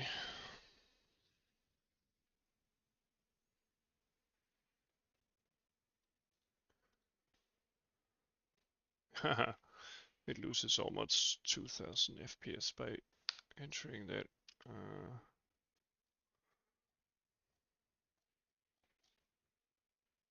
Oh, we do have a lot of errors here.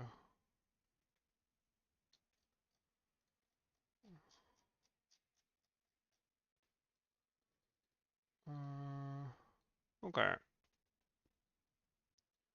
Let's see. Maybe it's because of the missing materials. Get material buffer, create materials.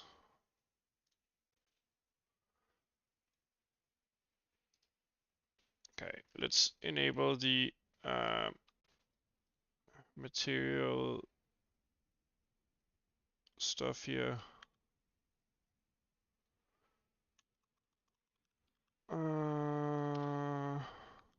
For now.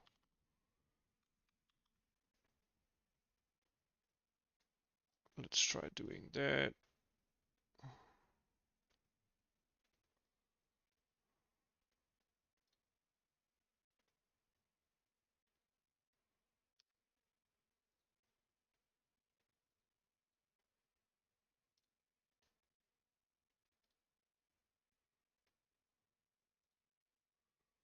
Okay, it's whining over something.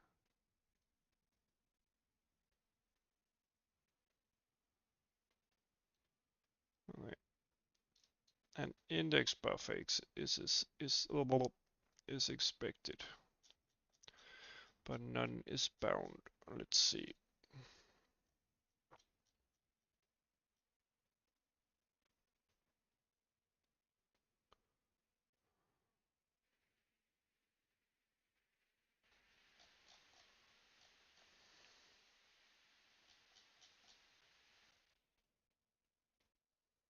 Huh.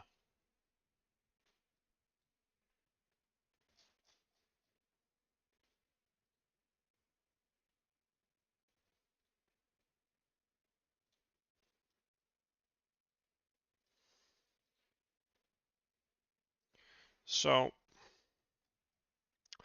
oh, wait a minute. When I create the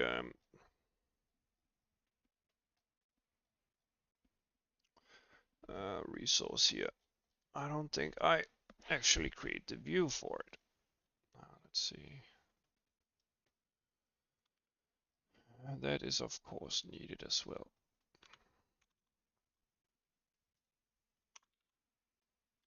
Let's see, vertex buffer and index buffer.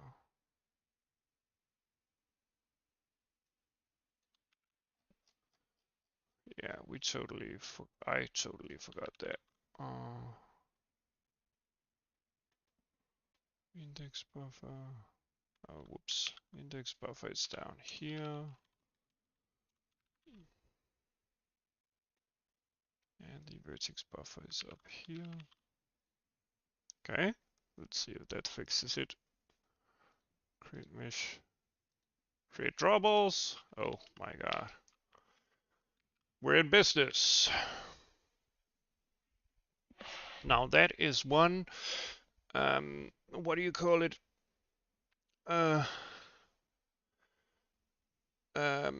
Dynamic mesh. Great stuff. So all of this is dynamically created.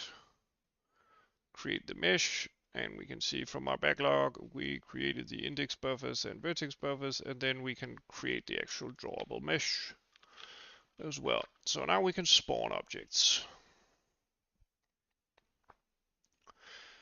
We could probably edit objects as well.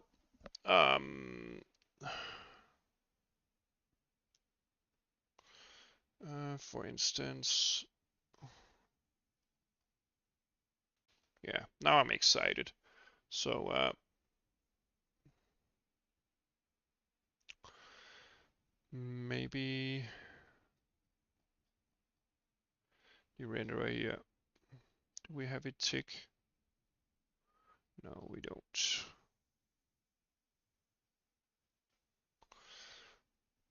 But we do have a draw call, and perhaps we could create a GUI somewhere.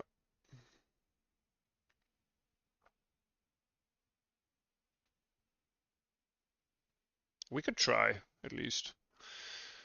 Let's see. Okay.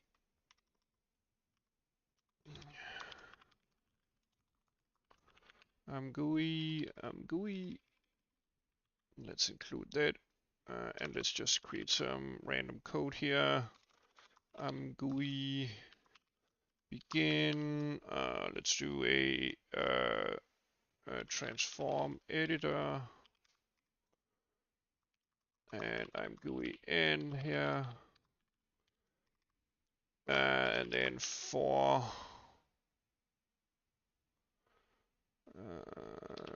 auto reference transform in m instance m transforms.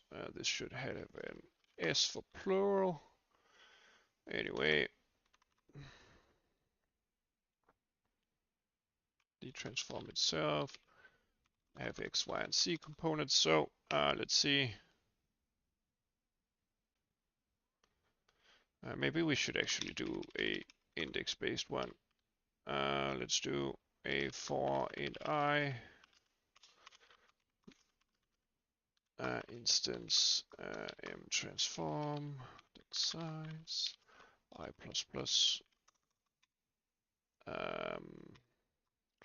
ImGUI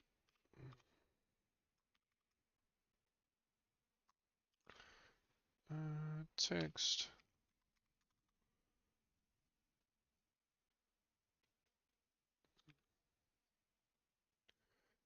char label 50.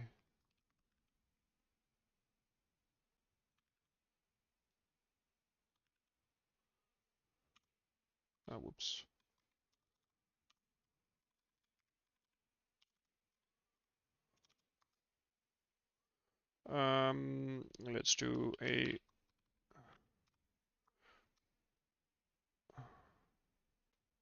Let's do a transform number this and then I plus 1 and then do label and then what? Okay, I'm gonna stop soon.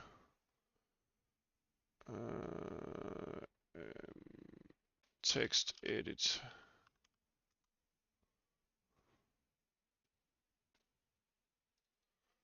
Field input field. Maybe input text. ImGUI input float.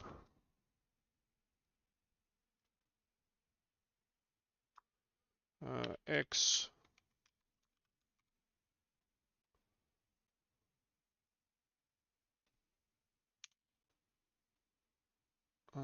And let's do a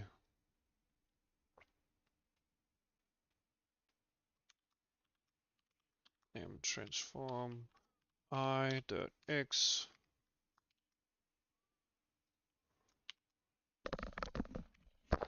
Okay, ImGUI same line.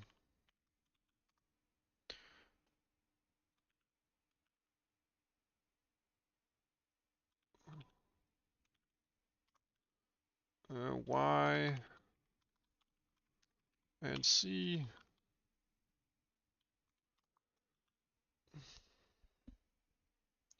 Let's try that.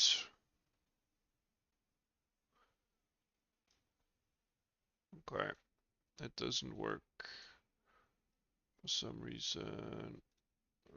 Let's see.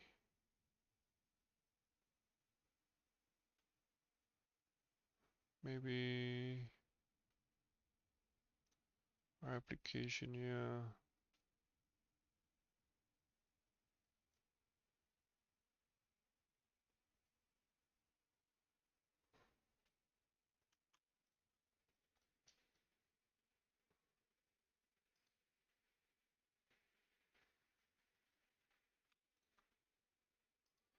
All right. Yeah, so that doesn't work. Let's create a renderer tick.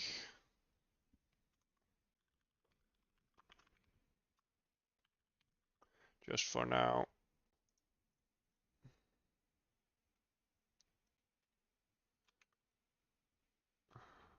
Maybe even just renderer GUI.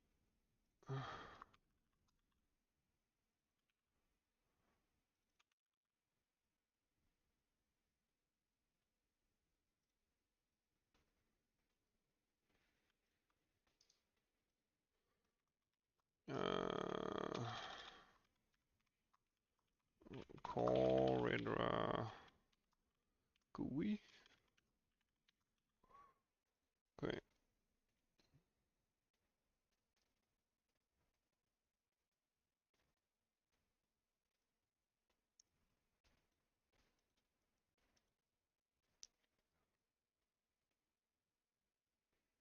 Huh?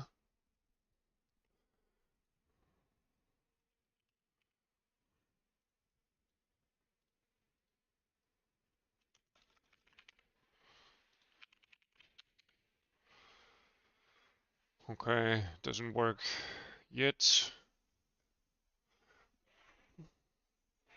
Huh.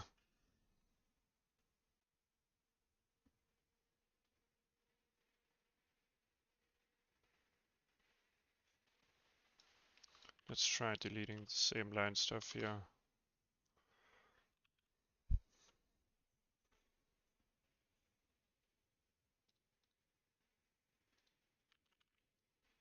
Can't I edit it? Can't seem to be editing it. Now that is weird. I don't know why.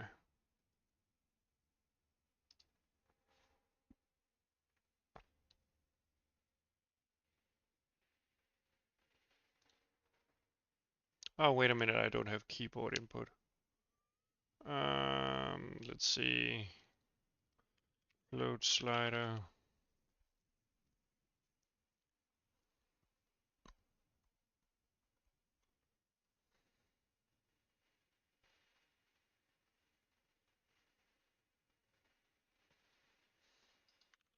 Let's see, ImGUI slider float.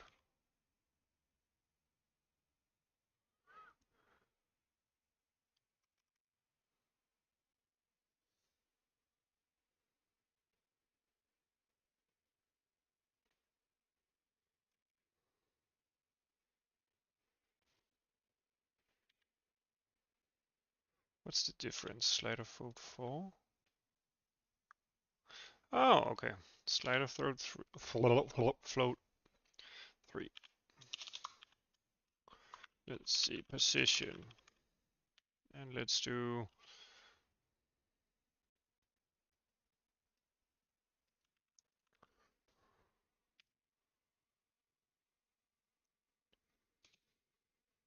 whoops.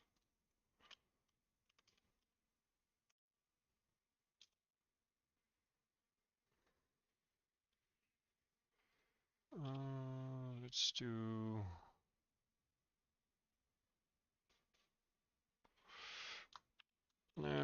float.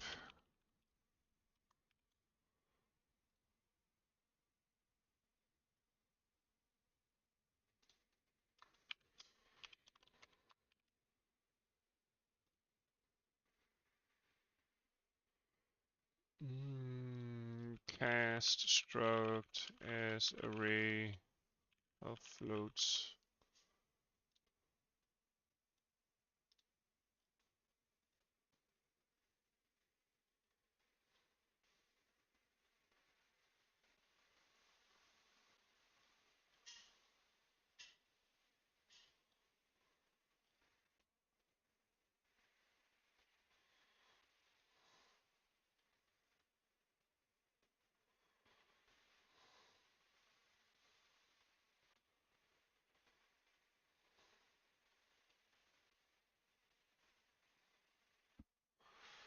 Of course, a float pointer here.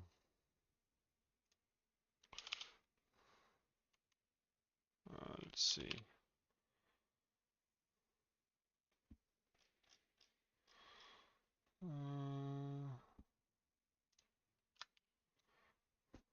There we go.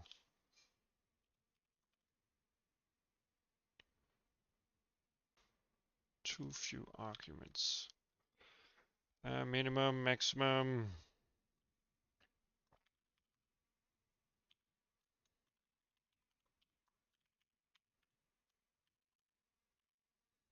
Let's try that instead.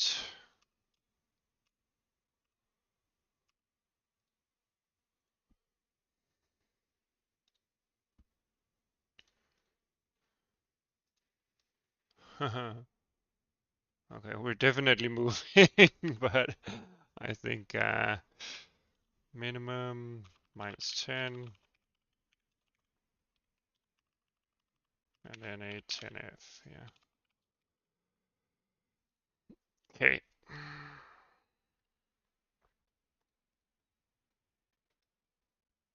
And we can immediately move our objects here. Great stuff.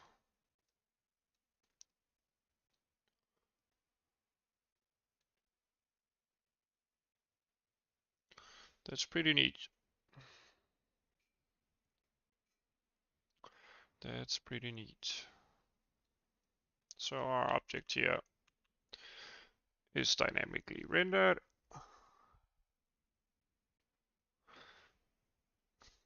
Dynamically created, dynamically rendered. And of course we could do different stuff to optimize it, but let's see, if we move this and then we can move our, oh, both of them actually move at the same time. That's not great. That's probably because of the ImGUI label. Okay. So instead we will use position like this. And now we should be able to edit objects separately. And let's create another one. There we go. And we are suddenly in business.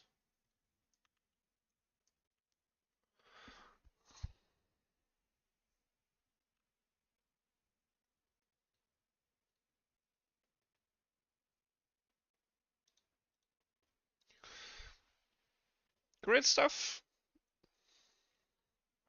I think let's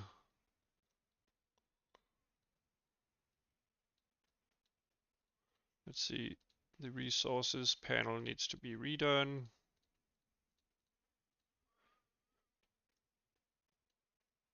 Here.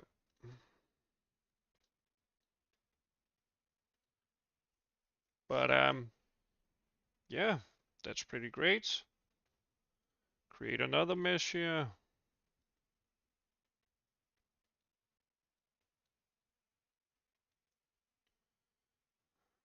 Create another one.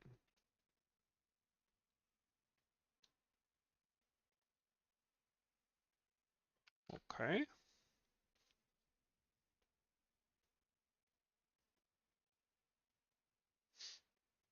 Let's see, when we submit our information here,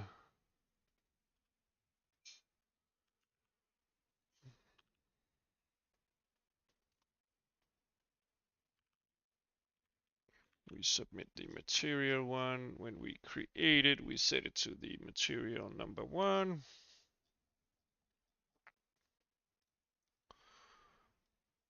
How many resources did we create?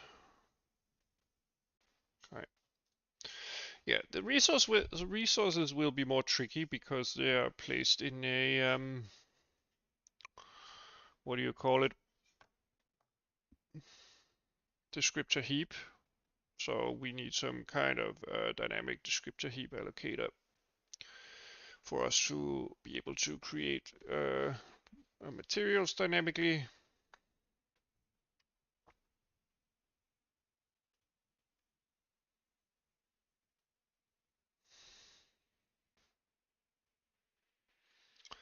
But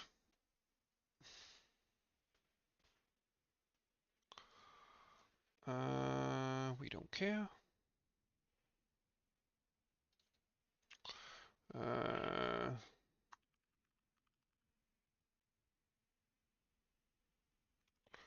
Let's see, instead of this, we will do for int I equals r0 instance.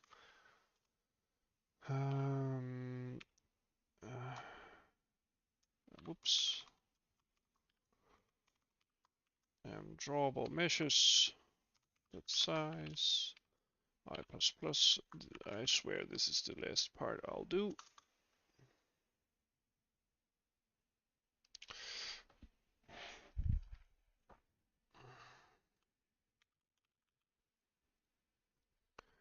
Okay.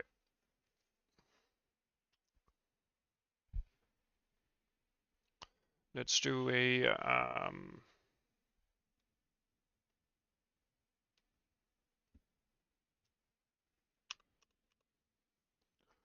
slider float 3.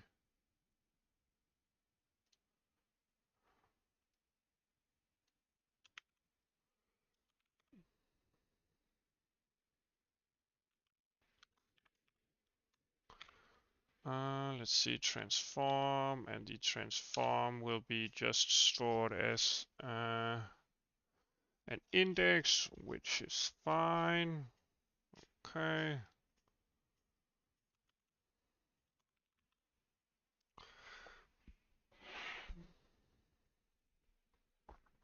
Okay. Then we will do material.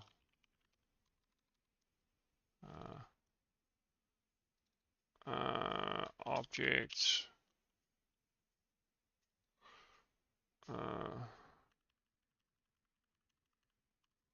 Material.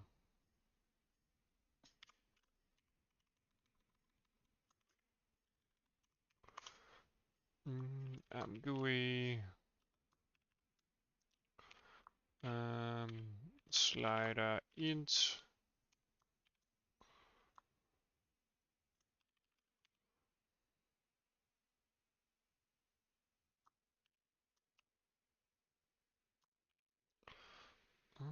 Let's see. Reference m instance m global meshes add I dot material. Let's see, minimum 0, maximum 2, 1. At least for now.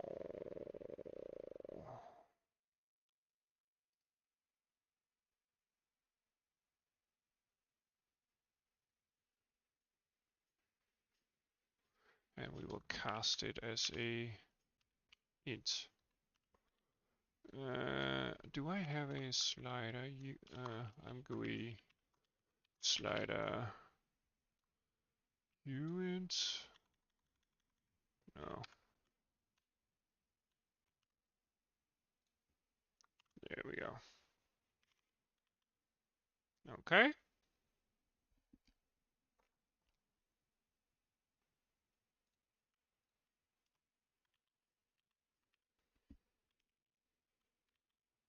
There we go.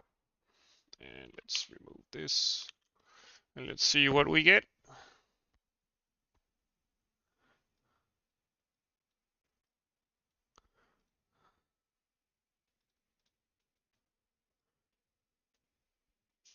Great stuff.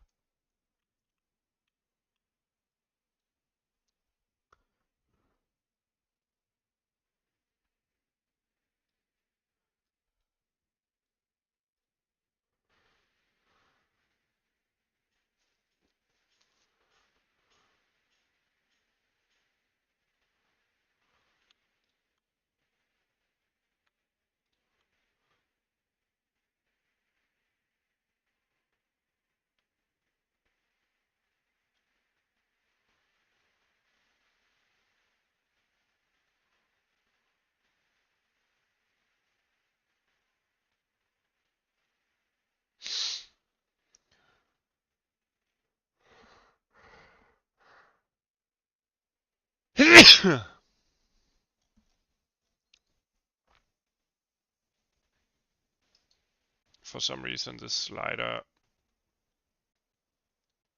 ImGUI slider label after.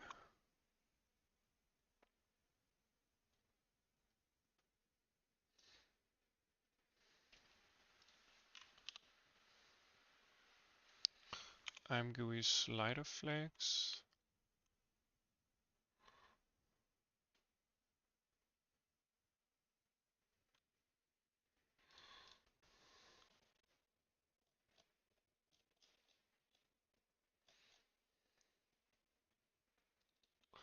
Let's copy that.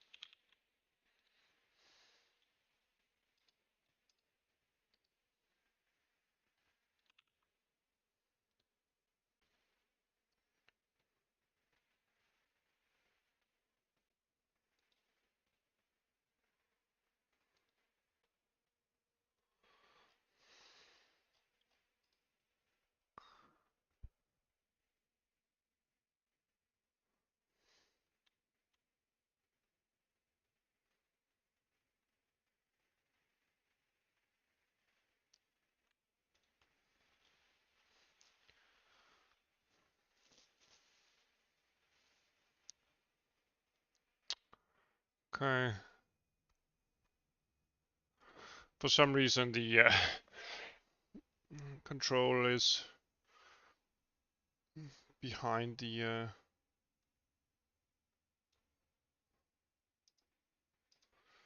ImGUI label left.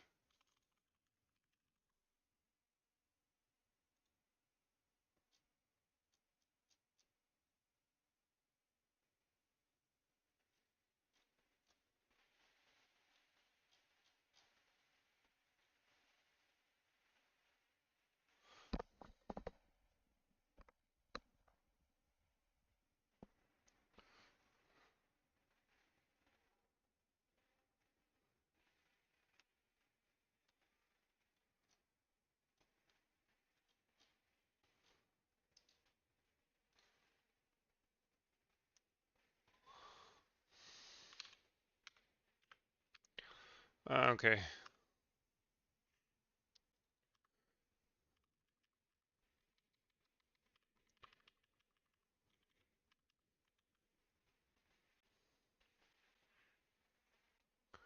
For now, it will be like this.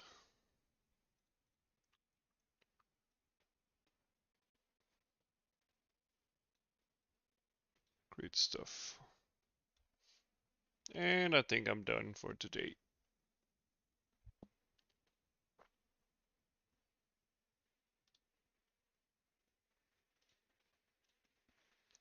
Let's just finish up with some kind of screenshot, I guess.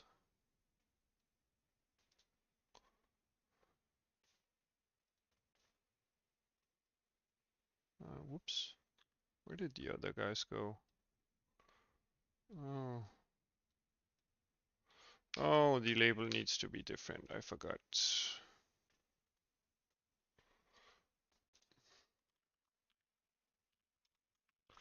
Of course.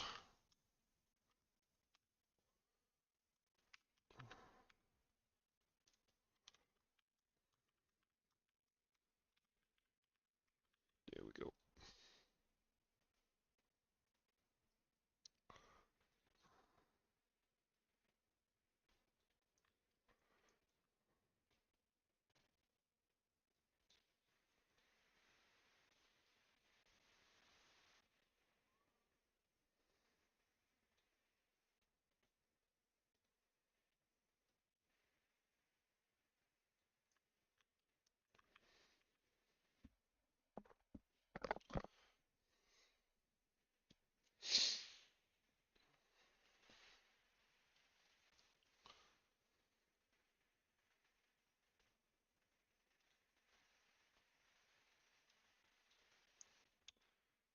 Let's see.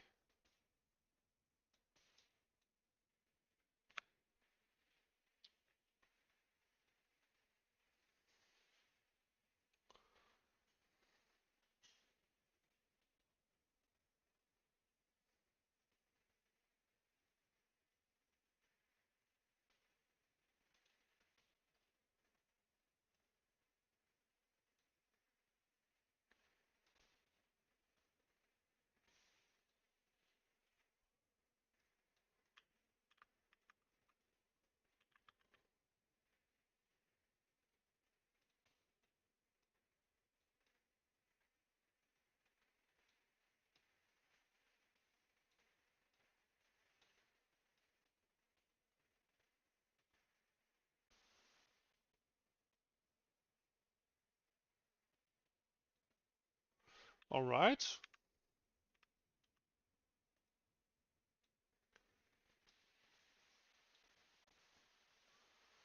I think that is it for today.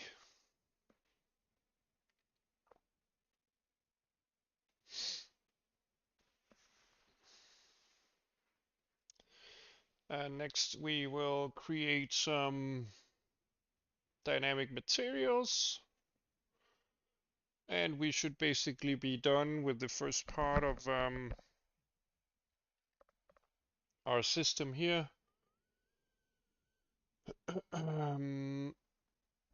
Of course, we have to recouple the debug layer.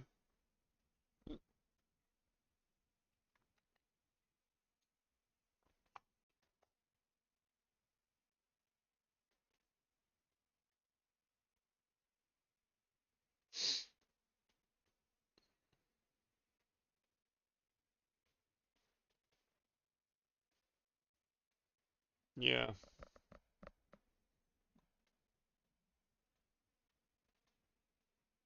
I guess there will be different stuff to do in terms of handling that, but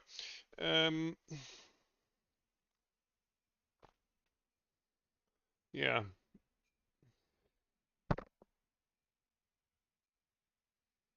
As can be seen, the renderer front end can now create different objects and draw them dynamically. We could play around with different optimizations down the road, but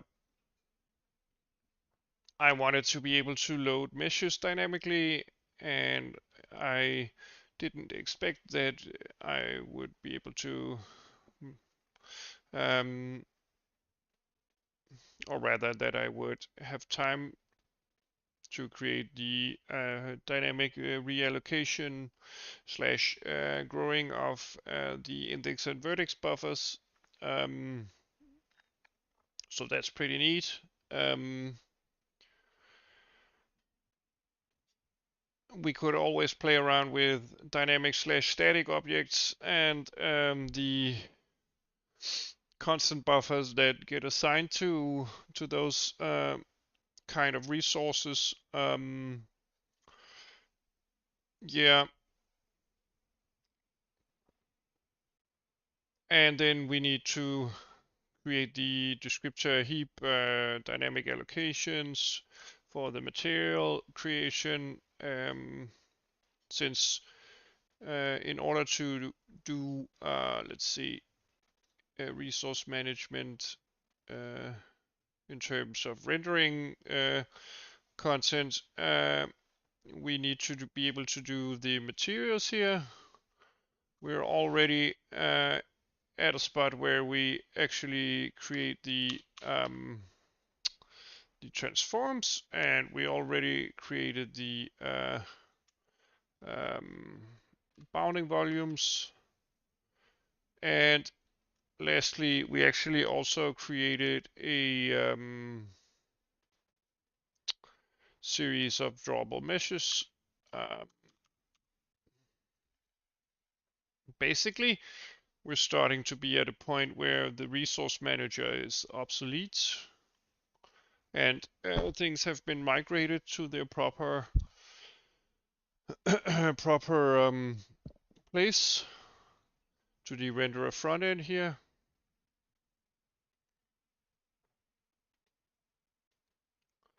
Um, yeah, soon we can decouple the whole backend calls here. Let's see.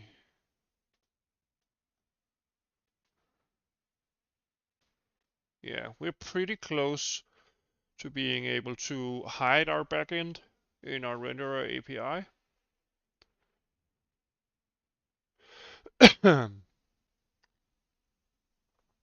Which is pretty good.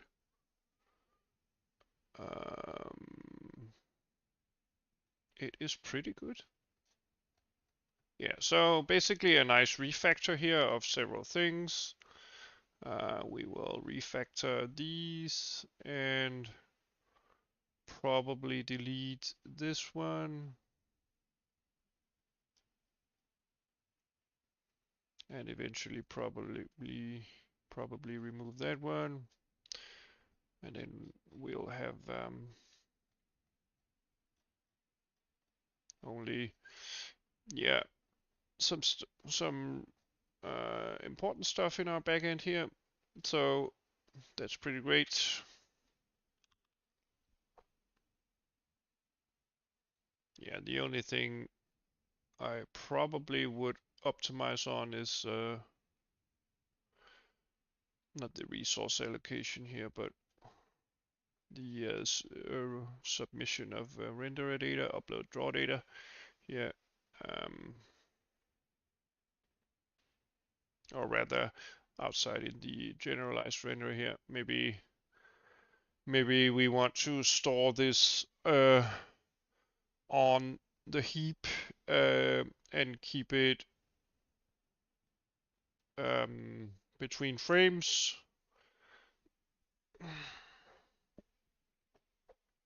We could actually do that. Yeah, we could actually do that. Okay, let's just do that quickly. But first, I'll do the screenshot here. I think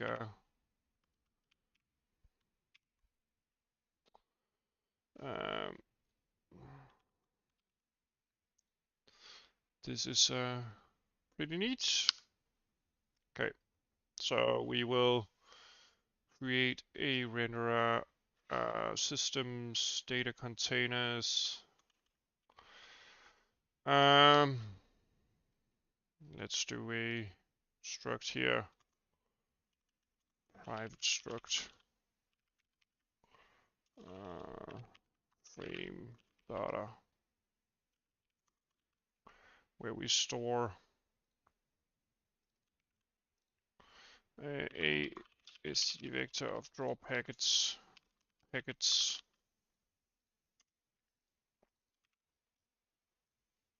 Let's do frame data here.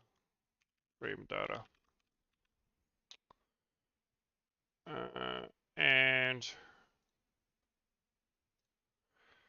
we will frame data, of course, instance here. Packets will be used instead.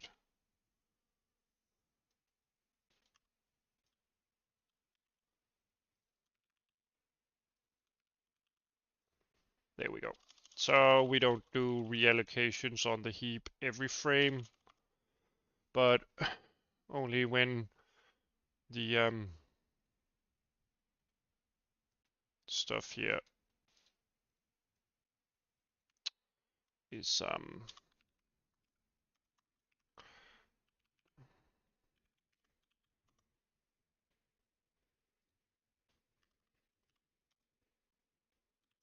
when the underlying buffer is full, we will resize and do a new heap allocation.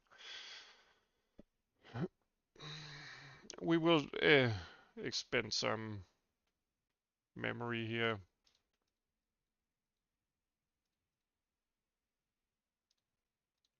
in order to do that. It will help with performance and doesn't cost that much. It's always nice to consider not reallocating each frame.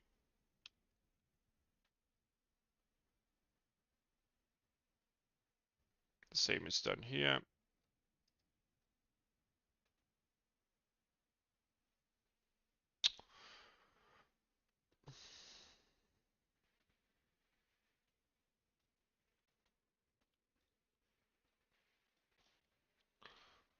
Let's see. Let's do some tracking as well. Uint frame num.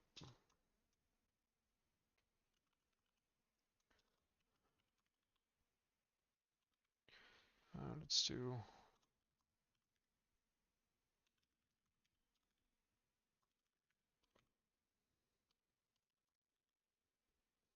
Okay, we will store that just for fun. Probably we're gonna need it later on when we couple to the backend.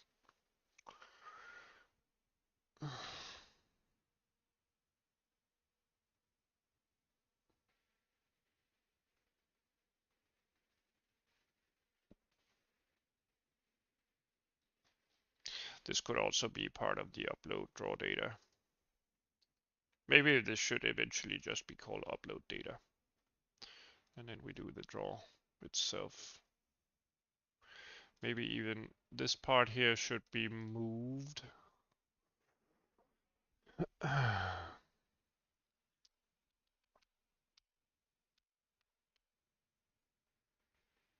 Yeah.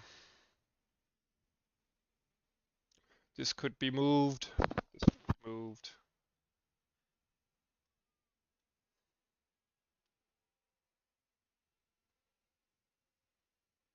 Yeah, we'll do that eventually. No need to do it now. I'm pretty tired and I should be done for today. So, I've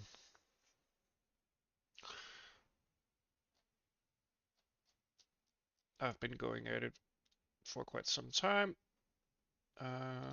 5 hours. This part of the stream has been so yeah.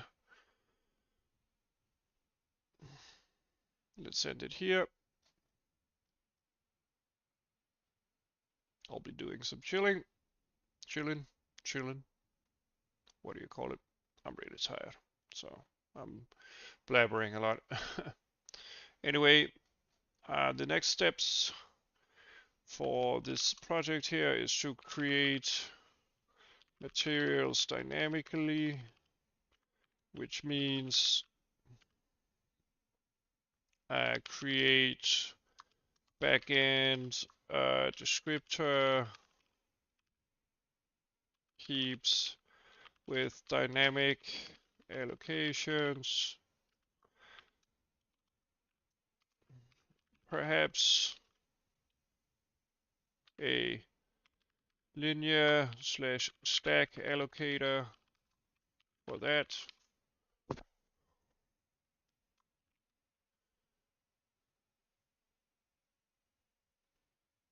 Right now we don't have any batching, so therefore we don't need a more sophisticated allocator. And we definitely don't need a linear allocator, I think. Well,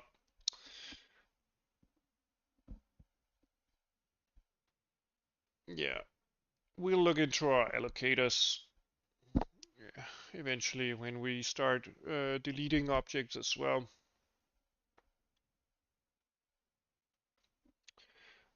Eventually, we would like to support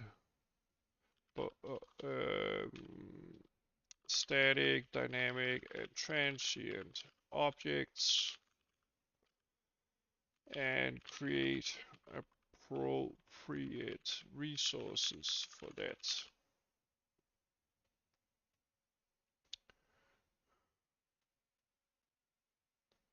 Yeah.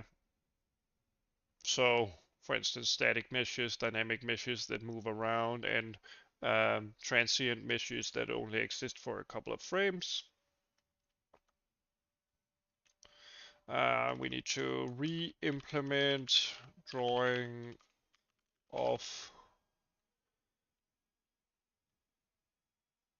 ABB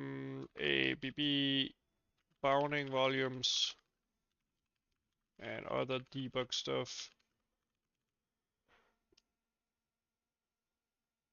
And then we are ready. I mean, these two parts here are actually, this is not needed, but I think the dynamic creation of materials is something that we need. We can always use the subsystems for something else. After that, we can do a scene. container which will start building a level. Meaning a basic chessboard for starters. We will create that totally dynamically and make the renderer create the appropriate resources as we go along.